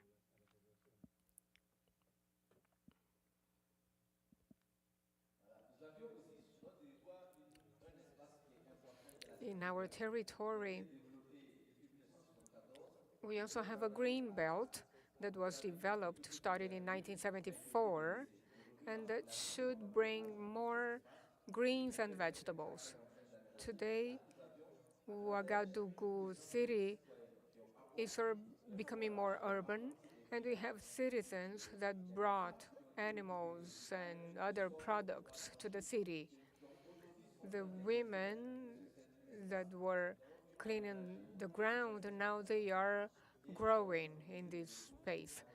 We urbanized 25 hectares, and we expect to occupy 200 hectares with 40 women per hectare to be able to grow food and have an occupation. We also have a Ouagaya initiative. During COVID, the populations were closed. how could we farm foods? We have a technology that allows people to buy food by mobile phones. This is something that the city developed to be able to reduce the risk of getting COVID. We also have initiatives in schools. In primary schools, children learned that going to school meant being a citizen. And people were able to produce what they consumed. So children took action, made small gardening initiatives, creating new resources. We also developed initiatives with NGOs. This is to show you part of the green belt we built around the city 4 years ago, and now we have more than 15 territories like this one that are urbanized with good quality water for the production of vegetables that allows women to make a living. So we have two institutions working together. So let me address security issues now and the mechanisms that allow us to develop our capacity. We have to work on knowledge so that the big cities can generate public policies that can be implemented. Projects such as feeding cities and activities with composting structures. So we have a composting treatment system so that we can train women that can work with composting and bring to the ecological centers and recycling products. This is something we seek to achieve, the compost recycling. And as we have a number of activities are not well structured. Compared to other cities in the world, we know we have to work hard. For 2023, we need a territorial plan to build symbiosis, comprising the best alternatives so that we can also involve the technical and financial support. The idea is to be able to build a sustainable territory that will allow our cities, such as Ouagadougou, that has 3 million inhabitants, so that we can get there. It's a long way forward, but with the Milan Pact, we trust we can build a sustainable territory. Thank you. Thank you very much, Mr. Valentin.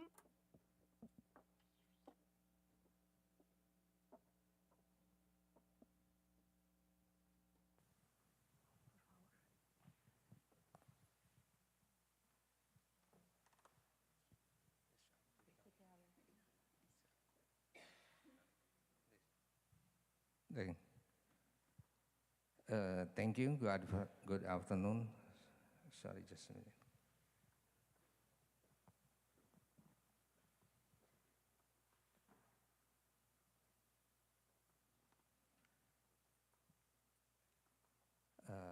Sorry, I not have enough time to prepare for this presentation. Yeah, okay. Yeah, the honorable audience, I am Gin Ginanjar, Head of Food Security and Agriculture, City of Bandung.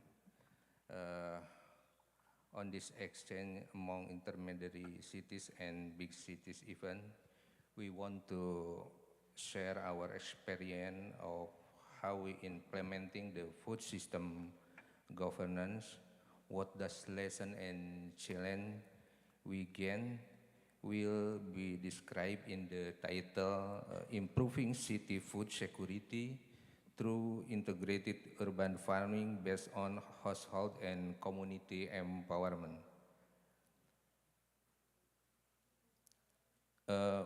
Bandung vision to create an excellent, comfortable, prosperous, and religious Bandung is trying to establish food security. The local government large task is to create a food system that is both economically and environmentally healthy, equitable, and sustainable. Supporting these aims, Food Security and Agriculture Department has obligation on managing food issues as mandatory and or arranging agriculture and fishery as optional issue. Bandung is a service city, metropolitan city, and is not an agriculture producer area. The food need mostly come from outside the city. We develop a small effort as a strategy based on family and community through integrated urban farming that we call Buruan Sai, in order to achieve city for food security. Buruan Sai is a system that integrates agriculture, farming, fisheries, and medicinal plants, fruit, and waste utilization along with its result.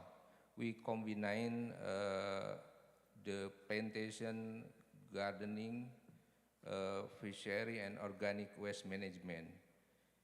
The above complete activity and approach of Buruan Sai is becoming new innovation to reach the resilience of Bandung as metropolitan city. Objective also beneficiary and lesson learned of Bandung Buruan Sai. Objective maximizing yard and unproductive land to produce food in household, unit, and communities. And beneficiaries, the actor of Buruan Sai gain not only healthy food based on vegetable and animal, but also the result of nursery, waste food process and processing of Buruan Sai product. Lesson learned, producing food can be done in the small area in the city and by those who want their life worthwhile. This Buruan Sai actor or stakeholder, lot of sector stakeholder to involve to Buruan Sai. I have the other municipal department, I have public institution. We are DLH, environmental agency, also tourism, and also the regional of planning agency. Also we have NGO like Rikolto Indonesia. We have community Buruan Sai Association, also for research center academic like Parahyangan University, Pasundan, Pajajaran University, also private sector like bank, also to electricity company, international organization, RURC, Rikolto, and also FAO dan other stakeholder like army. We have a community army to build food security in Bandung.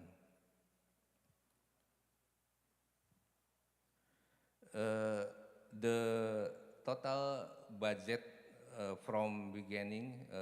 We start 2020 to present was about 3 billion rupiah, about 194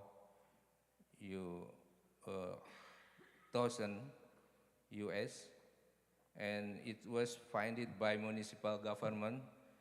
So far, the grant from other institutions directly to farmer group to support their farming activities.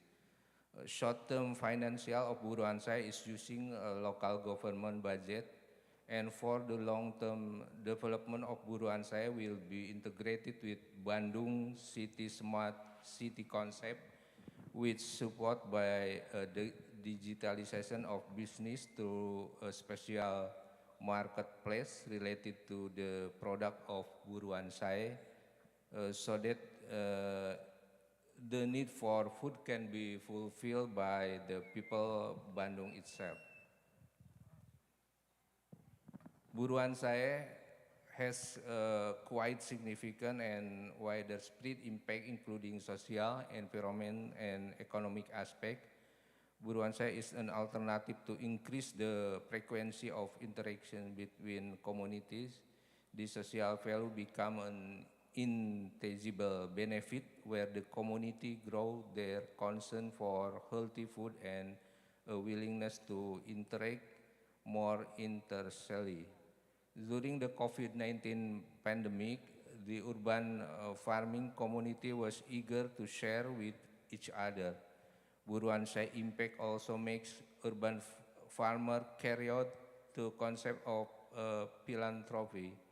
It will be very useful not only for the community in the context of sustainability food, but also for urban development in the context of sustainable civilization.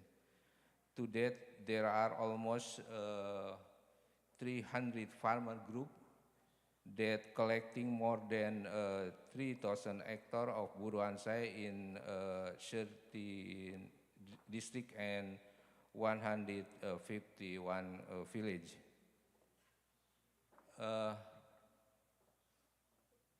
For the environment, utilizing unproductive urban land, adding value as well as exchanging public image of certain problematic environment, also increasing the quantity and quality of Bandung City Green Open House. For economy, this program has a real tangible benefit to the people of Bandung, such as the creation of market potential, increased income and contribution of urban farming to inflation by planting agriculture commodities that are directly related to inflation, such as shallot. So we still want to scale up this Buruan Saya local integrated urban farming best practice via MUFPP network as collaborator. Beside on how increasing the technique and actor knowledge on farming, we focus on three following issues to ensure sustainability and inclusivity of Buruan Saya program. First, strengthening identity of Buruan Saya as inclusive program. Second, developing a reward system and opening donation to support its reward system development. Third, expanding Buruan Saya as an inclusive program by involving various agencies, including youth and people with disabilities.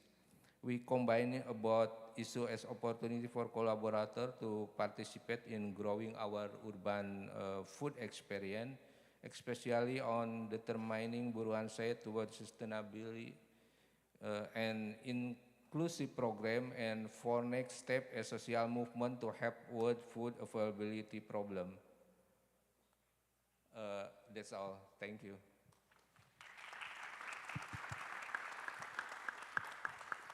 Muchas gracias por su presentación. Y ahora, bueno, nos cruzamos.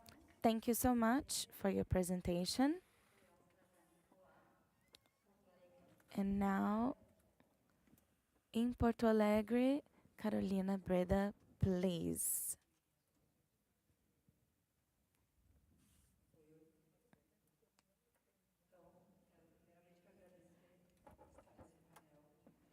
It is a pleasure for me to be here sharing with you experience and knowledge with all of you. So therefore today I am representing the city of Porto Alegre at the south of Brazil, and I'm going to speak as a coordinator of a unit for food security in the Secretariat of Social Development of our municipality.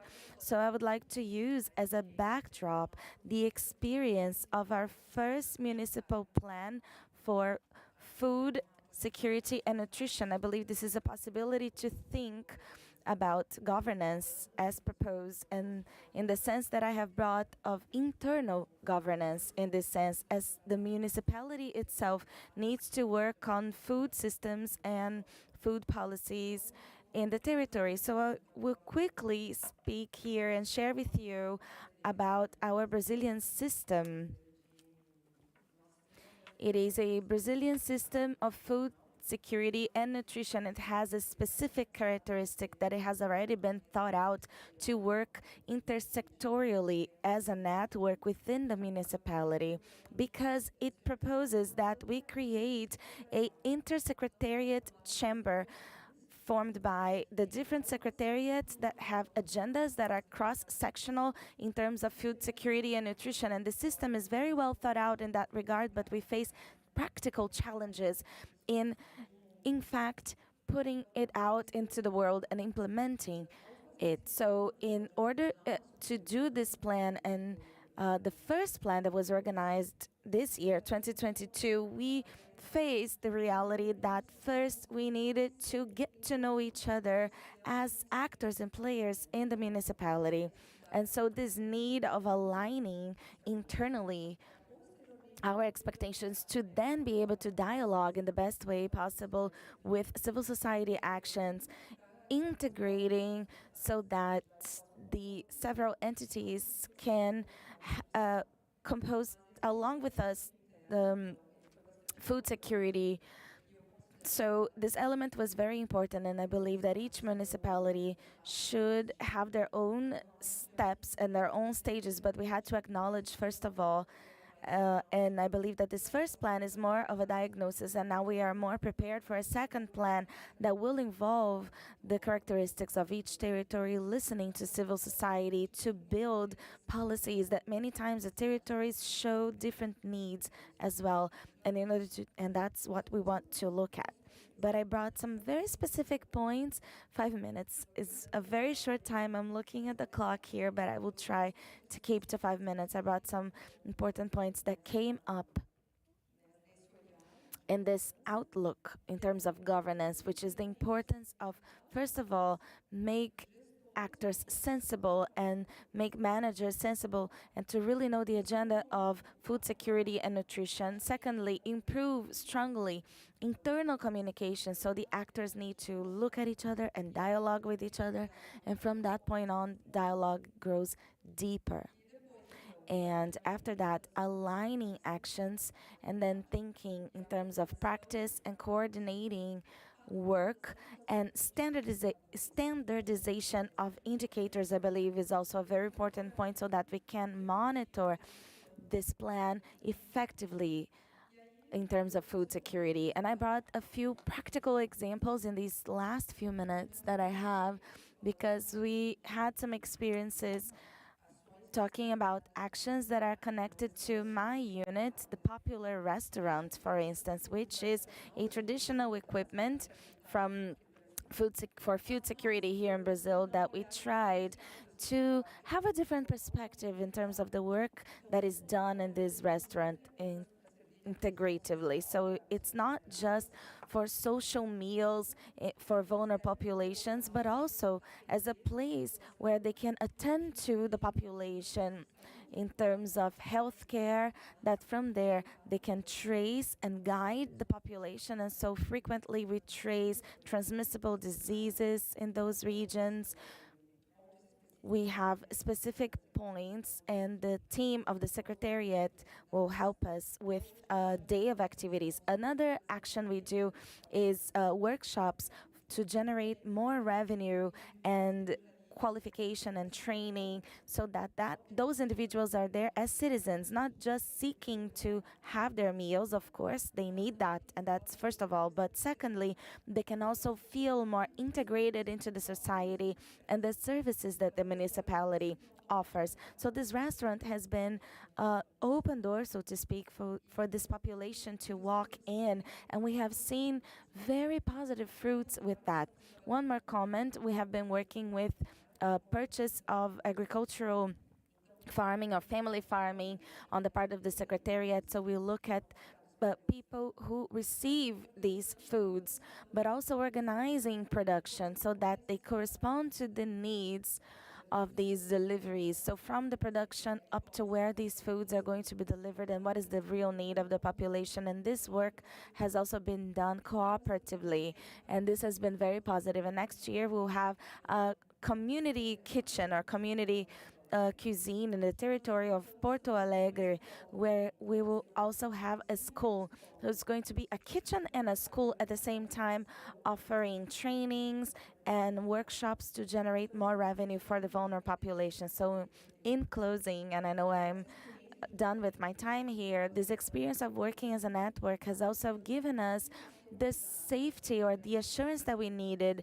that we already have the action. So we need to look at it as a whole. That was the first step, to look at the municipality as a whole and to feel strengthened because we have actions and all of us are working together, but we can integrate the action so that the results are more effective. And to close, I would just like to say that this event here as governance and getting a little bit out of the aspect of municipality, this is so important, and this has been a key exchange for all of us, and I hope we can have more activities such as this one so that we can have exchanges amongst Brazil and the rest of the world. I'm happy to be here. Thank you so much. Gracias. Sí, ojalá tengamos más espacios de intercambio. Creo que yes, these aspects of governance and participation, networking and planning. And now let us go over the Andes mountain chain and go to Chile. So you have the floor, Mayor.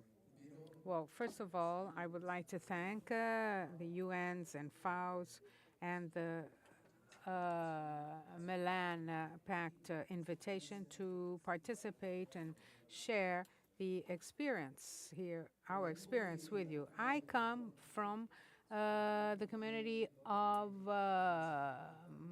Miraflores in Chile.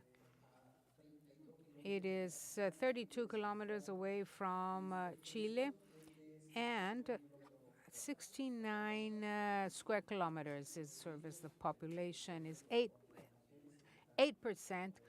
of the population is rural and 51% are women.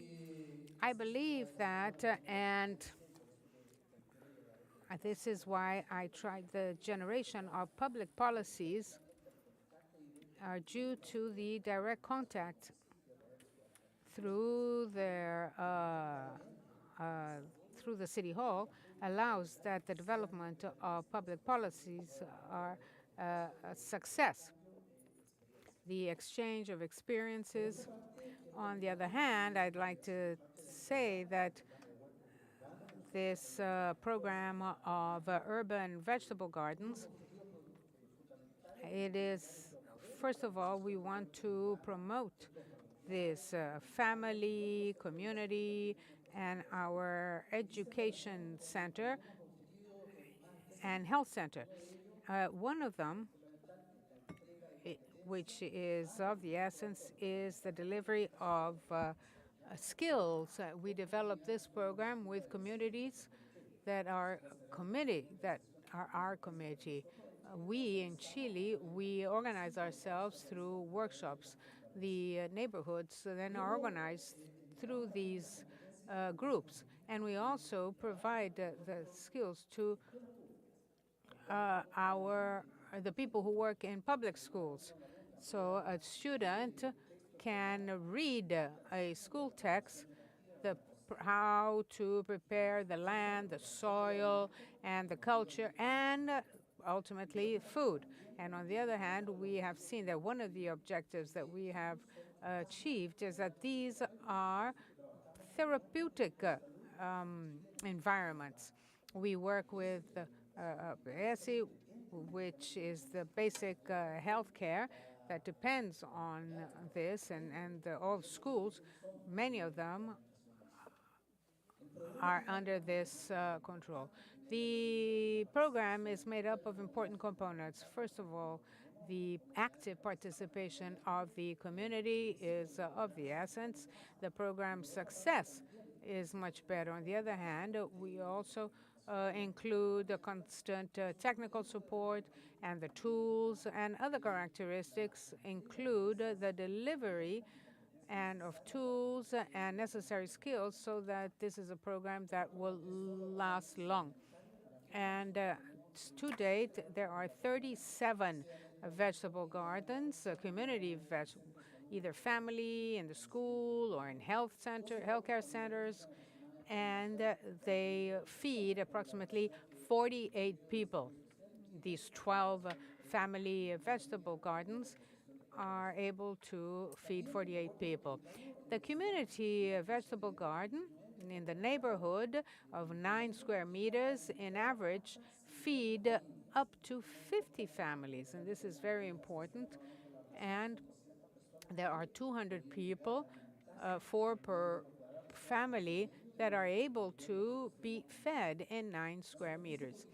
The cultured or the planted service, an average, is about 9 square meters, and the yield, an average, is about 58 lettuce, 26 greens, other greens. De lo que ha sido el programa de huerta. And so the action or active urban vegetable gardens, there is a fundamental objective. In order to put this program into practice, we had to set up a multidisciplinary team with therapists, nutritionists,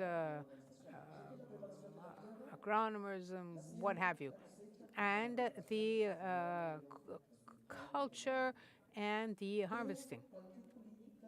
But any policy to implement a community vegetable garden, an agro-feeding program, cannot go against other programs. That is why, from the systemic point of view, one of the programs with which we are relating directly with is one that we implemented this year, which is recycling.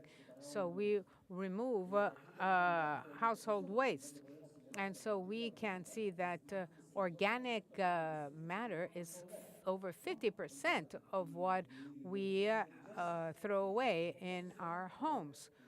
But the most important component of this waste is precisely organic, and we make use of this in producing compost for our vegetable gardens. And this is the evolution of collection of this material. And there is a link, like the development, a program for the development of small local farmers, Prodesal, and so we provide some funding for them, and we open the markets to develop this, deliver this product.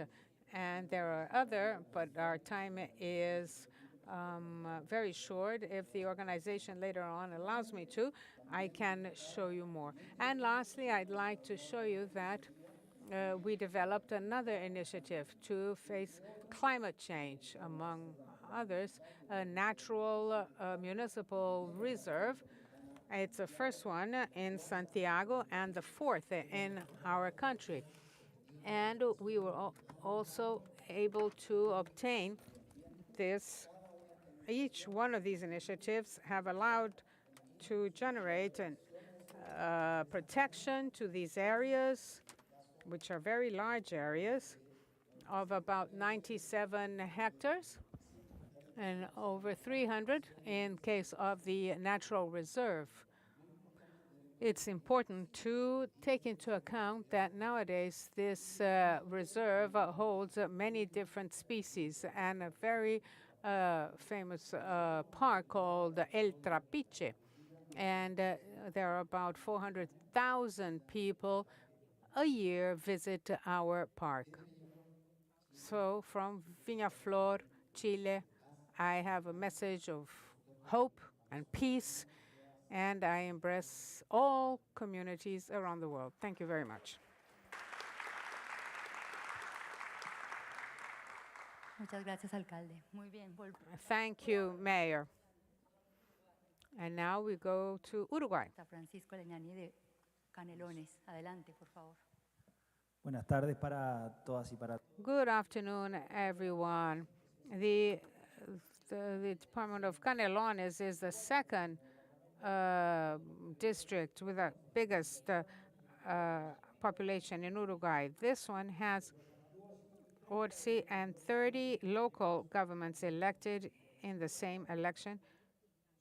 We are an agricultural state or department, and they are not vast, a lot of land.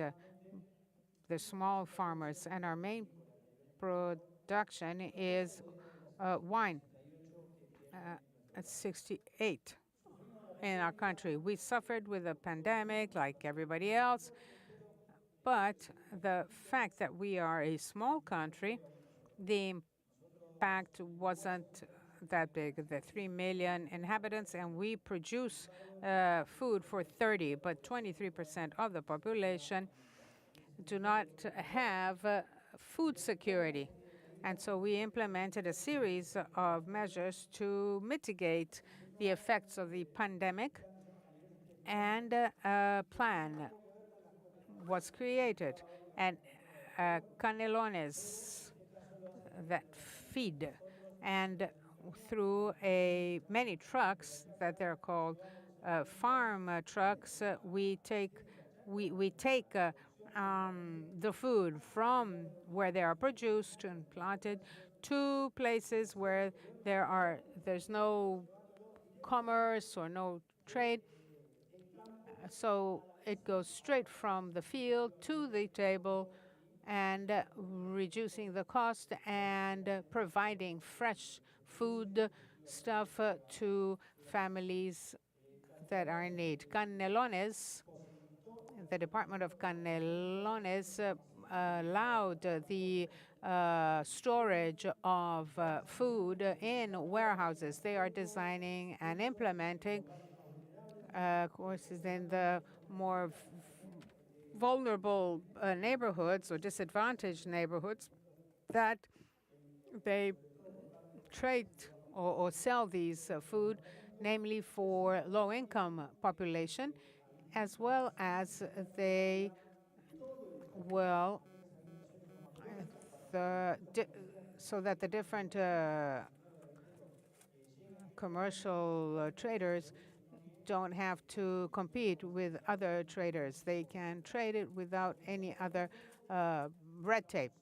And in addition to that, we are helping them with fuel and also allowing them to build wells, so water is not lacking, and we help then the families to consume.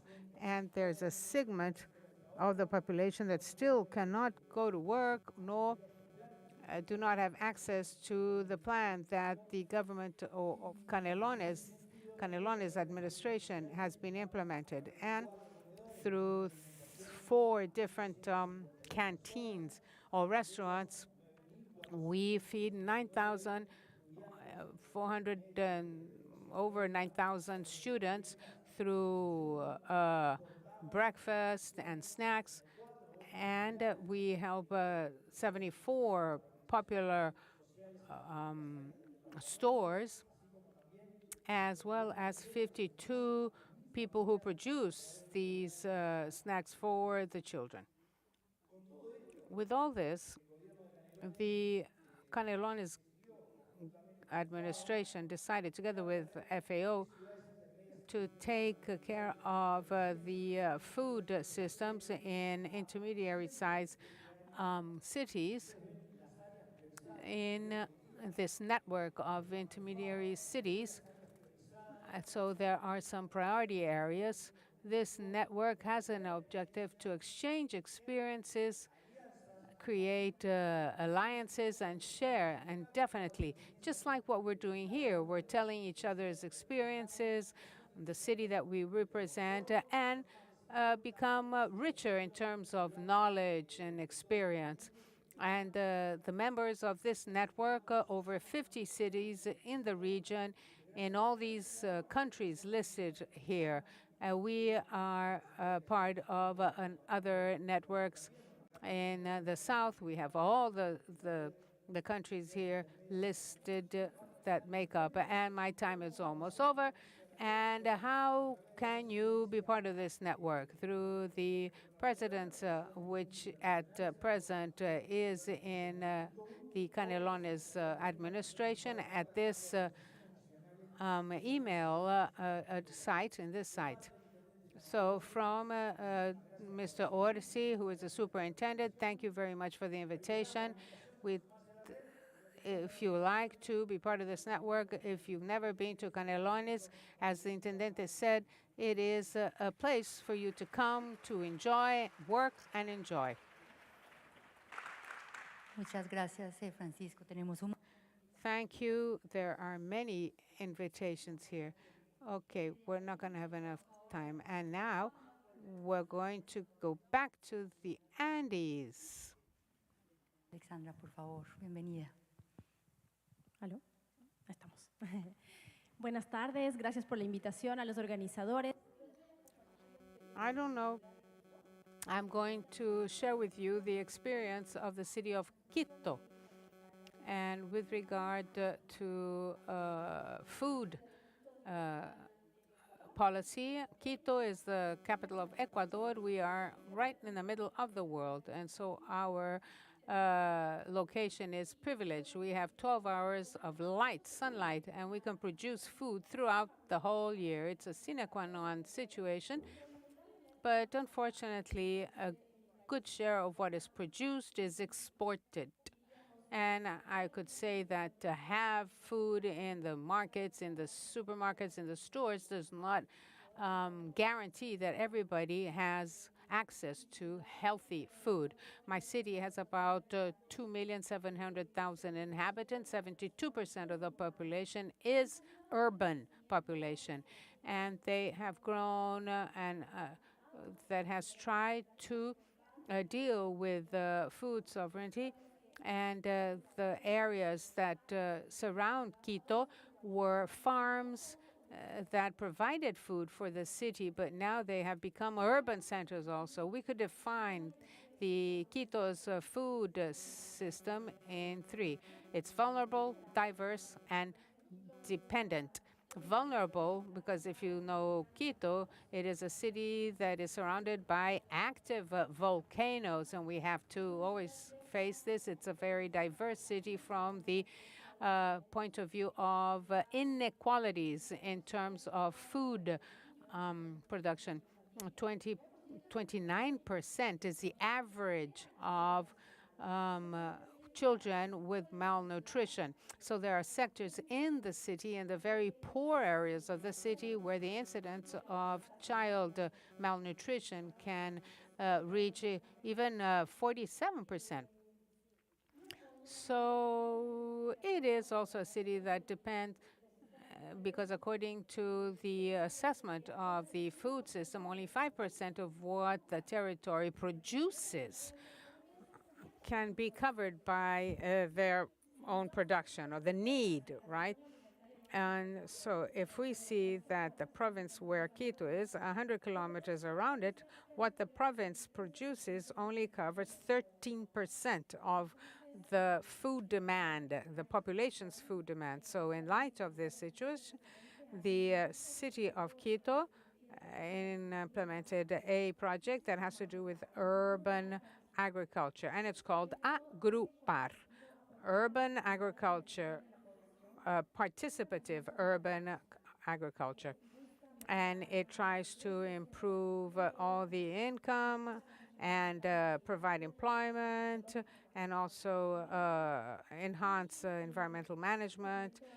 And with time, this project implemented a commercialization system, and the production surplus were interesting, and they would cover the small farmers and their families. And so they generated surplus so they could be sold directly and also add to the citizens' food security.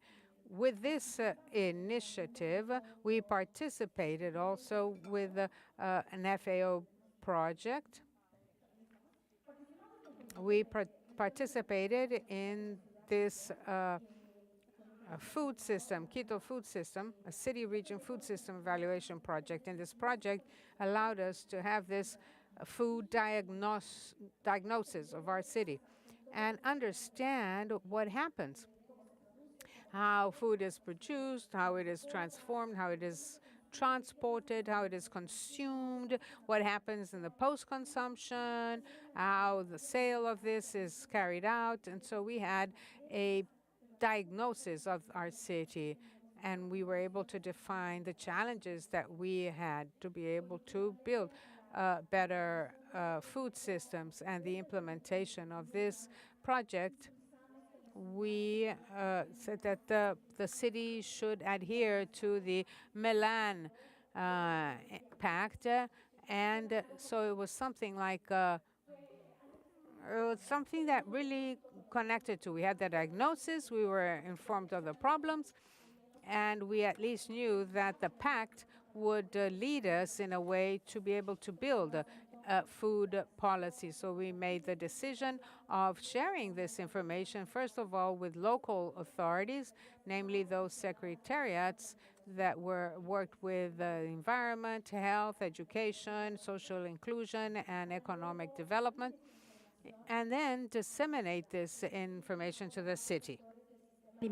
So we have spoken to several actors, local government, province, national level, and the civil society, the academia, and international cooperation, so as to include food in the public debate. So we decided jointly, let's build a food policy. And this was an interesting exercise. It took more than a year. We analyzed each issue. We considered each axis from the Milan Pact based on local and international practices. And that allowed us to set up a line. And based on that, we built a sustainability plan for the food system and then scale it up to a strategy. As you can see, in 2018, we signed the food charter for the city. And then in 2019, we managed to present the agriculture and food strategy of Quito based on the Milan Pact, on the strategic pillars of the Milan Pact. And that strategy was used as the basis for us to advocate this with the public policies. We integrated food inside the resilience strategy of the city and the update of the climate change charter and the territory master plan that we have in the city, and as part also of the city prospect for 2040, how we see our citizens and our city in the future. This has been a plural, beautiful exercise based on the idea of finding ways to fill in the gaps in the city. And at the same time, we had different stakeholders with different polarized points of view getting together, and we based our discussions on consensus. We participated in different city meetings at the national level. We invited them all to build their own food policies based on the Milan Pact. Thank you. Well, thank you very much, Alexandra. I believe we have some very valuable initial messages from the first panel. Let us then sit back with the audience and let's give the floor to the next panel members. Thank you so much for your generosity in sharing with us your ideas.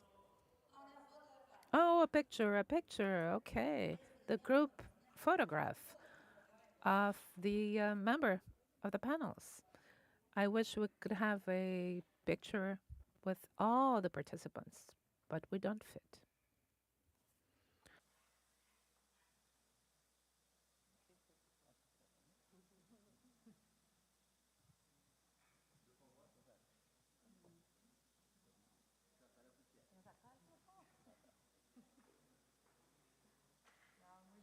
Gracias, excelente. Gracias. Y ahora invito, por favor, a I'd like to invite now Elizabeth Moura, the coordinator of the next session. She will be introducing the panel members for the next session. Thank you so much, Sarah. It's a pleasure to be here with you. I'll be speaking in Portuguese. I apologize. We have so many partners. I'd like to call on to the stage to continue on the discussion about city-to-city cooperation and how we should face challenges, especially in the Global South. I have the pleasure to invite Manuel de Araújo, Mayor of Quilimane. Hello, sir.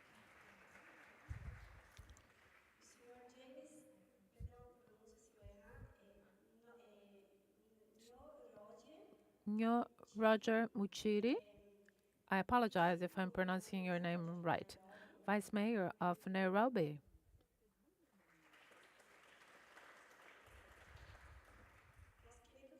Our dear friend Alexandre Ramos, manager in the Executive Secretariat of Urban Agriculture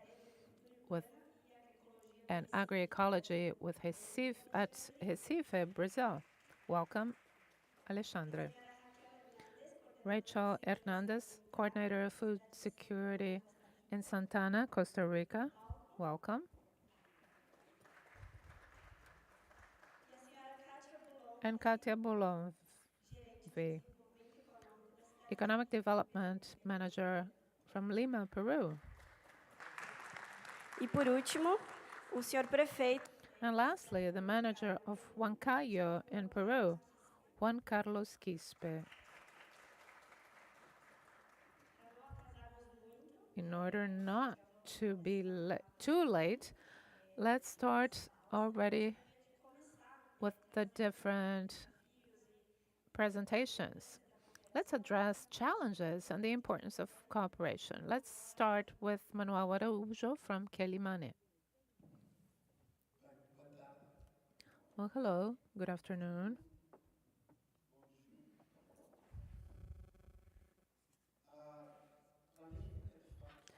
It is a great pleasure for me to be here and to participate in these sessions for sharing experience. Should I speak in English or Portuguese? Okay, Portuguese is excellent. So as I said, it's a pleasure and an honor to share with you our experiences, especially in this forum, which is a multilateral forum with small, medium-sized, and intermediate cities in Africa, in Central America, and in Latin America. First of all, I should say that for a municipality like that of Mozambique, which is a coastal city on the sea, it has 10 provinces. Quilimane is the capital of the province of Zambezia, which has 6 million inhabitants, and Quilimane has 400,000 inhabitants. It was built in a swamp, in a swampy area. This is just to give you an idea of the challenges we face. Having been built on the river of Bom Sinais in a swampy region, we face specific difficulties derived from the geographical positioning of our city. We are one of the most vulnerable cities, in not only in Mozambique, but in Africa. So we are about 400,000 people. This is a very important exchange of experiences. We've been facing difficulties like as a global south city that does not pollute that much the environment, but that is strongly affected by pollution. We are having 3 to 4 cyclones a year. And this is in a situation of great vulnerability. We've been developing different projects with the aim of overcoming difficulties that are inherent to our geographical positioning. And we've been learning from others, as is the case here as well. We are members of the ICLE, one of the largest associations in the world. It joins local governments. I am the vice president for Africa, but we are also part of other organizations like UCLG and Compact of Mayors and the Global Parliament of Mayors. And we've been taking our experience there. In terms of food systems, and this is why yesterday we received this award. This is because we implemented a project to face 2 problems. One of them had to do with environmental sanitation, and the other had to do with the high levels of malnutrition. So about 53% of children in the province are malnourished. So just think about the consequences of this event, not only for the present time, but for the future. If more than half of our children are undernourished, that means their body mass index is far below what it should be.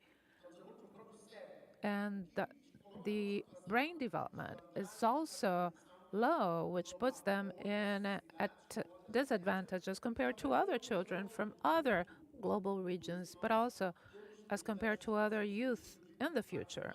That is why we've been making an effort to participate in this forum, to give our contribution so as to fill in the gap and decrease the levels of malnourishment, so as to have healthy women and children.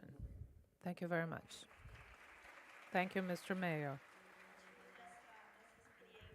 Starting out from that experience where we stress the importance of advocacy, which is pivotal for networks, I'd like to call someone else who acts in networks and is important in city-to-city cooperation. Mr. James Mutidi, the Deputy Governor for the city of Nairobi. Yeah, my name is Njoroge Mushiri, and James as well.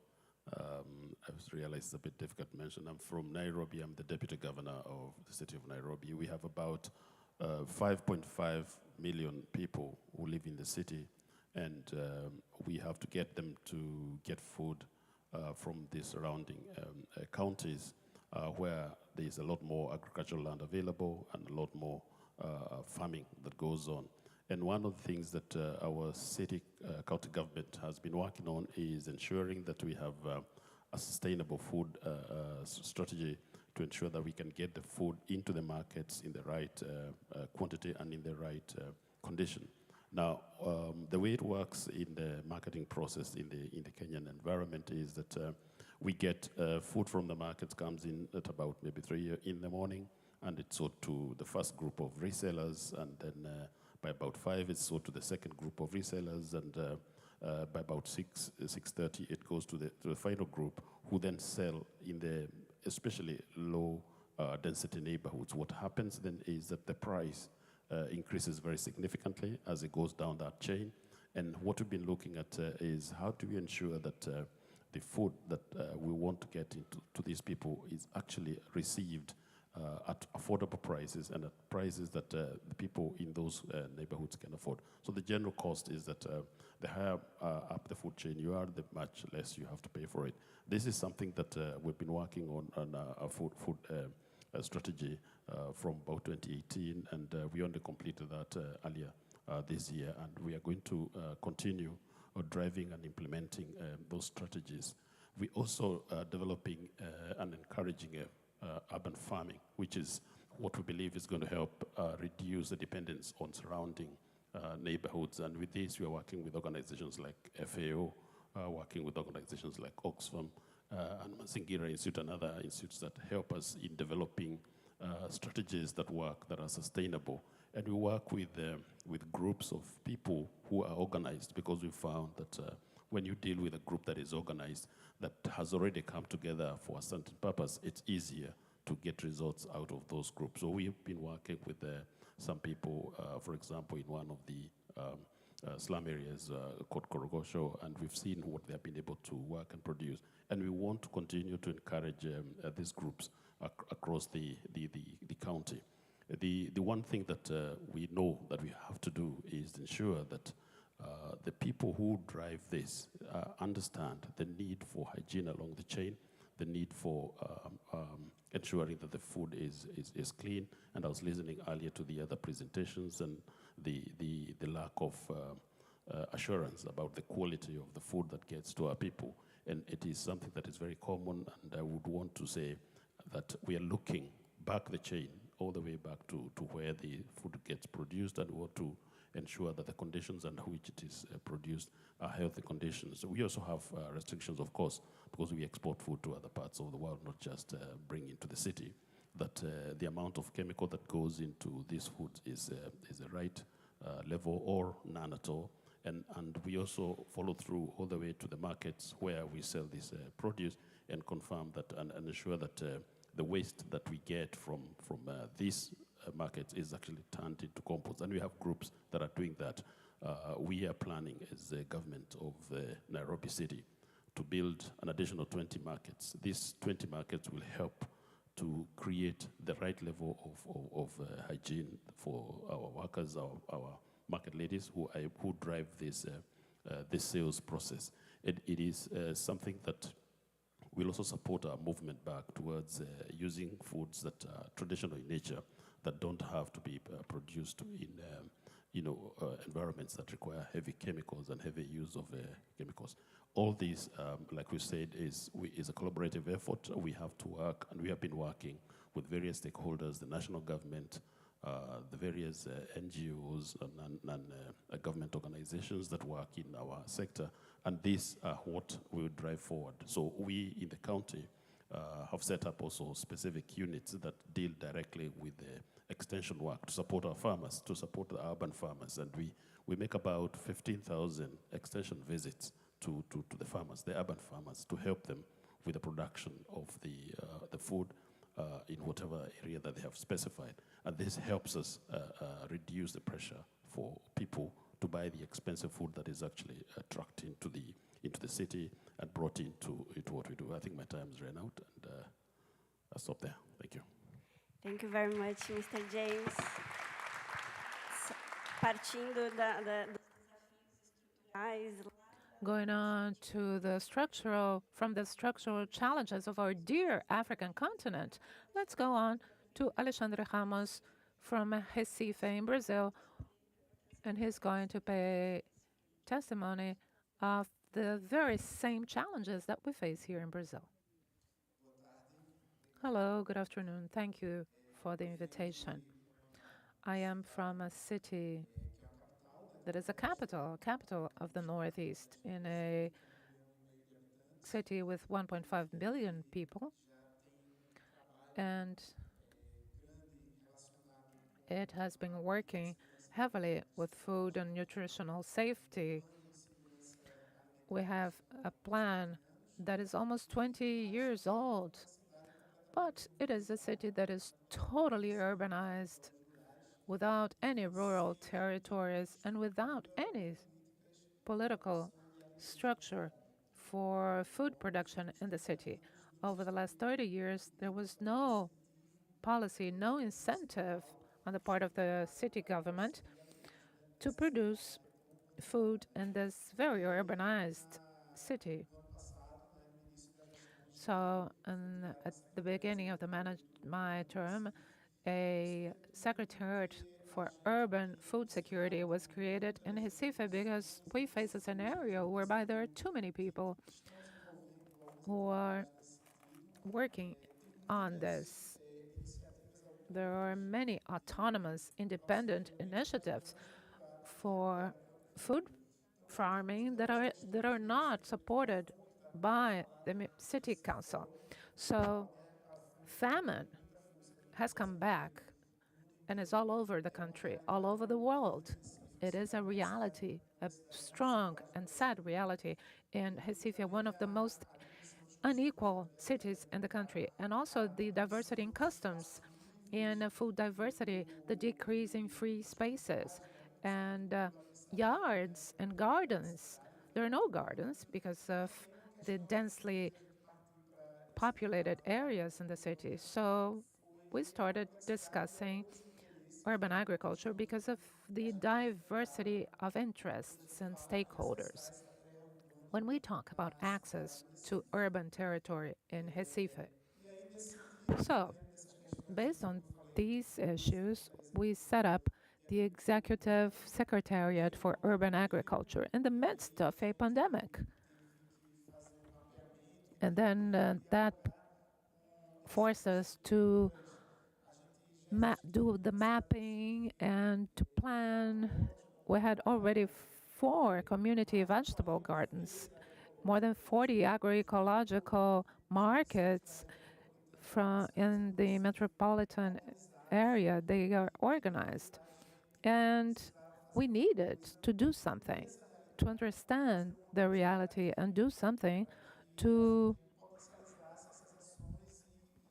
enhance these actions and replicate and build new ones. So we did this mapping of actions, structures, groups, and potentials.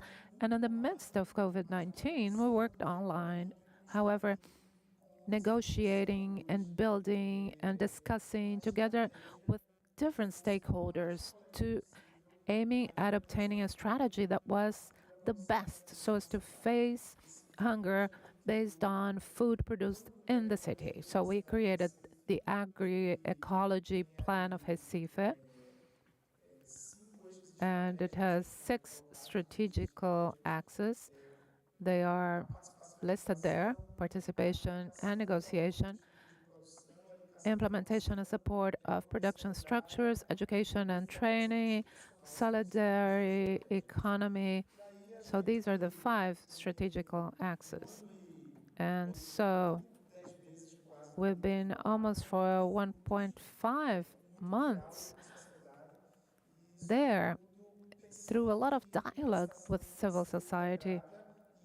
We've realized we have to have integrated multi-sectoral actions with state and municipal governments, and also with initiatives on the part of civil society. We have a partnership with the city of Recife, trying to set up 15 vegetable gardens in an area that is highly vulnerable. We had 500 as the goal, and now we have already 600 built, so as to face the vulnerability of these people. So we have this discussion about intersectoriality and the local perspective, thinking about metropolitan strategies and this international dialogue. After 2 years of work, we're already signatories of the Milan Pact. So we have this work with Lupa. We are one of the mentor cities of Lupa, working on different topics. Thank you, Alexandre. The last slide, please. Os desafios. The challenges. I think that a large city needs to strengthen the financial support to these populations, and also the timing for planning, which is not necessarily the same one as hunger hits. And so we have to produce food in the city more quickly. Thank you, Alexandre. Now to continue without any further ado, I'd like to invite Raquel, Food Security Coordinator for Santa Ana City in Costa Rica, to talk about the importance of cooperation. Good afternoon. Good afternoon, everyone. This is Costa Rica. I represent the municipality of Santa Ana. This is an agricultural city, but with accelerated urban growth.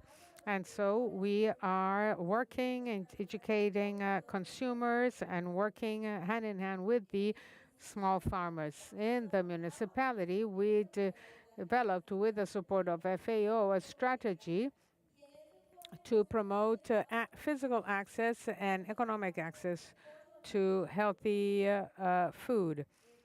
And so we count with small family farmers, family agricultural production, teaching, training, and providing tools for them to deal with climate change so that they can produce and reduce the use of agricultural pesticides, and working with the consumers, providing them a innovative nutritional training, and so that under this focus we can achieve a chain of healthy food production. So the community vegetable garden was created, organic food production, and we also work school vegetable gardens, a group with children, and also worked with the first 1,000 days, following up doing the antenatal care for pregnant women. And our strategy that involves the how we deal with the food waste. The food should have a name and a face to it. So we should appreciate and value the small farmer, but also the food that is produced. There is a family that works behind that plate of food that people have before them. And there are small local stores where there is a store for solidary supply, and includes the different types of farmers and producers, and with the help of the local government, articulated by the different organizations such as the Ministry for Agriculture and different levels that are present. And this work that we do,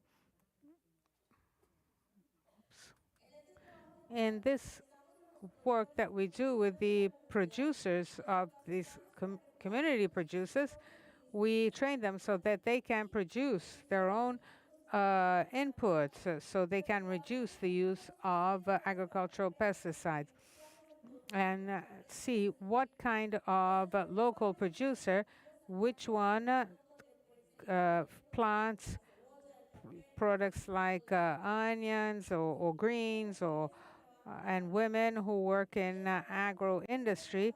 And that is why we have developed in these schools and College of Agriculture, there should be a community that implemented 20 units for the production of greens with rainwater, and for the help to help families that had problems during the pandemic. We also developed strategies so that we can see the days to spend on the farm.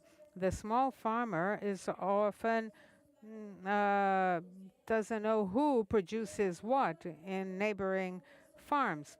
And so they created an association of sustainable producers and farmers.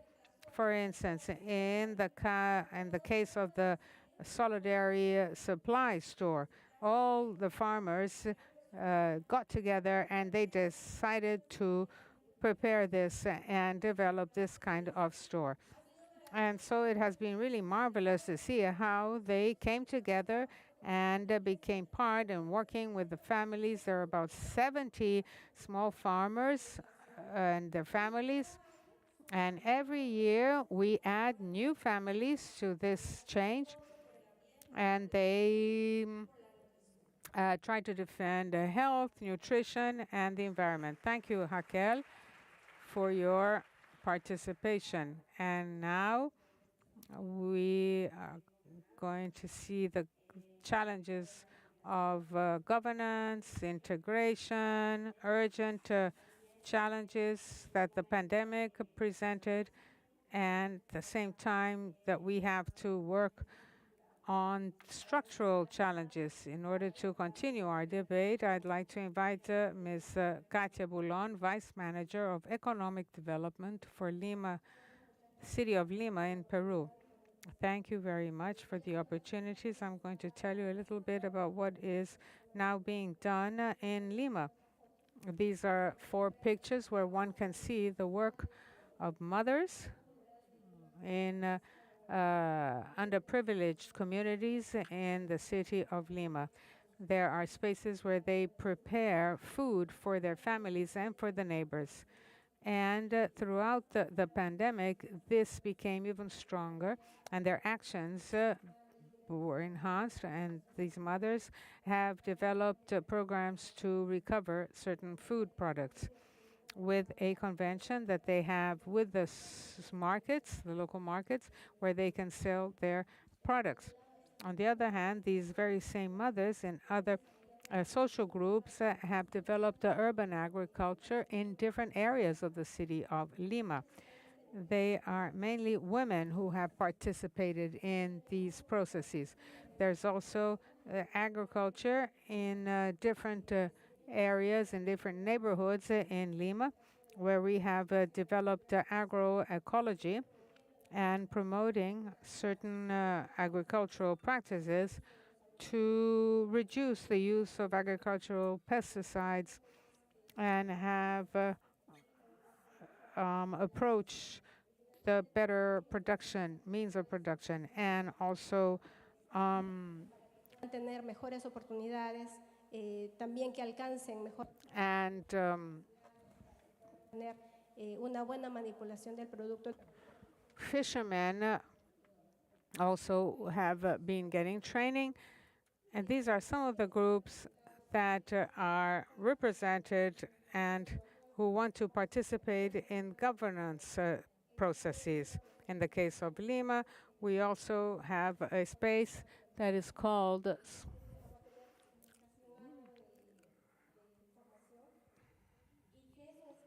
and this is a space that allows other people to invite other actors with whom they are debating the food system and creating public policies that will meet the needs of these vulnerable groups and that make up of an important share of the food system. We believe that they should also be represented in this council. And the group of the networks today belong to this. And they're going to participate in a process that we are beginning in order to create and better ordain the food system. And the small farmers participate also through a strategic platforms, and these platforms have been developed through civil society, or have the support of civil society.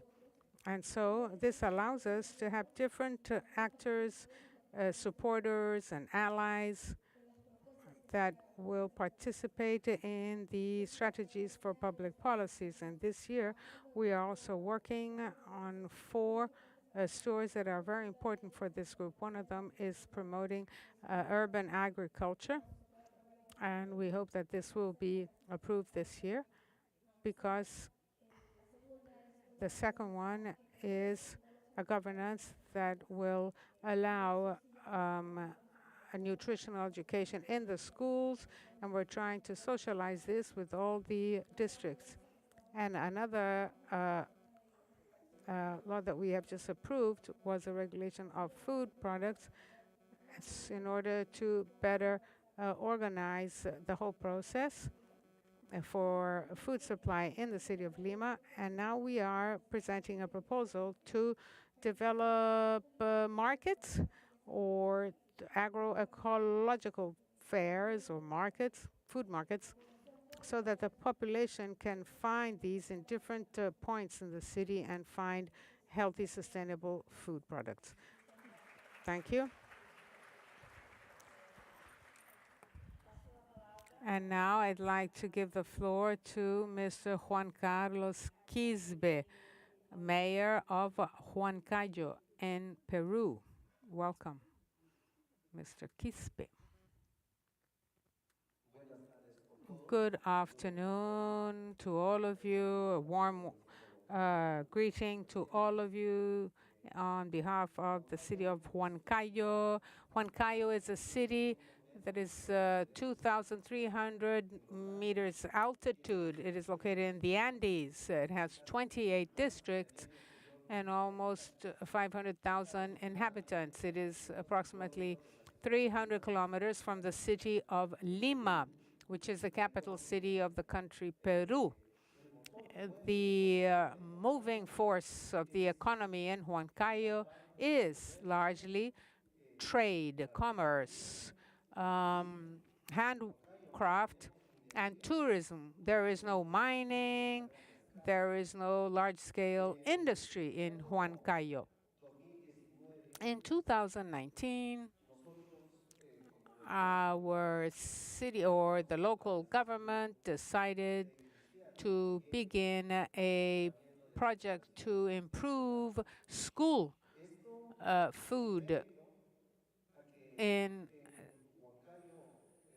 greatly due to the fact that in Huancayo there is the large share of the population that lives in poverty and extreme poverty. And we know that our peasants, men and women who work the land, often times invest in planting, but are not able to recover not even half of what they invested in the field. So much so that the kilo of potato does not even buy them or get them 10 cents of a dollar. There are no opportunities. The vast majority of our peasants are illiterate, high rates of illiteracy. And so as the local government, we decided to give this peasant the opportunity to explore the peasant, because it's the intermediate, the middleman that wins. There are no markets where they can sell at a fair price their products. In December, we began the building of a wholesale market, the largest one. After the market in Lima, this will be the second, 13 hectares, and we hope to provide the conditions for these peasants to sell their products at a fair price. We have this food program, school food program, that we implemented in 2019, initially to benefit the students, because there are many students who go to school without breakfast, and they have many health problems. So we decided to buy greens and produce and potatoes. Huancayo has over 400 varieties of potatoes. It's an ancestral where machines are not used. Everything is manual. with the hoe and they don't use any pesticides. Native potato is very natural and with many nutritional benefits. We began with 35 educational centers. 2,500 children benefited from this program, and even more, there was a direct support to the peasants and the farmers. And so we are being very careful. We train them, we train the sellers, we train the small farmers in this case, and we're also focusing on production, the production that is becoming increasingly stronger. First of all, the native potato should have a place in the parks, in the markets rather, and part of the agroecological. Another municipal ordinance established that we should prioritize the consumption of native potatoes. And another municipal ordinance will also be approved so that all these programs remain in the future. Because oftentimes, the administration changes and then all the plans change and people decide to do something completely different. And I'd like to conclude by saying that to improve, to ensure the good nutrition of our children and our elderly will depend on political will. And our dreams be less dreams and turn into reality. And the reality is that we have to fight so that we can achieve zero hunger. Thank you very much, Mr. Mayor. And I'd like to open the floor to one question from the... No, okay, no, I have to call Natalie. Thank you very much to all of you. Constraints, and in respect to the next panel coming up soon, we're going to close here, thanking the cities. Please go ahead and a picture.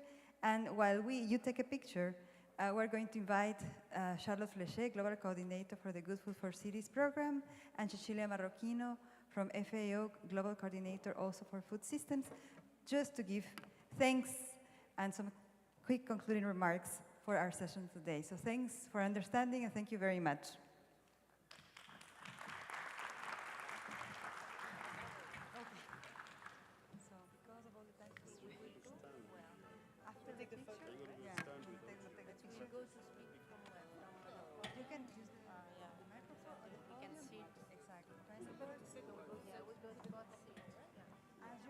You can even sit with us if you want. Yeah, we sit with us because you introduce us.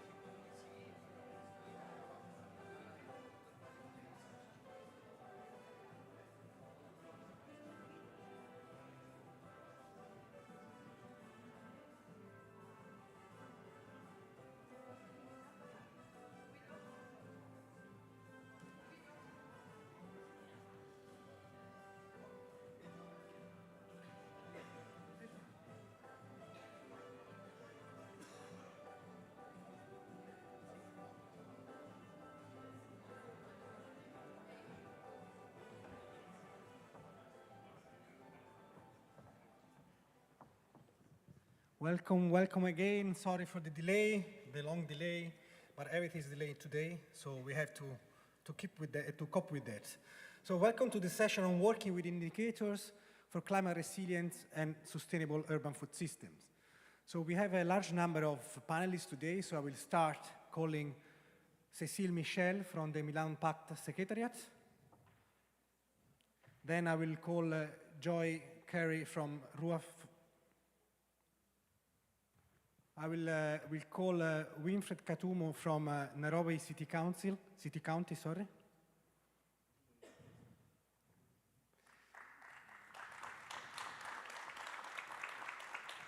Sam Ikwa from Mazingira Institute, Nairobi.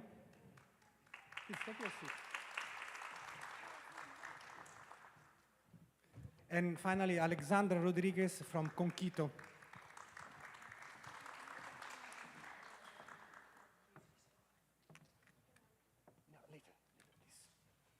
Okay. So I will now leave the floor to Cécile to make the introductory remarks.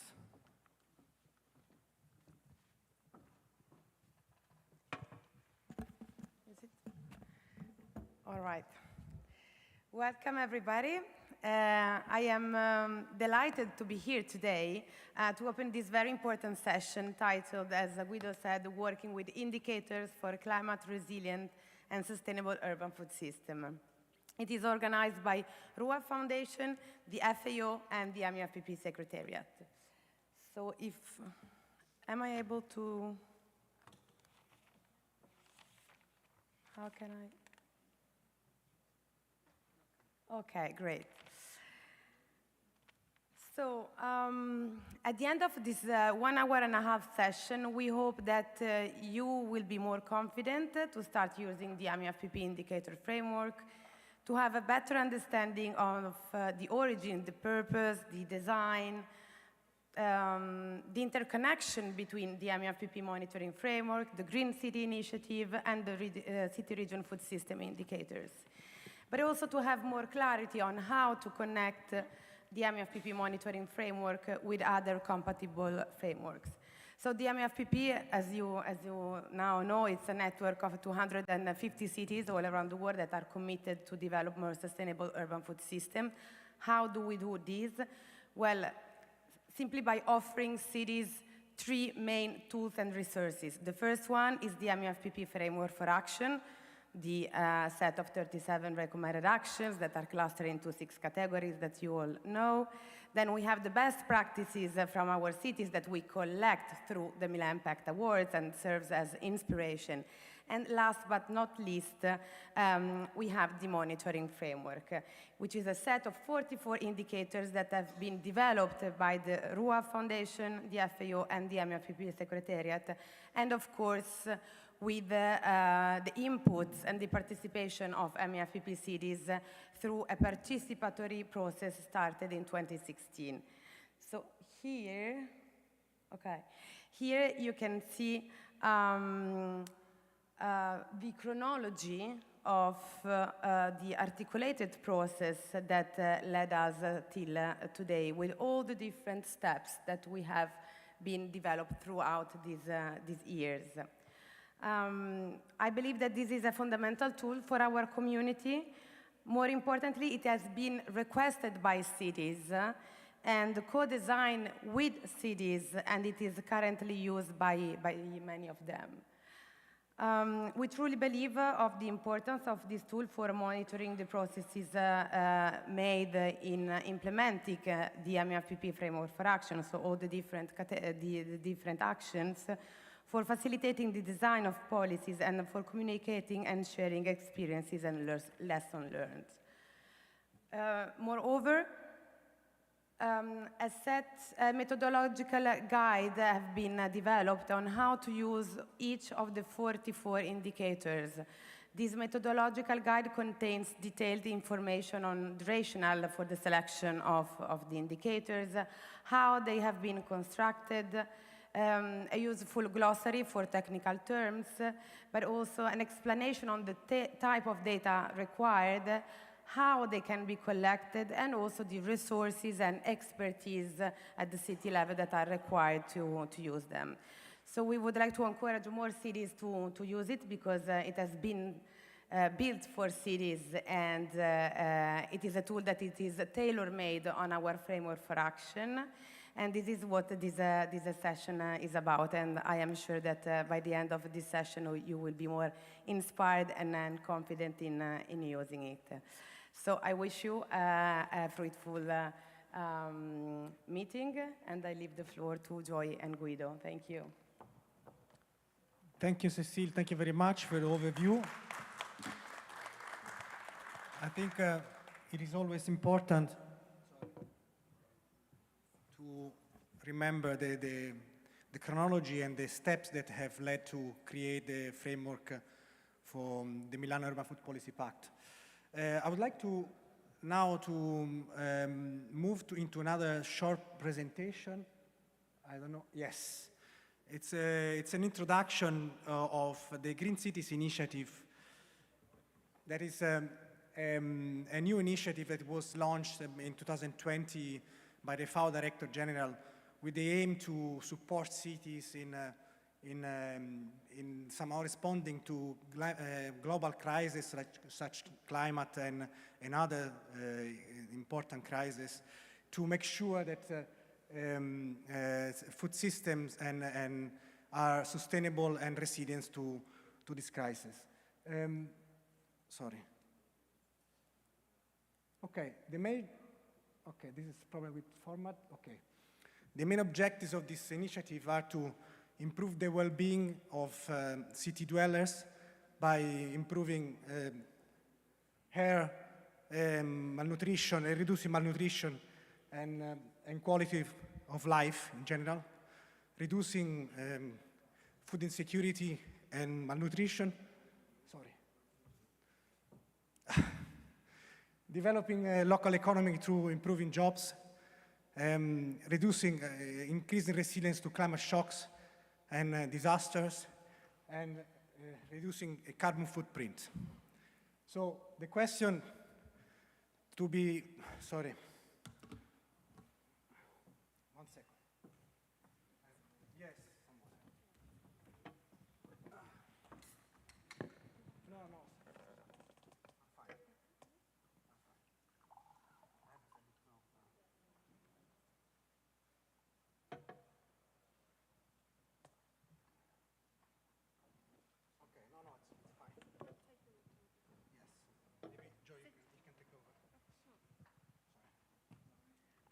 So we'll wait for Guido to recover, drink water and just rest. It's been a long day for everybody.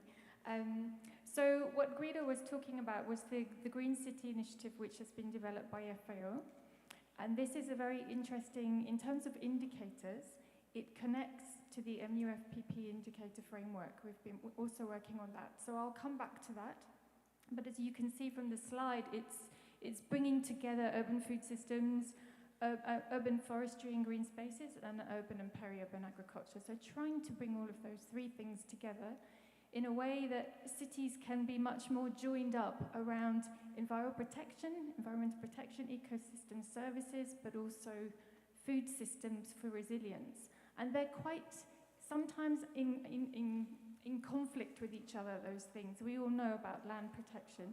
So this is trying to find a way to support better integration for cities on that. So I'm going to move on. Let me just take this.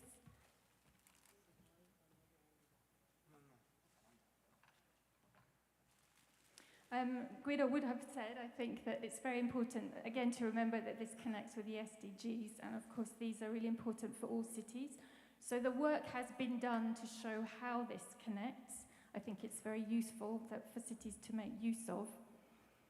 And coming back to why do we need more indicators from the Green City Network in addition to what we have in MUFPP, I'm going to cover that in a minute.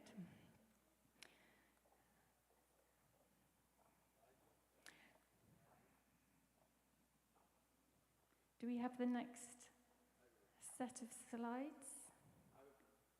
Thank you. Okay, so I'll just introduce myself.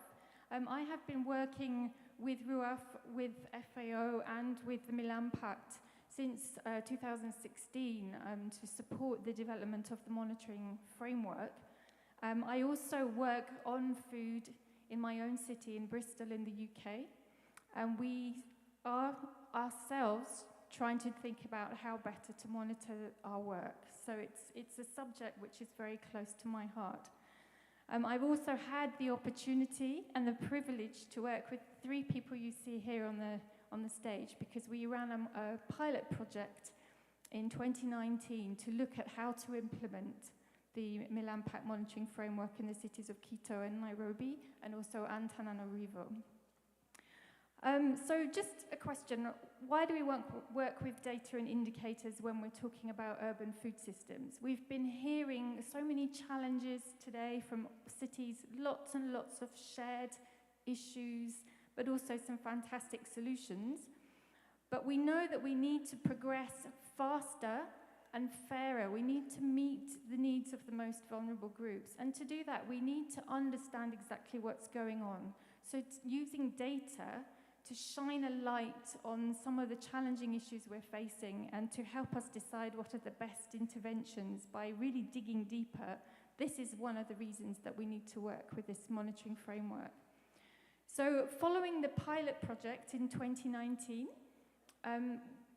based on that, we developed a practical handbook and a resource pack. So any city that wants to start using the Milan Pact framework, monitoring framework, has additional resources now to help to see how to use it. This is all available online. It's been designed by cities. Here we have 2 out of 3 who've done particularly recent work on it. We have a simple 5-step process to work through when you're starting to use the monitoring framework. There's a clear, logical methodology that should be customized by every single city. These indicators, the 44 indicators that exist, are still fairly general. Every city should take a look at those, but then work out what's going to be best for them. And we know that we have this city-to-city learning through the MUFPP, and there are these online resources. So trying to make it as simple as possible for every city to start monitoring, if you're not already.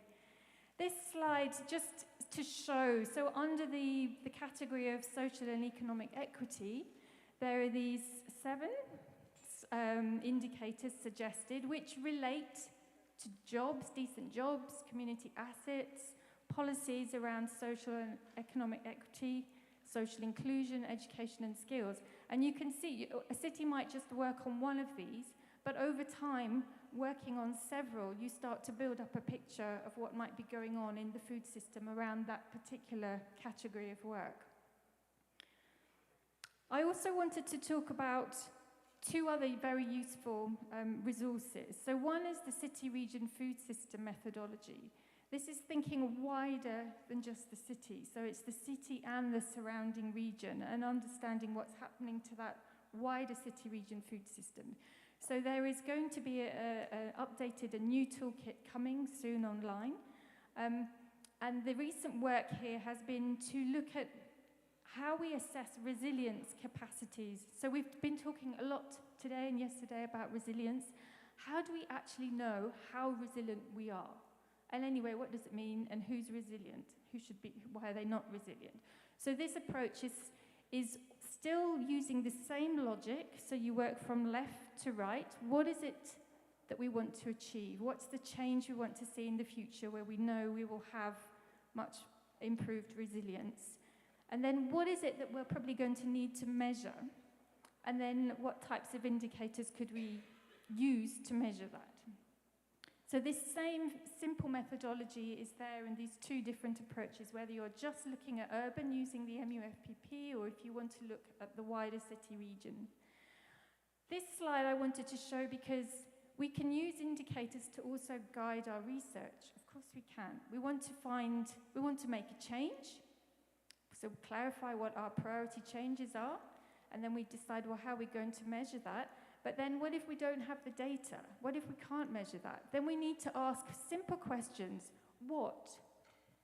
So here, what risk-sensitive agricultural practices have already been used if we're trying to give farmers the knowledge to be more resilient in the future?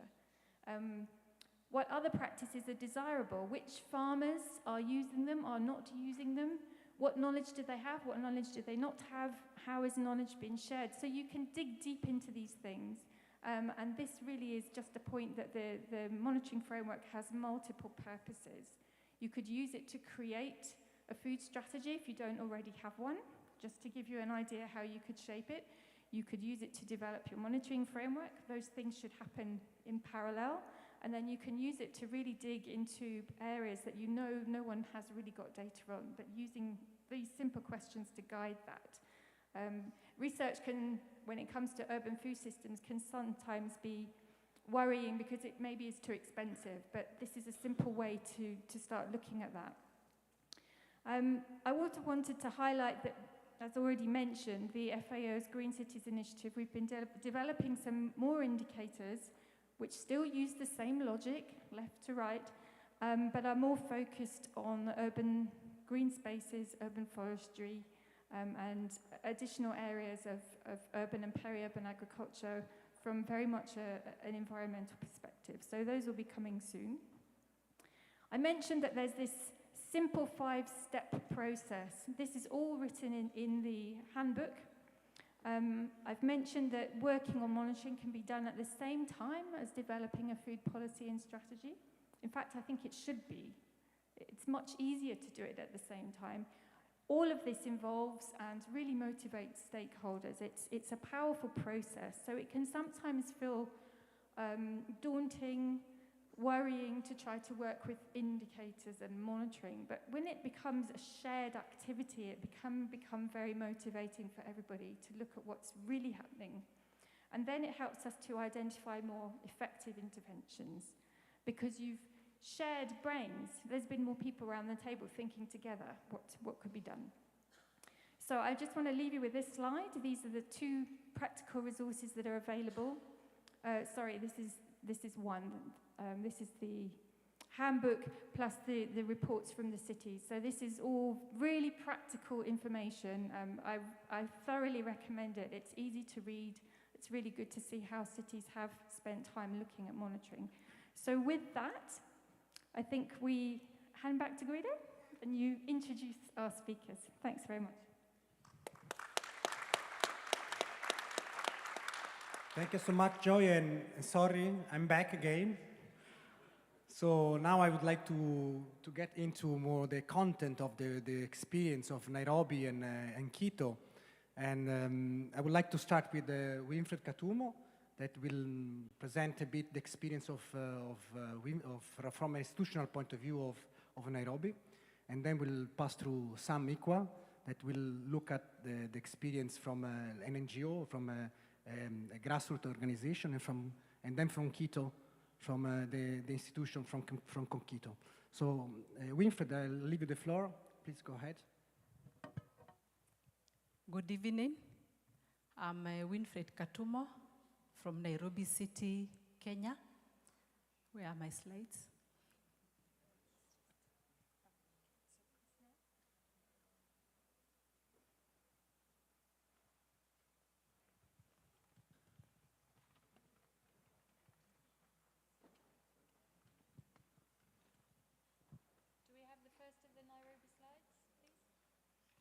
Yes, please. Okay. We are talking about working with the indicators of Milan. As I said, I'm Winfred Katumo. I'm the MUFPP desk officer in Nairobi, Kenya. Next. Let me go on here.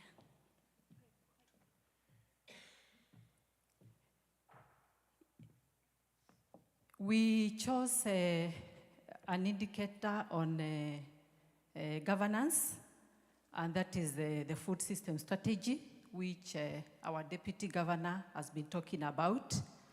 And this is to ensure that we have an environment which is good and effective for action. And the outcome of that indicator is that the urban food policies, the legislations, the strategies, to make sure that they are integrated in whatever we are doing.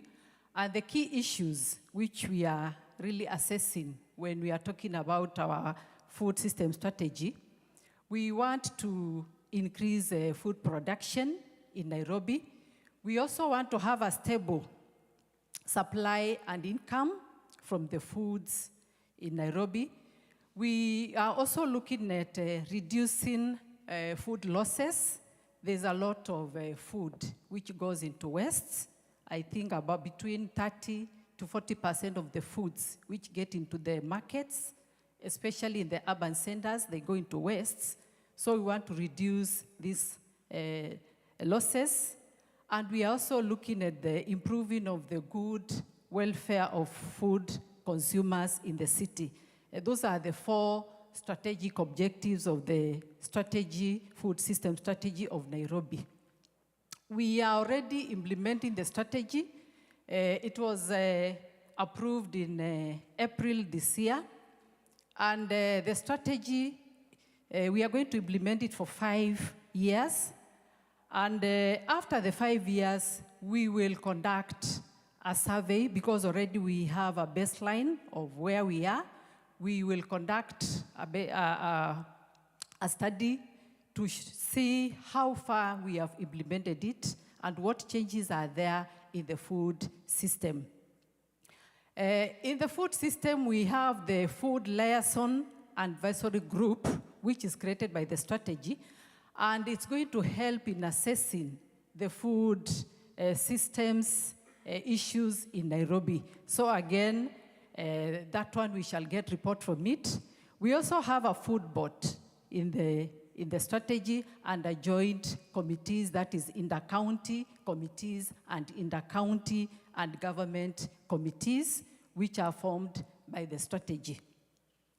When we will be assessing the achievements of the strategy, we will rely on our annual reports.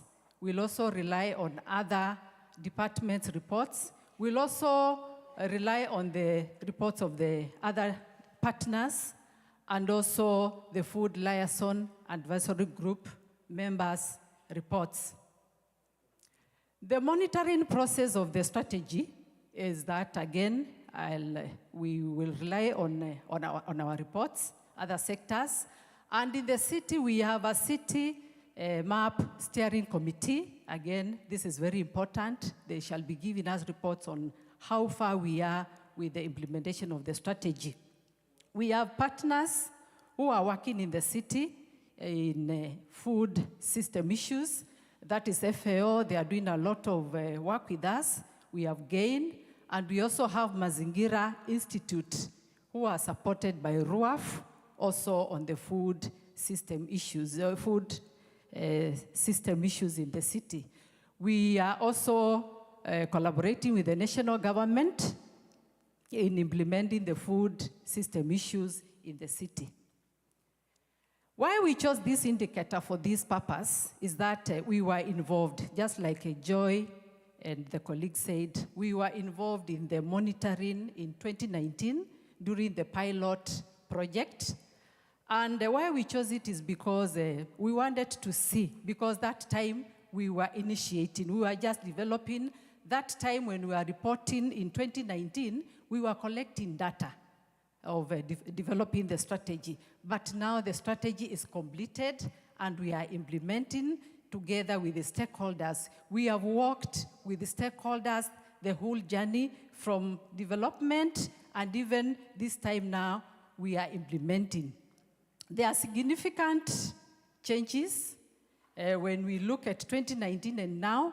I'm saying that we have already completed and we are implementing. The document is guiding on issues of Nairobi food system and including the waste management. And again, we are saying we have involved stakeholders all the way.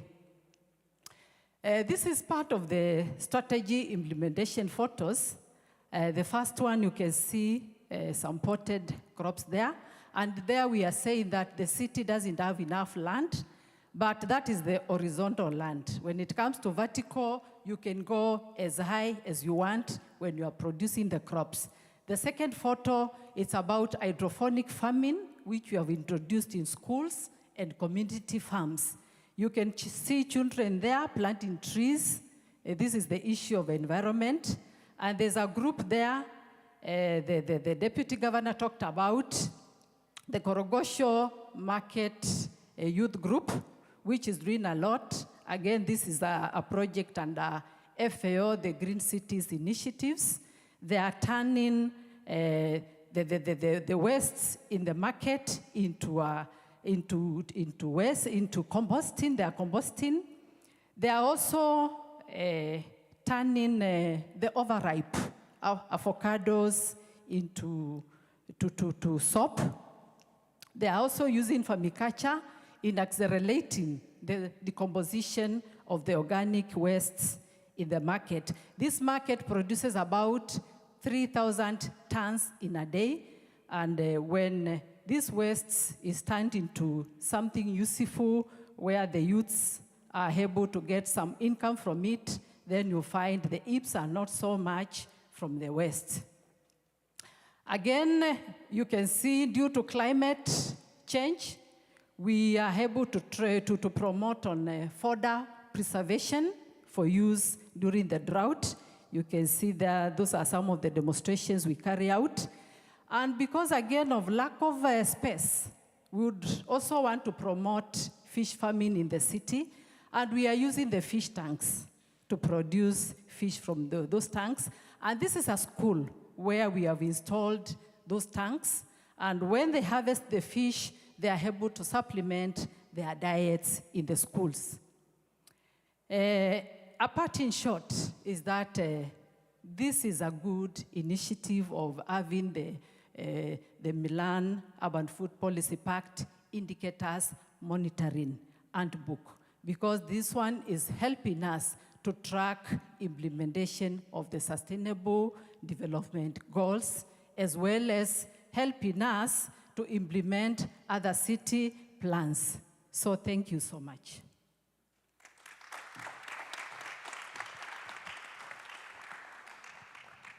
Thank you so much, Winfred, very insightful.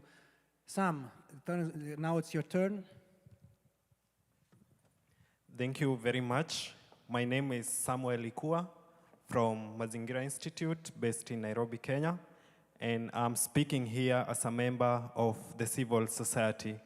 And first, to start with, I would like to say Nairobi is one of the leading cities globally, if not the best, in terms of policy and practice in urban agriculture. In terms of policy, it has an Urban Agriculture Act that not only promotes urban agriculture, but also regulates it for public health and the environment. So looking at both dimensions of urban agriculture. Also another policy, it has a food system strategy that is guiding the city implementation in terms of food within the next 5 years. In terms of the practice pillar, it has over 200 staff in the agriculture department, not to mention the departments within crops, livestock, veterinary services, and also the food systems directorate, and also the institutional mechanism on involving the civil society through the multi-stakeholder platform.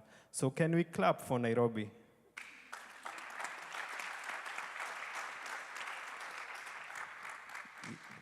Thank you very much. So I'm going to start with my presentation on how we have worked closely with the city government of Nairobi on piloting the MUFPP indicators.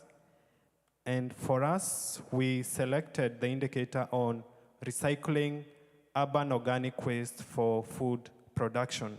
And why did we select this indicator? Cities have high population, and thus major cities produce about 2,000 tons of waste every day. About 80% of this waste is dumped in open landfills, dump sites, And about 60% of the waste deposited in the landfills is organic waste. So why should we have organic waste lying around while it can be reused in urban agriculture and also contribute to agroecological food production? So the key issue that we wanted in this indicator was to strengthen urban-rural linkages through organic waste management and having it reused in food production, and also to have this thing contributing to climate resilience, to clean environment. And organic waste is not just the compost, we are also using manure to, in terms of circular economy, to plant crops.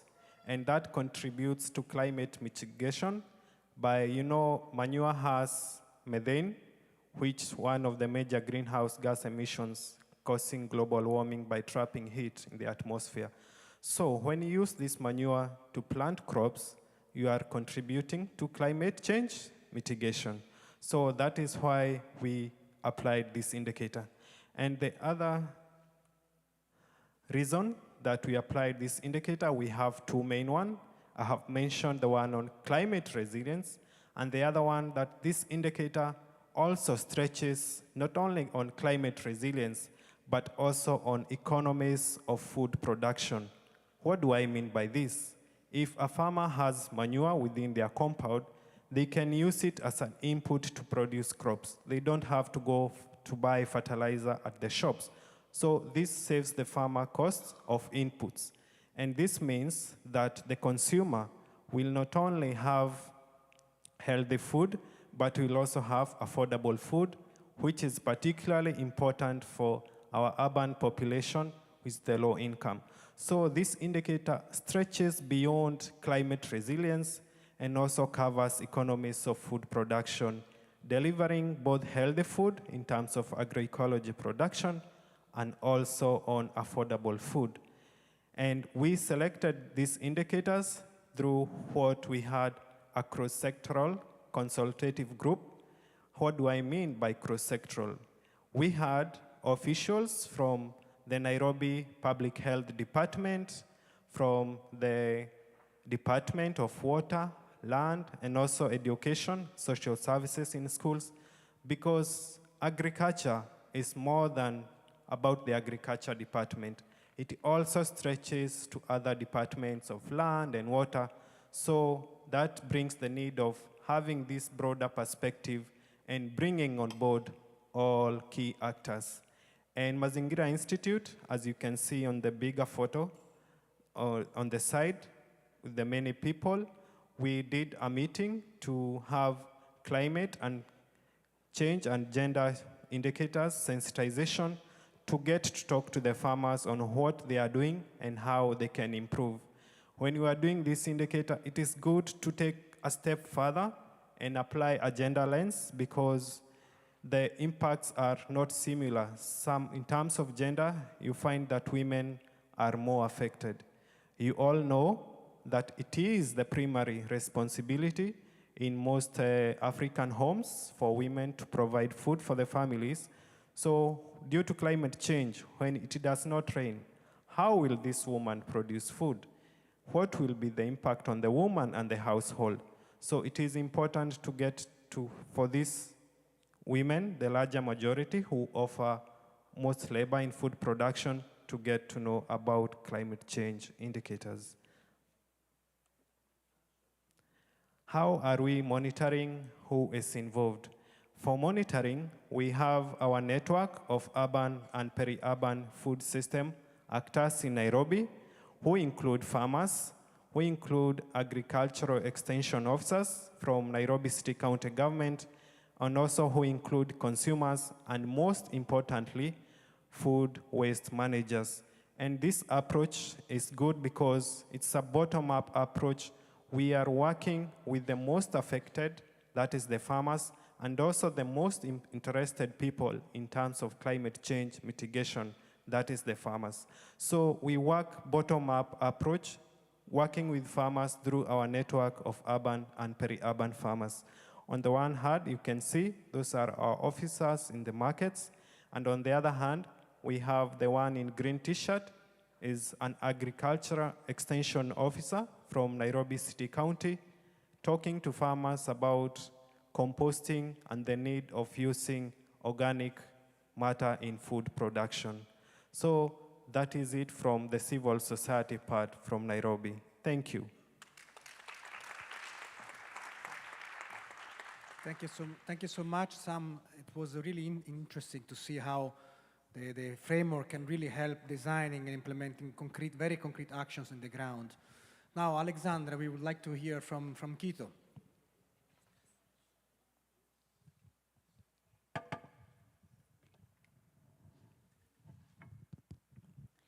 Buenas tardes, buenas noches. Good afternoon or good evening. Thank you for the invitation. Greetings from Quito. Well, we took part together with RUF, FAO, and the Milan Pact in the project for selection of indicators. First of all, the long list and the short list, and then we were part of the project for the implementation of the monitoring framework for the Milan Pact.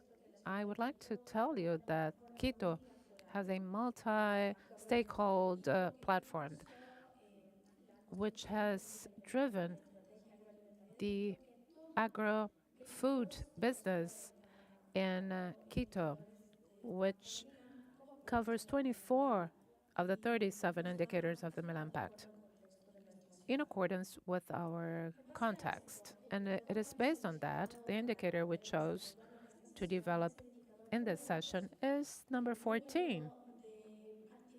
The number of activities implemented in the city to promote the adoption of sustainable diets. That is the axis sustainable diets and nutrition.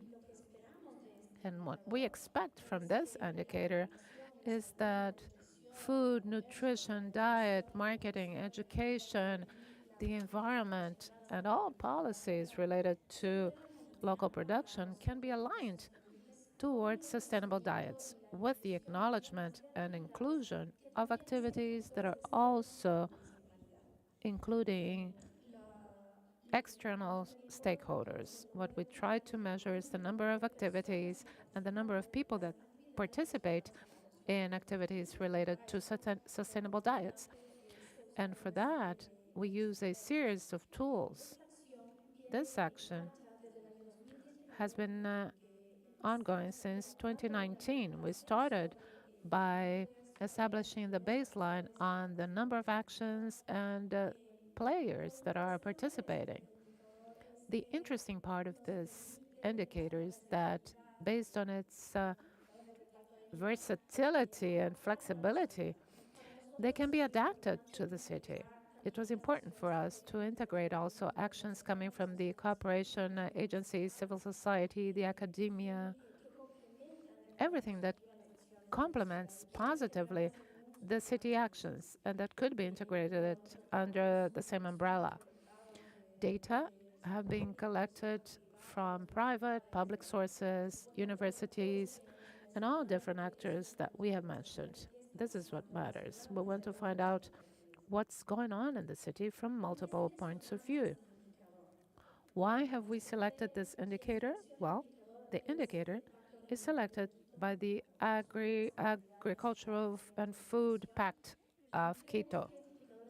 We believe this indicator is wide enough to integrate aspects related to the climate and social inclusion. As part of the focus, food. And this is not very common. Climate justice and food security are seen separately, but we thought it would be interesting to integrate both under the same indicator. On the other hand, it allows us to improve connections between sustainable production and responsible production. And we wanted to build a local concept in terms of what is sustainable diet in the context of Quito. How are we integrating criteria that provide value to this concept? Can we go beyond the meaning of producing locally or eating fresh produce? What about agroecology? What about fair processes with human being and nature being diverse, considering the crop season, thinking about our city and our country that may produce products throughout the year? How can we ensure food sovereignty and food security? How can we exercise that? Providing the right to food from the city. And this indicator allows the generation of analysis and understanding of the problem from different points of view, because we're integrating several actors, and it provides value to the implementation of our food policy locally. In addition to that, it allows us to have a rationale that will guide us towards other indicators, integrating the sustainable diet concept from the point of view of other initiatives promoted by the municipality itself, which was not understood in the past. What have we achieved from this monitoring? Well, it is monitored once a year, as I said. The baseline has been established at 2019, and every year more actions are being integrated for the analysis. The mapping of actors was the baseline. We divided ourselves in categories: private players, public players in different levels of government, the university, civil society, the cooperation organisms, and trade, very much related to food. Free markets, street markets, restaurants, we don't want to find out what they are doing. Lack of information might be primary, secondary. The analysis may be qualitative or quantitative. And the data obtained will allow us to analyze the number of activities and the number of people that are taking part in these activities. Very briefly, the results we achieved as a city.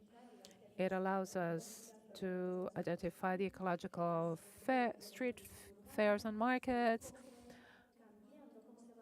agroecological fairs, organic small markets. It transforms production in the urban area.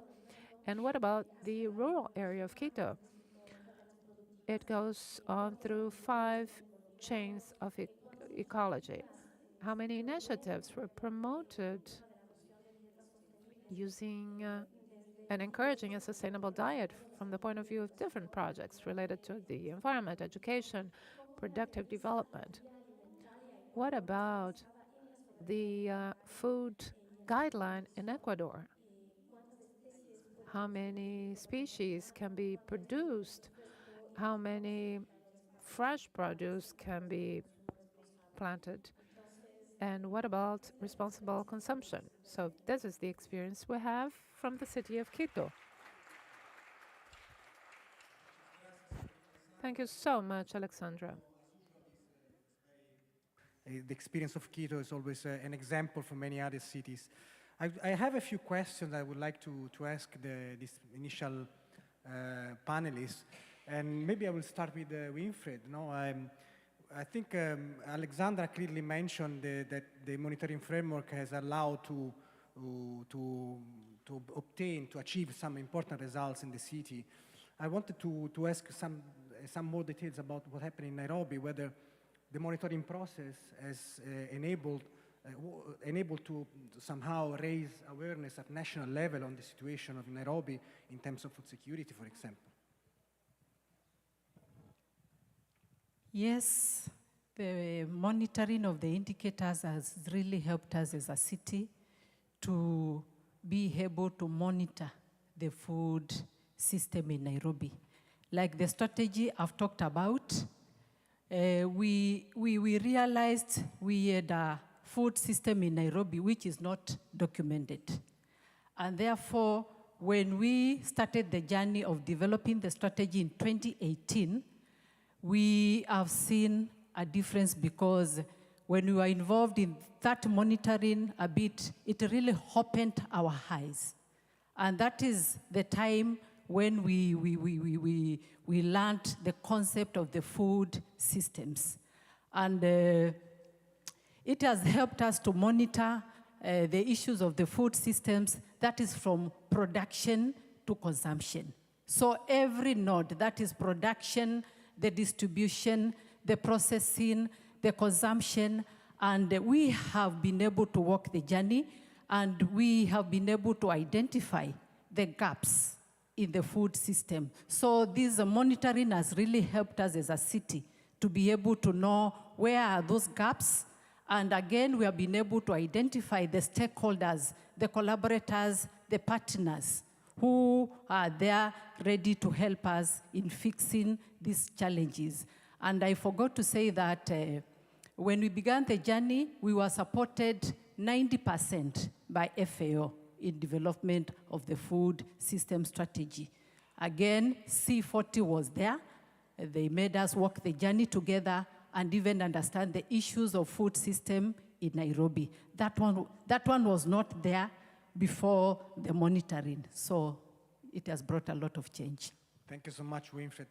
Sam, I would like to ask you about the challenges that you have been facing in the monitoring process, and how did you overcome them? Yes, thank you very much. So in terms of monitoring, first you have to be organized for the farmers, because civil society is the linkage between the government and the farmers on the ground. So if you find the farmers are not organized, they do not know what is being monitored, that presents a challenge. And that's how Mazingira brought in the concept of self-organization of the farmers through our network of urban farmers. And before we even do the monitoring, we sensitize them on what we'll be monitoring them on. That's why you can see we have been holding regular meetings on these thematic areas. We have climate change indicators, we have gender indicators in relation to the MUFPP. So you sensitize them on what they will be doing, and then after they know what they should be doing and organized, then you can do your monitoring. Otherwise, if that is not done prior to the monitoring, then your efforts to monitoring will not be very helpful. Thank you so much. Maybe I will ask the same to Alexandra. Nosotros hemos tenido que We had to face the fact that not all public institutions have data and information that is up to date. It is incomplete, it is not aggregated. The bureaucratic timelines are not right. So what we achieved at the level of the municipality and at the level of the food pattern and those that can contribute in building and designing indicators involves emphasizing systemic line of thinking to understand food systems and how the level of information is important to feed into the indicators that we have designed and that we committed to measure as city. Well, another question regarding the use of data. No? So how do you use the data that you are collecting now, for example? Maybe it's open to all of you. I don't know who wants to answer.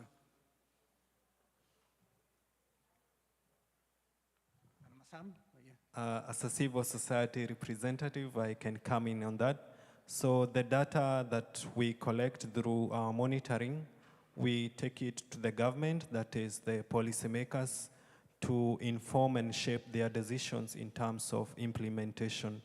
Civil society is mostly the linkage between the people and the government. So whatever data we have, we go and sit down with the city county government and inform them, yes, we have monitored, this is working, we have monitored, this is not working, you need to improve.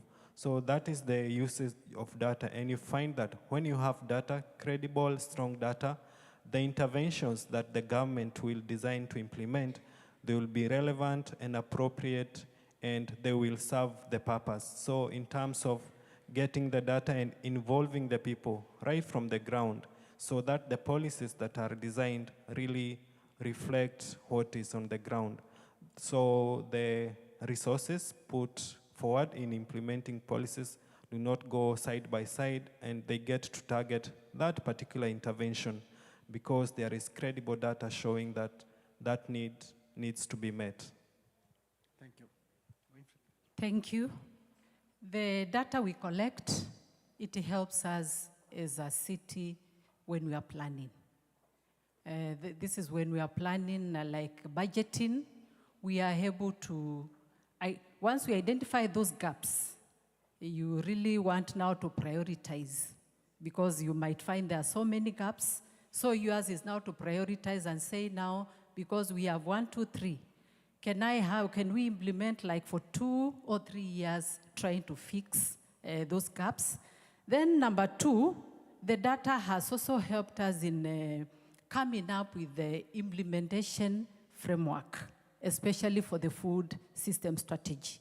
And there we have listed what we want to do, because we have already collected data, we know what is to be fixed, and that one is now like a shopping basket for us. When we get partners, they are able to come and fix themselves in the implementation framework. Number 3, we have also realized we need to monitor the food system strategy, and now we are coming up with the M&D framework. That is monitoring and evaluation plan, which again, Mazingira Institute, they are offering with ROAF to support us so that we can come up with that M&D plan, which will again enable us to assess progress of implementation. Thank you so much, Alexandra. Sí, a nosotros nos ha permitido integrar la alimentación en varios espacios que no pensábamos.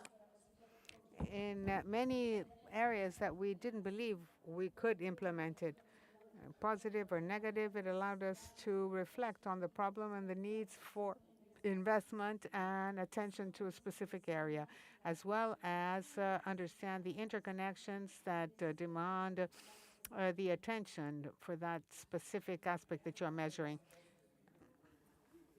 Which is quite crucial to initiate the monitoring process, and also related to the funding. So how is, for instance, how is it funded in your cities, this process, and what do you think is the best way to support this kind of exercise?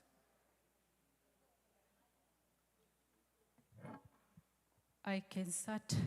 The funding bit is, as I said, you know what you want to do, what you want to fix. That one, first of all, now gives you room now to prioritize what you want to do. And because you cannot do everything in 1 year, in 2 years, once you prioritize, you give now yourself some time to implement so that you can see the change which you are desiring to achieve. Thank you. Yes, I'll also mention as a civil society person, in terms of funding, food is a baby for all of us. It's a baby for the government, it's a baby for the civil society and the development partners. And that's how we call for cooperation, for them to join hands together with us and support us with funds so we can be able to coordinate with the county government. And that's one of the areas we collaborate with other partners like ROAF and other global bodies like CGIAR, and that's how we get some of the resources to implement monitoring. Before we go to Alexandra, as I said, we have the monitoring framework. There we have fixed what is to be done, what is the budget. And currently, as the deputy mayor or the governor said, this is a new government and we are developing the county integrated development plan. And that is now where we put all what we want to do for the next 5 years. To implement this county integrated development plan, which now we are developing, it is going to be launched in January next year. Implementing this document, we do it every year with annual development plan. Again, that one now you pick what you want to do from the CIDP, you put it in the annual development plan, and then you make sure you put it in the budget.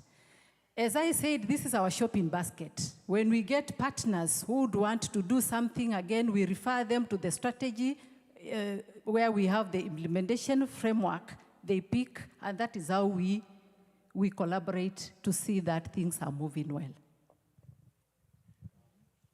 En nuestro caso, el fondo principalmente ha sido el fondo municipal que se asigna al proyecto de agricultura urbana del. In our case, we extract a percentage to maintain Quito's food pact active, and also other funds from cooperation partners. But we believe that the strategy is the commitment and co-responsibility of different players to raise the information and contribute and deliver this information for a single analysis. We have achieved that many other indicators be presented by the entities themselves, because they are competent in measuring them in terms of environment and health, and so they can include them in their own plans, that it be something that can be continuously measured, and that we may be able to bring together and have an annual idea of how the city is coming along. Close the initial part of this session. I'll give the floor to Joy to call on the stage the other speakers, the other panelists. Please take the other entrance. Yes, sorry.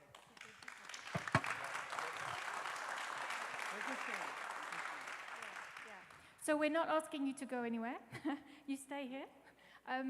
We've just had effectively quite an in-depth discussion with 2 cities about monitoring, and now we'd like to invite another 4 cities who are new to us in terms of the indicators discussions, but we would like to have a further discussion with some other cities and hear from them what they are doing. So please can I invite onto the stage Helle Visbøl from city of Kolding in Kolding, did I say right, in Denmark. Welcome. Olivia Bertolini Monteiro from Porto Alegre. Welcome, Olivia. David Messer from city of Guelph in Canada. Welcome. And Mayor Dr. Roger Mbassandine from the city of Douala in Cameroon. Please.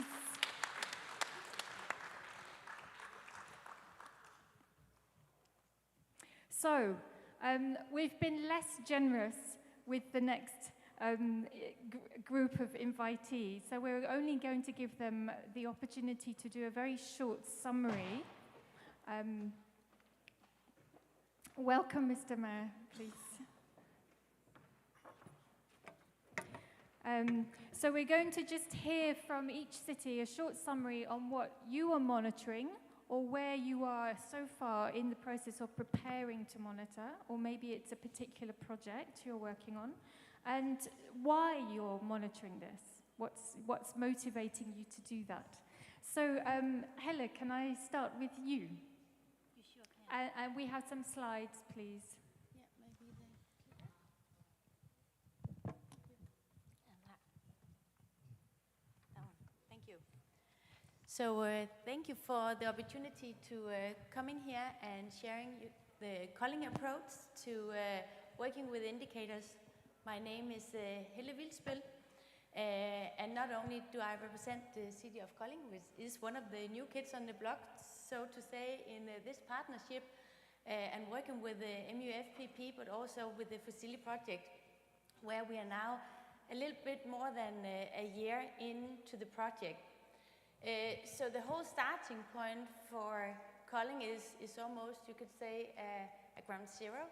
The city of Kolding has about 90,000 inhabitants, so I don't know if you would all call it a city, but in Denmark, it is actually the 7th largest city.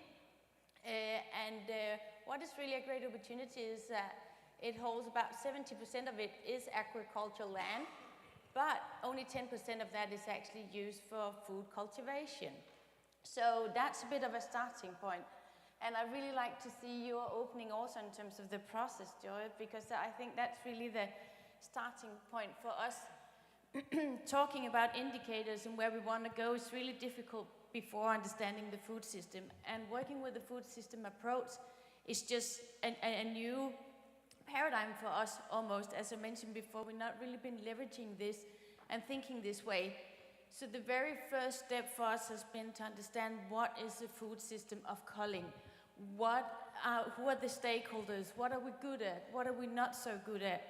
So going through all the different, or basically the whole value chain, really mapping out who are the different players here and what are we good at.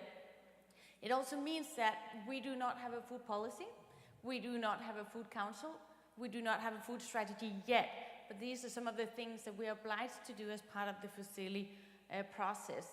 So before we can even move ahead, now understanding the food system is really what we spend the first year on, and also the bigger picture. What are the strategic focus points of culling and trying to match that? So the next thing for us has been to say, okay, we actually have 37 innovative actions that have been allocated towards culling as part of the FIOCRUZ project, and you could times that by 3, I think, in terms of indicators. But before we get to the indicators, again, we need the bigger picture. What are some of those key objectives that are important to culling? And that is our carbon footprint, food waste, but also health measures. So we really need to start first, and that's our approach, to build the baseline on where are we on these parameters and measures. So reducing carbon footprint, we are really fortunate now that we have an organization who has built a whole database with all the food in there, all food items with a CO2 footprint. So a fantastic starting point to be able to understand what is the individual carbon footprint of food. And you might all be pleased to see that the beer is actually low the rank, so it doesn't have so big a CO2 footprint, but I'm sure you know that. It's not so much diving into the individual food items, but what this allows us to do is that now we can pull data from the vendors when the canteens has been purchasing to see what's actually the CO2 footprint of what we are buying within the municipality. So again, this is part of the starting point and building up a baseline of where are we today. So when we are now implementing a lot of different actions, we can go back, having worked with food waste, having worked with plant-based dietary, have we actually moved the CO2 footprint? The same goes for food waste. Again, we come from ground zero. We have to build all the data up.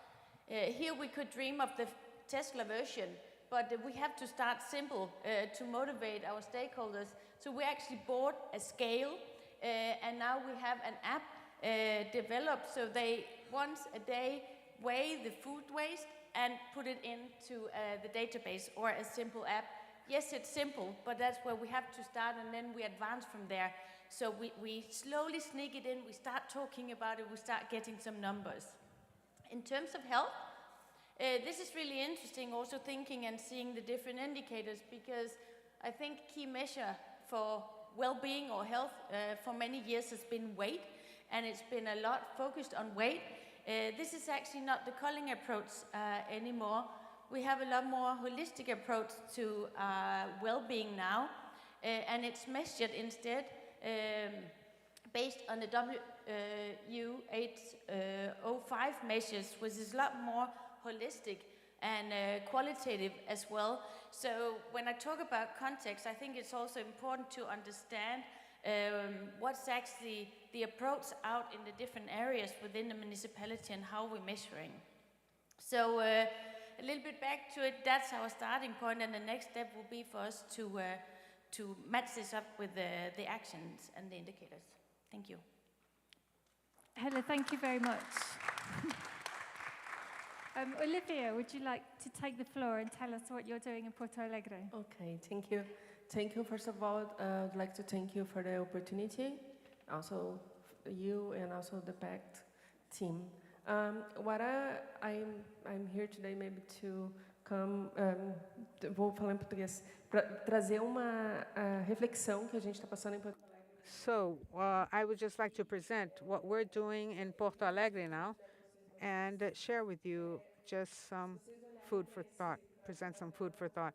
If you see the screen, what's written is monitoring. It's hard to read, right? And that's what happens with monitoring. It's what happened with the needs that we have to raise data, identify, and may seem very hard to start off with. And a way to follow. And then we have this issue we've been working on in Porto Alegre, which is the creation of a network. And we often talk so much about this and we don't remember why. We forget to remember the basics. Why are we together? What are our collective goals, our common goals? Which, and what's this objective? To establish the planning of effective actions, routine, planning of the routine of delivering short, medium, long-term goals, a matter of understanding institutional environment where we find ourselves in to make our decisions. We have to consider that this environment really does exist so that the decision-making process is more assertive. I am talking a little bit about all this, but I try to open the word monitoring because when we start examining and establishing some steps, it becomes all more clear. So working in a network, it provides this complementarity, different areas that have to come together to achieve this objective, an effective food policy or monitoring. This is worth within the public space and also the private sector. They have to understand, according to their competence and their limitations always, how they can act and provide short to medium, long-term goals successfully. And my time is already up, but there's one important, the perception of benefits, because oftentimes working in a network is not altruistic. The perception of benefit is always whenever there is a small result, you have to communicate that and divulge that, because in one day I'm going to be successful. The other part will also be a benefit. This is just some food for thought, and then I will be free to talk to you more. I think this is a super important discussion. Thank you.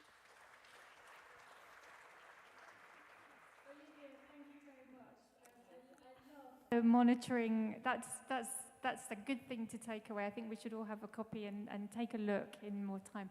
David, please take the floor. Thank you so much. Hi, everyone. My name is David Messer. I'm from the city of Guelph. It's located about an hour outside of Toronto. We have a long history of being one of the major agriculture innovation hubs in North America. We joined the Milan Pact about a year ago at this point, but our work on building a circular food system really began in 2019. We competed for a grant from our federal government around this goal of 50-50-50. So 50% increase in access to affordable, nutritious food, starting 50 new circular businesses and collaborations, and a 50% increase in economic benefit where waste is turned into a resource. And I can say we're going to blow past all of these by the end of 2023. And back to the discussion on getting funding, a 50-50-50 structure like this is really great when you're trying to sell something to government. But then you have to go to the next phase about how do you actually measure that, and how do you go from a target to actually being able to defend what you're doing. So I think, like my friend from Denmark mentioned, the important thing at the start is establishing a baseline. So we spend about a year doing a deep study of our food environment. This is on our nutritious food side, where we looked at the ratio of healthy to unhealthy food retail and locations and walk times, as well as deep demographic information of the people who have experience of food insecurity in our communities.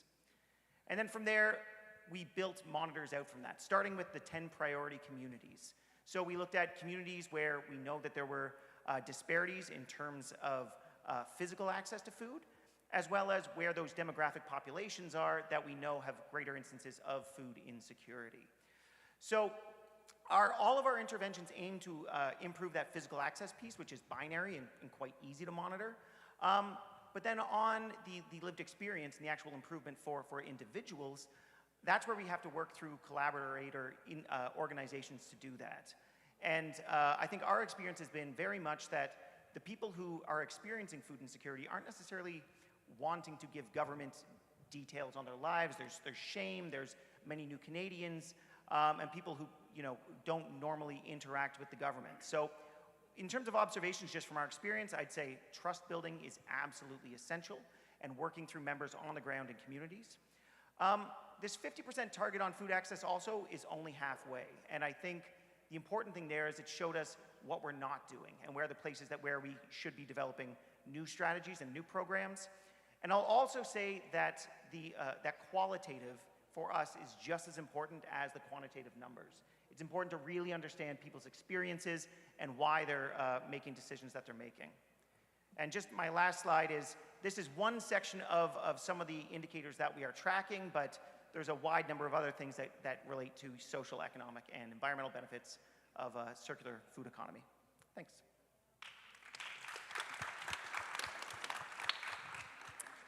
Thank you very much, David.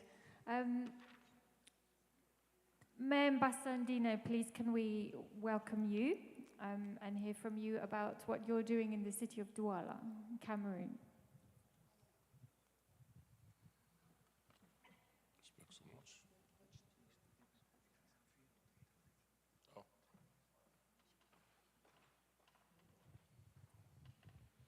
Alors, je voulais vous parler de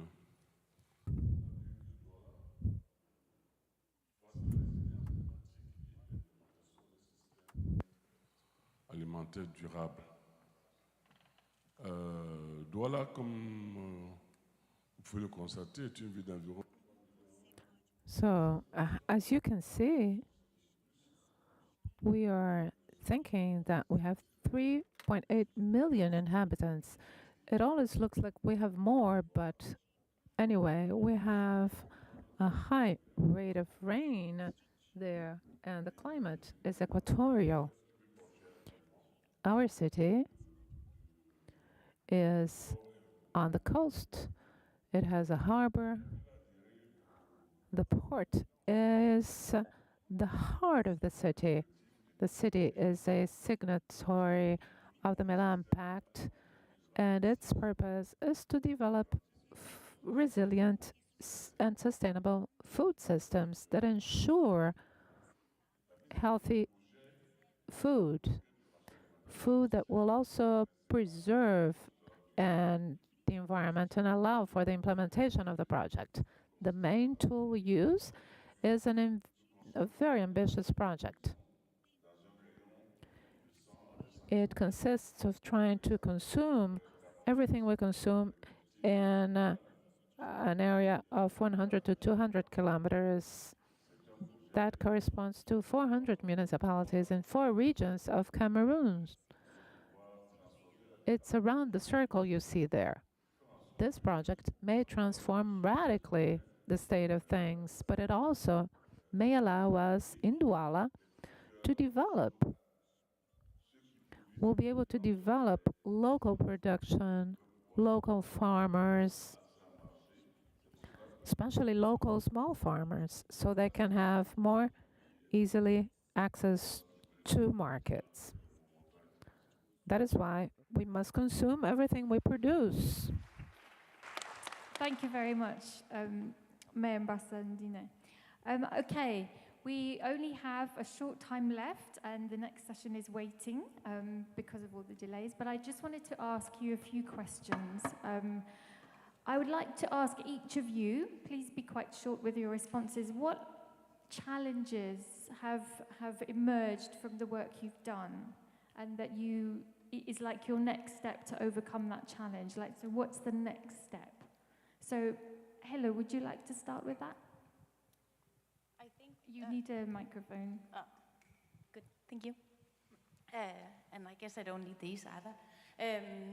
In terms of challenge, I think embarking on a journey where it's building up a lot of knowledge for what is actually a food system I would say the whole anchoring to the political system, getting them on board. One of the key notes I took on day one is this takes political will. But first I need to onboard them. I need for them to understand what this journey is about, what is the food system about, why is this such an important agenda. So I think that is one of the key barriers and challenges for calling as a starting point. Great, thank you. Olivia?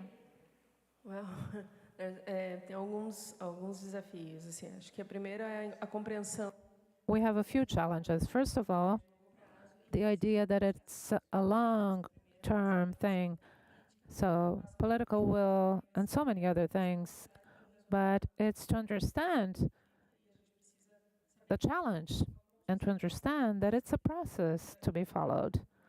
On the other hand, in a very tangible way, we've been talking about raising data and the difficulty of raising data in Porto Alegre and resources. So these are things that are important. And how complex monitoring is. This is another lesson learned. Thanks, Olivia. David? I'd follow on what was mentioned by Nairobi earlier about data and the challenge with data too. It's hard and it's expensive to gather.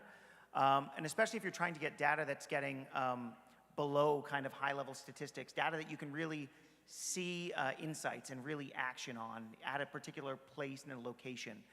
And that's really hard to do. So it's something we're still working on with, but I think for us going through community partners is kind of the key to that, and really working place by place, instance by instance, and then building the data from there up, I think, rather than trying to be top down. Thank you. Mayor Basandina? Oui, nous sommes dans un processus de transformation structurelle. The structural transformation encompasses so many stakeholders, so we must build it with these players, with the different stakeholders, building a wide range of indicators to achieve the project we wish to achieve during the time that we are implementing all that. But it's a process, and as is the case in any process, it must be monitored. We must make an effort to be flexible during the process. Question. What one piece of advice would all of you offer to other cities? Can I start with you, Mr. Mayor? What advice would you offer?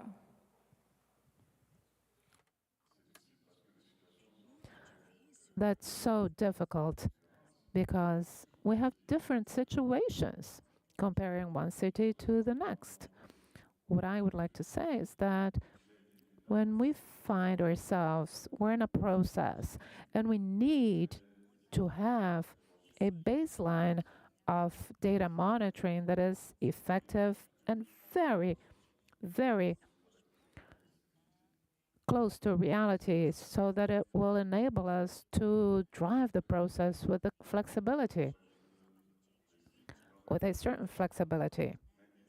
So the baseline indicators must be pertinent, relevant, and flexible, and they must be used as tools for this. Thank you. And the good news is that the Milan Pact indicators are all very flexible and should be customized. David, your advice? I would say try and be inspirational and aspirational. So try and set goals and targets that bring people along, and that helps people give you that data and find those indicators. And if you go to people and say, we want to change the world, but first we need to figure out what the world looks like now, that's going to be more likely to get people to come in as opposed to saying we're doing a statistic experiment. So I think there's a lot to be said for branding and that sort of framing when it goes to the public and the business community and politicians. Thank you. Olivia? I believe it has to do with engagement. It is these minor deliverables that will mobilize and engage people and feed into the process. Sharing responsibilities, she said that, having civil society and other co-responsible agencies, and also share the benefits. This is what makes the will go round and the process advance based on tangible data, of course. and I'm going to be mean to the next four of you. See if you can say it in like one sentence. What's your advice? Okay. Be simple, get it implemented, and advance from there. In terms of getting data, I think that's one of my key learnings, motivating people. Rather simple than overcomplicated. Simple. Thank you. That was one sentence. That's great, thanks. Alexandra. Selección, adapten. Select, adapt, generate knowledge, and advocacy for food security and food policies. Involve farmers in every step of policy making, all the way to implementation, monitoring, and review. So whatever the government is doing, it will be relevant to the specific needs and priorities of the farmers. Winfried, you have the last word, advice. Short, brief. Yes, involve stakeholders all the time in your activities, and let's continue interacting with the indicators. The more you interact with them, the more you'd want to implement more and more, and let us also participate in the best practice awards competition, because the more you interact with the indicators, the more you understand them, and by the time the calls are made, you are able to identify what you want and what you can write as a city. Thank you.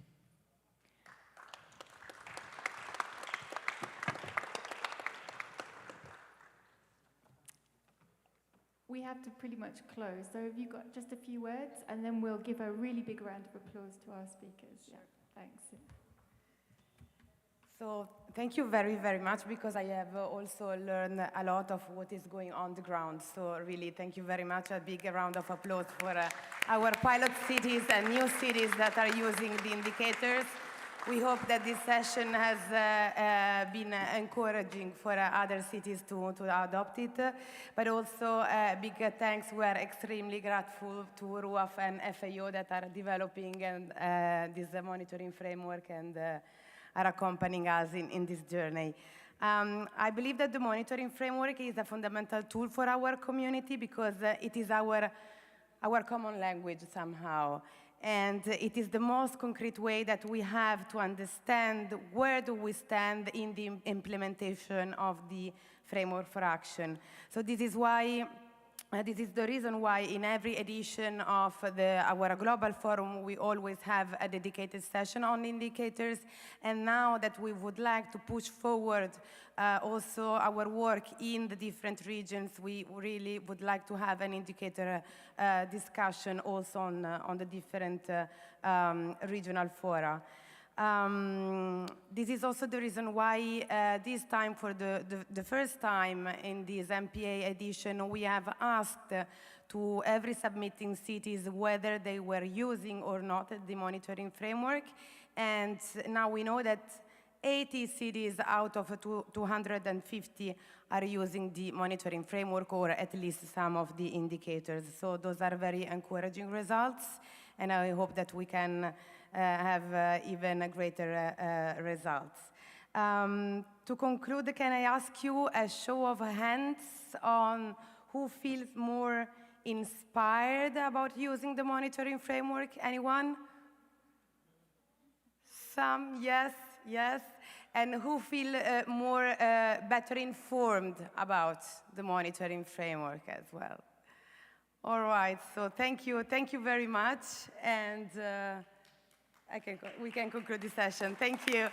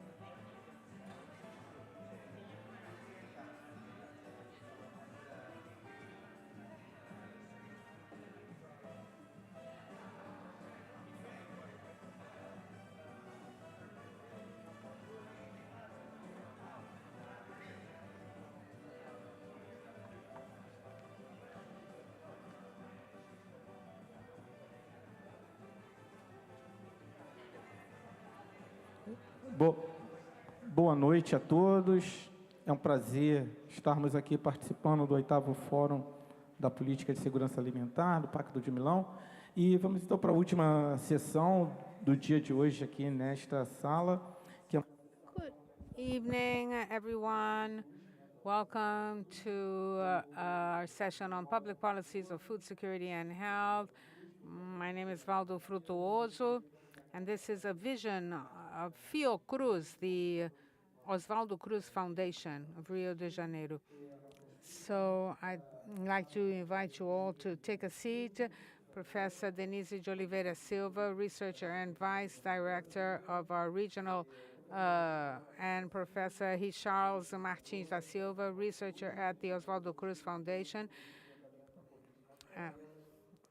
and Professor Leonardo Esteves de Freitas, also a researcher from the Observatory of Sustainable Territories, Healthy Sustainable Territories of the Bocaina. And they will be then closing, they will be speaking in our closing session. We're going to try to, given the lateness of the hour, we're going to try to have a more concentrated debate, discussion, and we'd like to thank the organizers for the invitation and the partnership in the development of this session, whose title is Public Policies of Food Security and Health, a Vision of FIOCRUZ. With no further ado, I'd like to thank Charles Denise for having accepted the invitation, and I'm going to give the floor to Denise, who is going to be our first speaker in this session. Denise, you have the floor. Boa noite a todos e todas. Good evening, everyone. It's always very interesting to be an event such as this one. There was an expectation for an exchange, but the whole session was delayed, so we are not able to have this. But this is what for us is important around FIOCRUZ's vision regarding food security and health. The first issue that seems to be important is when we state that this hegemonic contemporary food system demonstrates a failure in its development. We have worked in different FIOCRUZ units, and given a critical analysis, these corporate contemporary systems have generated wars, social inequalities, and climate problems. And since we are an institution of the health sector, it is quite clear that the consequences of all this will affect health, generally speaking. And in this field where FIOCRUZ works, and the increase of nutritional and food insecurity, we see 33 million people who live in nutritional and food insecurity, presents to us a very important perspective of analysis, given nutritional and food insecurity. And where do we draw the line? I mean, what do we believe is important here? We embrace some perspectives. First of all, we imagine that we can develop as a strategy in the field of health, namely in promoting nutritional and food safety, the development of healthy and sustainable territories. A little of what you're going to hear. Two different experiences that prove to us that this path that communicates with the Agenda 2030 and other international agendas has been an important pillar for the Osvaldo Cruz Foundation. This has been anchored with different institutional actions that are developed in most units. There are 11 units that develop with different characteristics, but all of them working around health. that present a series of important activities in order to ensure health should be developed not under the biomedical classical vision, but of an action in the territory. I think that would be the first lesson learned. And within this, there are some dialogues, certain political dialogues that portray the histories of the territories. The territory is a live being, a live entity with its dynamic, and this has expanded to us and presented us some, pointed for us some paths to follow. First of all, that we should act following the science of citizenship. The population that is in that territory should take those problems and solutions important for themselves. So a healthy, sustainable territory exists in this way. Another important pillar that we have learned, given an enormous dilemma that the Brazilian society has lived, is the dissolution. We used to be a country that was considered a model for different international agencies, and today the dissolution of the National Council for Food Security and other agencies show us that we had to take certain measures, namely in the pandemic, which is what we're going to hear now, a series of initiatives that, although FIOCRUZ is not an institution of the executive branch, it was exemplary in its actions in communities that are socially vulnerable.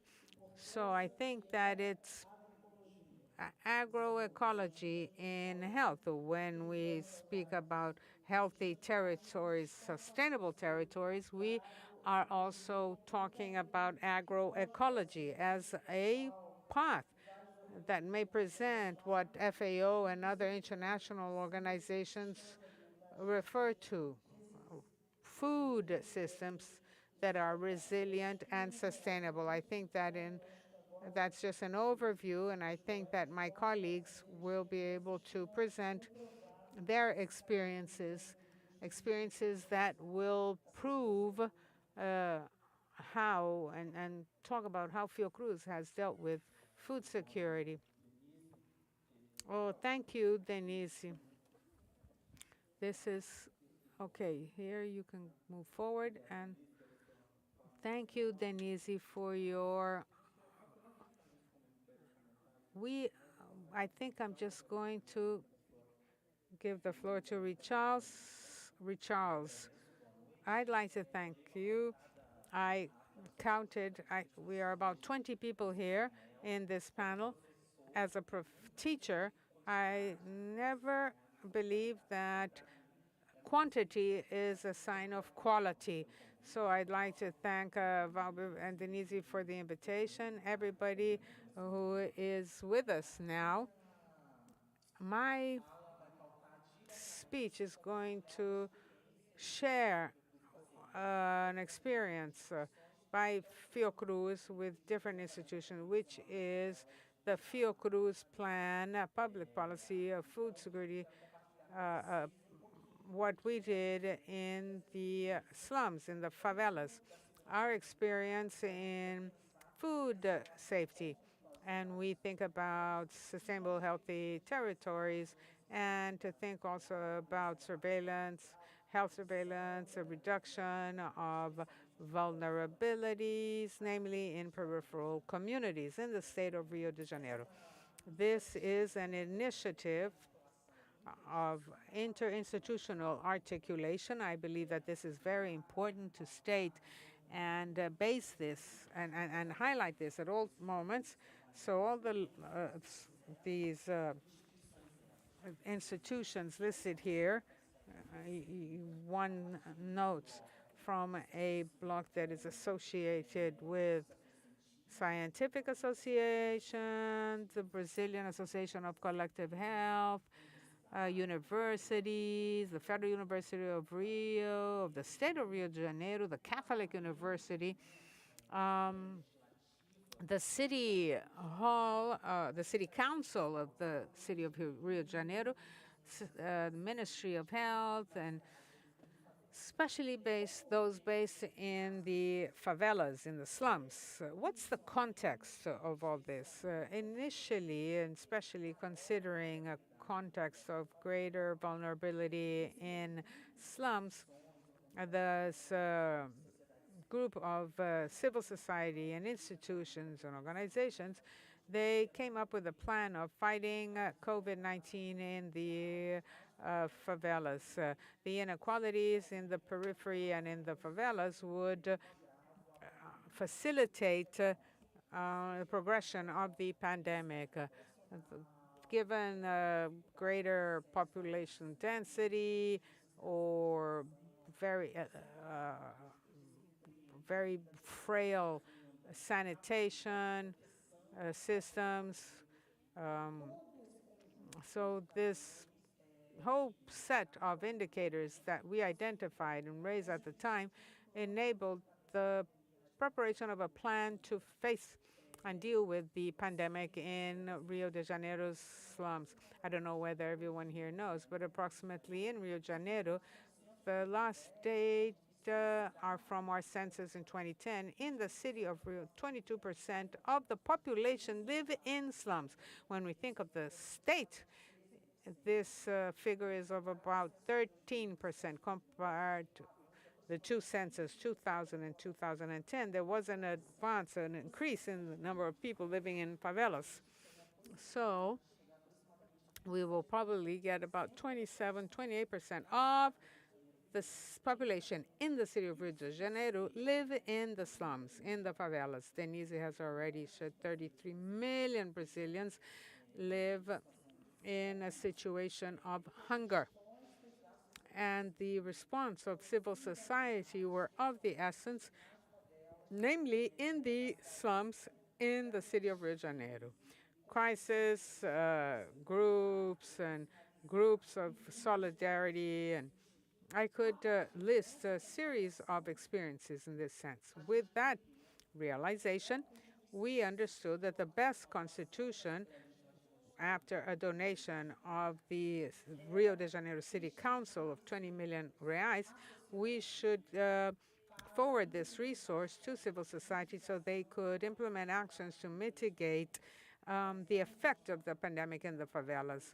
We made a public call for bids. The project's coordinator is here, Leonidia. She is from the West region, an area in Rio de Janeiro that and is composed by many different neighborhoods.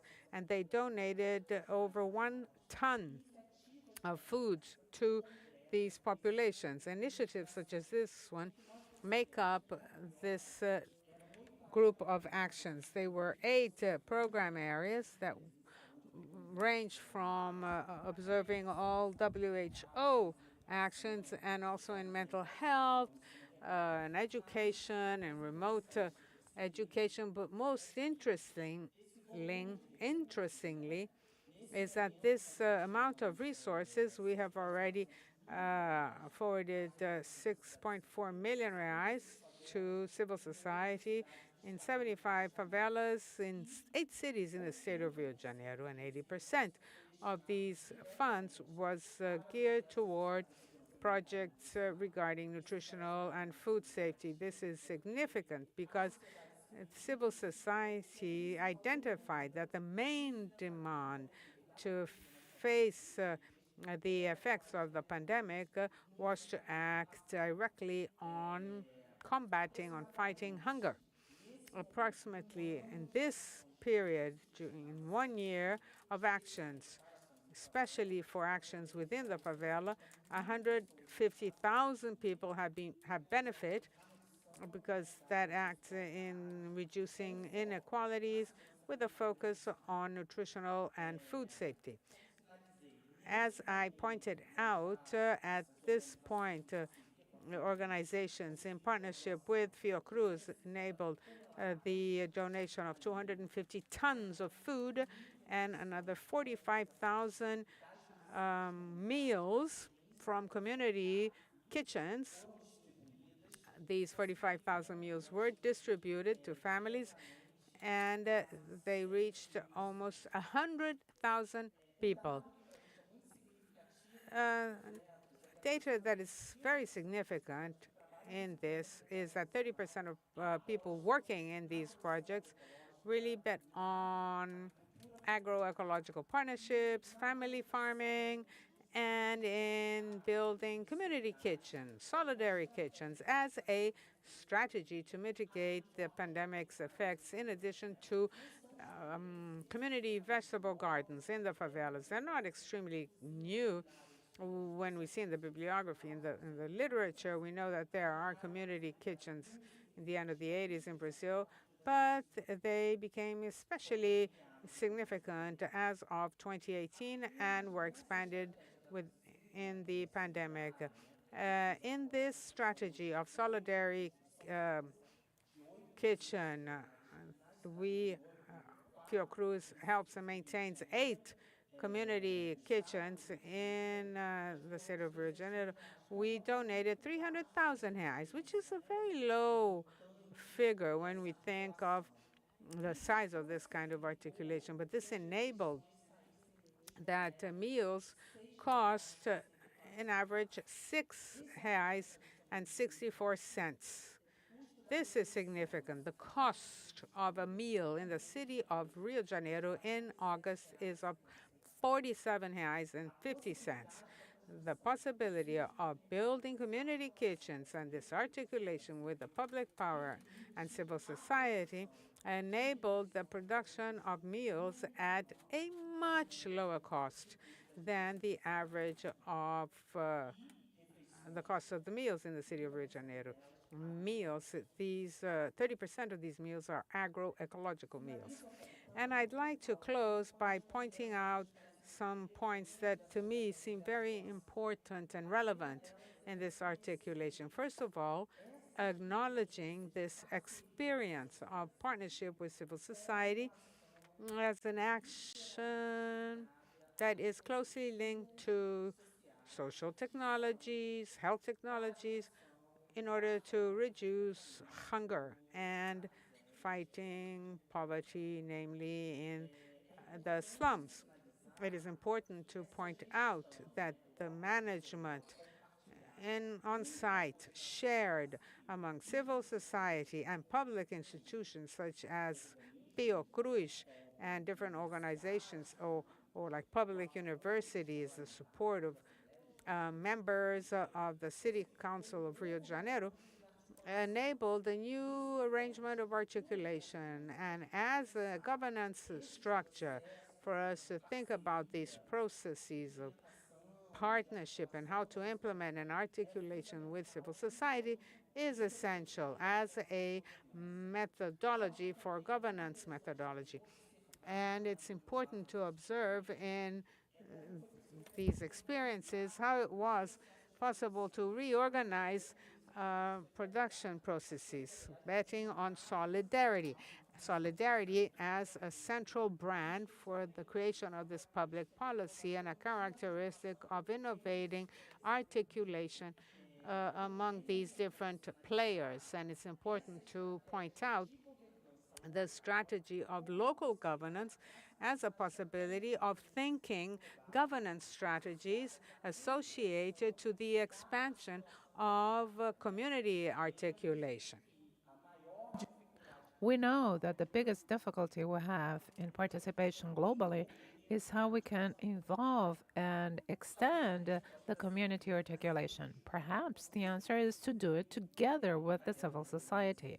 And the previous panel is very relevant in that respect by donating and working collectively.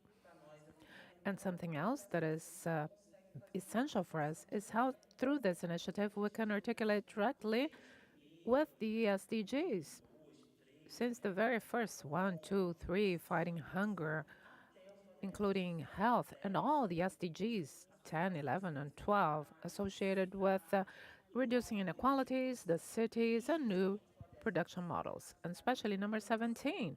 SDG 17 is about partnership networks. I believe here we have a positive experience to be tapped on, which brings in a strong message saying that public institutions, civil society, governments, congressmen together can produce initiatives, quality initiatives, that will bring about more engagement at lower cost and also with less impact on society. We have here the QR code with more information, and let's go on talking. Obrigado, Richard. Thank you, Richards, for this very important contribution. Let's now go on to Leonardo. Thanking you for your participation representing the observatory at Bocaina. It's a pleasure to have you here with us. Hello. Thank you for staying, holding on strongly till the end. I'm the coordinator of governance and management at the Observatory of Healthy Sustainable Territories of Bocaina. Our observatory that we call OTSS is the institutional program of FIOCRUZ, and it's been built together with the traditional forum of communities of Angra dos Reis and Paratuba. And it is built in this partnership, and the group is shared between a FIOCRUZ staff and a representative of this forum. And we are including researchers from the academia and researchers from the community. And the structure is part of the territory, the demands that come out of the territory, and all constructs that come from the territory. It's a very broad area. It encompasses 140 traditional communities in 7 municipalities from the southern area of Rio and north of São Paulo. It is quilombola communities and the coastal areas and indigenous communities. They are very vulnerable communities. It is on the border between the 2 largest cities in the country. And to complement the previous talk, that they are acting strongly in the urban environment, in the favelas, in the slums, and we work with the traditional communities in the rural environment, with a group of communities that are extremely vulnerable. On the other hand, they have organized themselves lately to try and claim their rights and fight for them, organizing themselves strongly in the forum of traditional communities. When we built this partnership back in 2009, we strengthened a series of actions based on what the territory demanded. These communities depend basically on their territories to ensure their rights to maintaining their customs and their food security, because they get out of the territory and the ancestral relationship with it, their own food security. So when they formed themselves as a forum, as a political movement, and the forum is a social political movement, they were formed basically with the purpose of ensuring the right to their territories. If you know the area, it's one of the most beautiful in the world, with the huge appeal for real estate developments. It is the target of large developers. The exploration of the pre-salt is there In the area, we have 2 nuclear plants. The third is being built now. We also have a whole set of high-level luxury condos. So the vector of capital attraction is huge, deterritorializing, forcing and making pressure towards displacement of these people. And that threatens their food security. It is in this context that this partnership with FIOCRUZ was formed to form the observatory. And it is in this context that the Forum of Traditional Communities established a series of agendas to fight for. In the dialogue with FIOCRUZ and in the maturing process of the political movement, the Forum realized that ensuring the right to the territory did not depend upon a direct fight for the territory, but rather the fight for the maintenance of their right to maintain their customs, their traditional customs. And for that, they needed to make pressure on politicians. So they established a series of political agendas. Amongst them,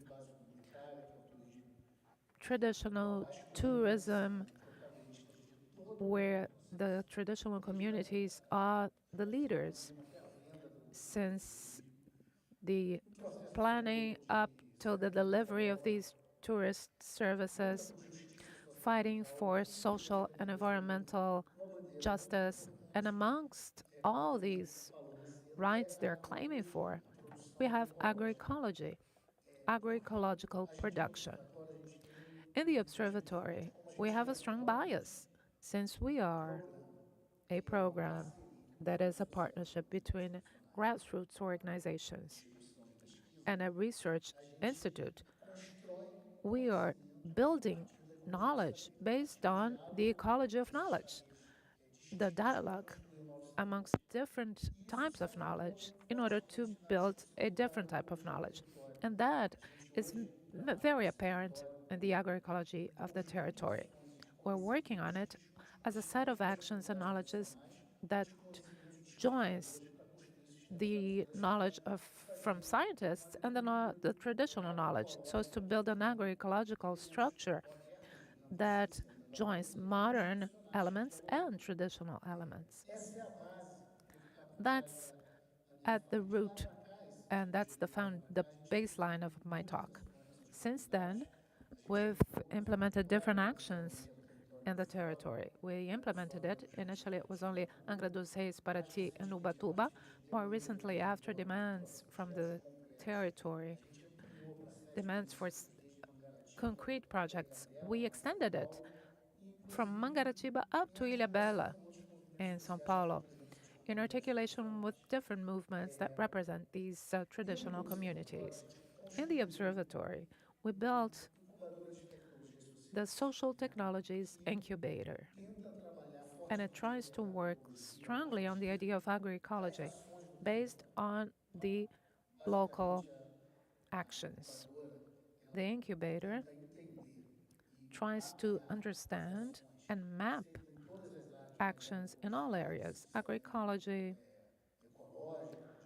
community-based tourism, ecological sanitation, and small-scale fishing.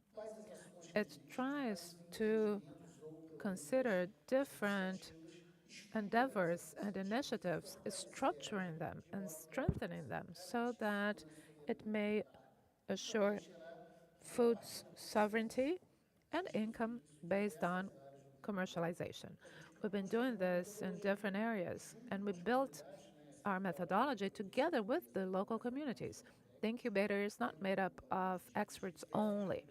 We have several representatives from the 3 different native peoples, and they articulate with us, helping us build this process of incubators. Several of them involve agroecology. Agroecology is one of the main activities of our incubator because communities practice agriculture. They have been doing so for a long time. Since the very first public policies back in 2004 aimed at agroecology, In the debates, this issue was maturing. In mid-2000, these communities implemented this sort of project. Then the projects lost strength and power, and now the observatory, based on the incubator, has been promoting more and more this type of discussion with a revival of this topic based on the strengthening of communities' actions. I'm going to present 4 initiatives we've been acting on strongly, supporting agroecology and food sovereignty in the territory. So we have territorial agroecological plans. Here, together with the communities, we build plans that will enable agroecological production and marketing. Then we have the local traditional communities being included in the PNAE, the National Program for School Meals. Here, the government purchases produce to be included and used in the school meals. Traditional communities were kept apart from the process, and we included them in this discussion. Also, we organized, during the pandemic, a program serving more than 700 families, delivering several food baskets. And now we have been working with another area of FIOCRUZ and the vice presidency of FIOCRUZ to strengthen agroecology in the different territories. So basically, this territorialized agroecological plan is a methodology built to strengthen in the communities the idea of producing ecologically. It involves the communities. We involve communities in the discussion based on the form of traditional communities. Just to give you an idea, today in the observatory, we have 56, I believe, community researchers, if I'm not mistaken, 56. They're coming from these communities we're working with or the neighboring communities, which allows them to spread the knowledge. We've been mapping this through oral experiences and the different agroecological systems that are there and spread the agroecological systems. In doing so, we've been organizing better production. And it's been allowing us to market, be it through PNAE or through agroecological fairs. We organized one in Paraty, there's another one in Caraguatatuba. So we've been building plans to strengthen agroecology in different communities. There's one in Campinho. And by the way, what's interesting is that we join different sectors of society. Some are fishermen from artisanal fishing, some are farmers. We're involved with 70% of the community in Campinho, for instance. In another village, Itachi, and in the Quilombo da Fazenda, and in Almada Beach, we have a series of agroecological plans in action. So we have the plan design and then its implementation.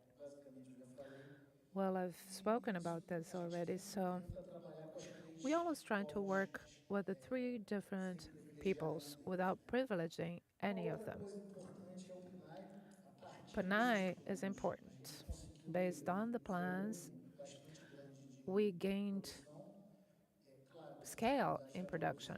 Of course, these communities were already producing in the past, but we organized them, and in doing so, we helped them. Based on a research we implemented, that's our Achilles heel. How can you market, could they market their production? They didn't know how to. So PNAE was a way in which we organized everything for them, including the whole bureaucracy and the accounting. We have 14 families in the territory that are placing their products with PNAE. Another recent program was the Cuidar é Resistir. Caring is resisting. As soon as the pandemic started, the traditional communities closed themselves to the world. Some of them did so on their own initiative. Several tourists wanted to come in, but the communities decided not to allow them to. They live off tourism, especially those on the beach, on the coast. But all the others, be it mass tourism or community-based tourism, and after the pandemic, they had a serious problem with food insecurity. So the forum, with the support of the observatory, organized itself and managed to raise donations and funds and started delivering information as well as basic food baskets, masks, always trying to inform them, saying, this is not just donation, this is not just aid.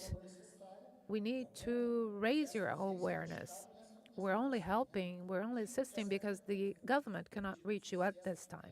And the campaign was so successful because on one hand, it strengthened the links between the forum and these areas. On the other hand, it raised their awareness, and also the forum, to a certain extent, prioritized the delivery and the inclusion of agroecological produce in the food baskets. So the communities, since they were closed, they started planting again. And they're still doing so, even after the end of the pandemic. So halfway through, Petrobras came in with a significant resource, more than 2,700,000 reais, and we were doing something very humble for a set of 400 families. With these funds, we expanded the aid to 7,000 families, prioritizing the purchase of agroecological produce. And we had several good results, especially the motivation to go back to planting after, so there was a revival of farming in the area. Here we see the delivery of food by the community itself. And then there's another project, the project called ARA. It involves 3 sectors of FIOCRUZ. Here, through this project, we've been strengthening farming through agroecological territorialized plans by articulating agroecology and artisanal fishing. So if you go to a restaurant, you will eat the fish that was fished through artisanal fishery. So you articulate actions in the territory. So basically, that's it. Thank you so much.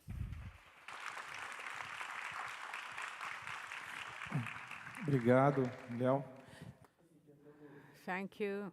I'm going to try to play my role as a moderator. So we start off from a very important concept of food safety and food sovereignty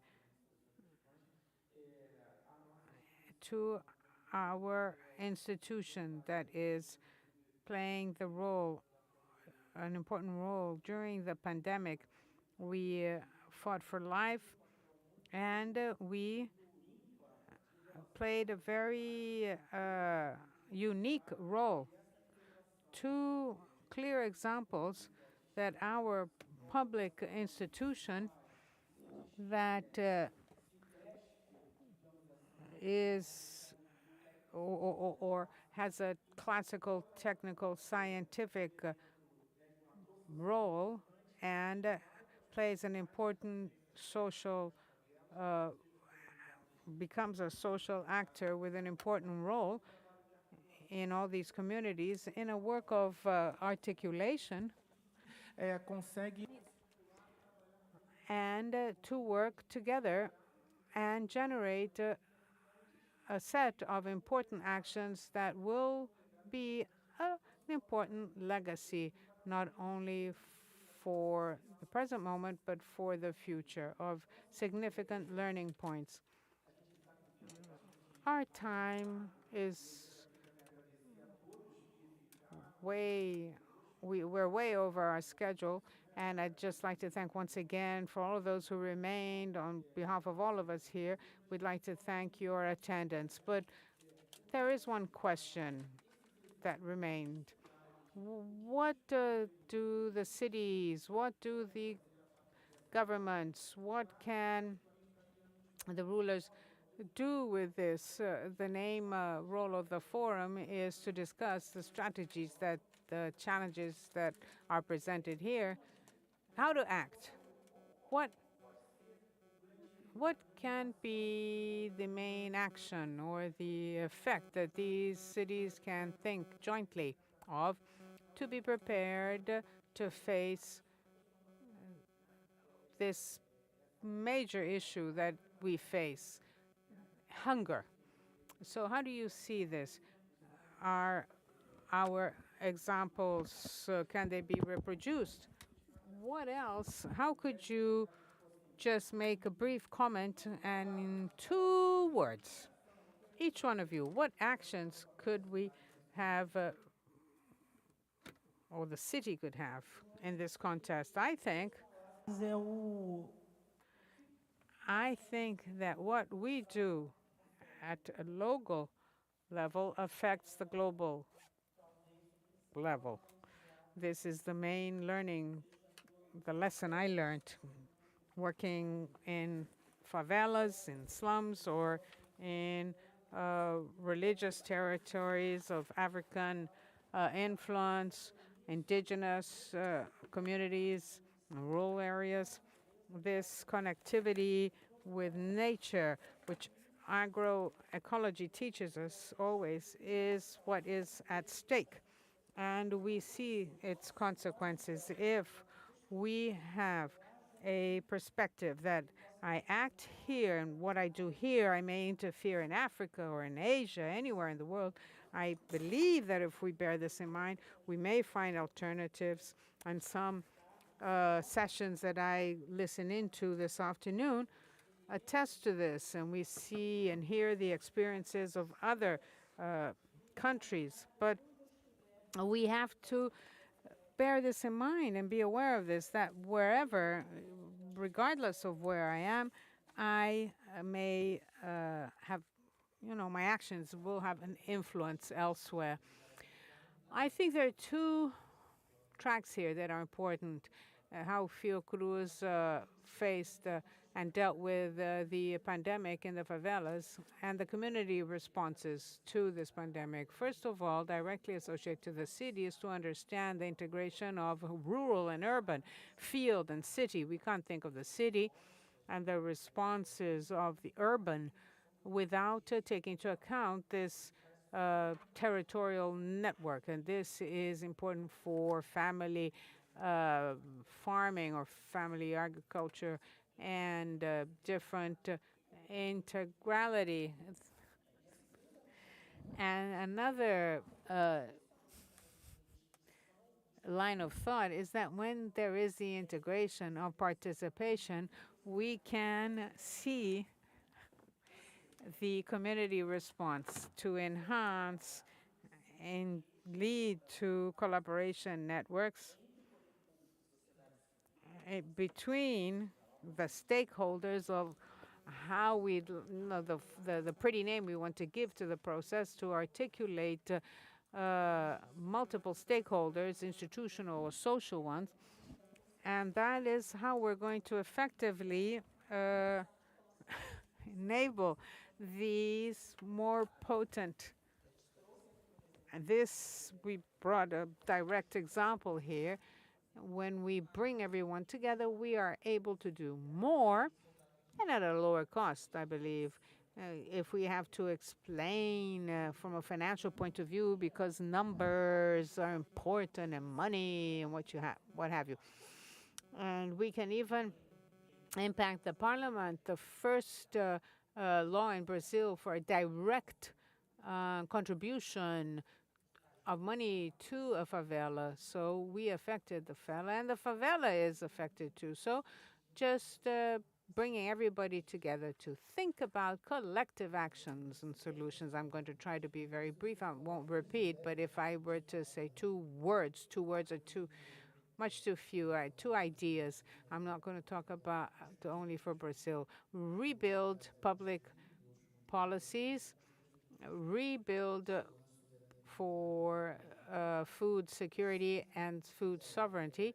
And the second idea is that within the building of public policies or reconstruction of public policies, communities, whether they be the favelas of African descendant ancestry, or from their formation or reformulation, as in our case. And the third idea, to do this, be able to do this within networks. I think these are three essential messages. If we do not rebuild the public policies, regardless of how strong the communities are, we won't be successful. Well, I'd like to thank Denise, Richards, Denado, and thank you all for having remained here, and all those that are still attending. On behalf of FIOCRUZ, I'd like to thank you all. Thank the City Hall, the events organizers for the opportunity to share how we built this and the event in the past few days, Talita and Camila and Carolina, and the opportunity to bring to you our very simple and humble contribution. I'd like to thank you all. Good evening, and I hope you all go home safely. Please visit and make the most of Rio de Janeiro. It's a beautiful city, and there's a lot to see. Thank you very much.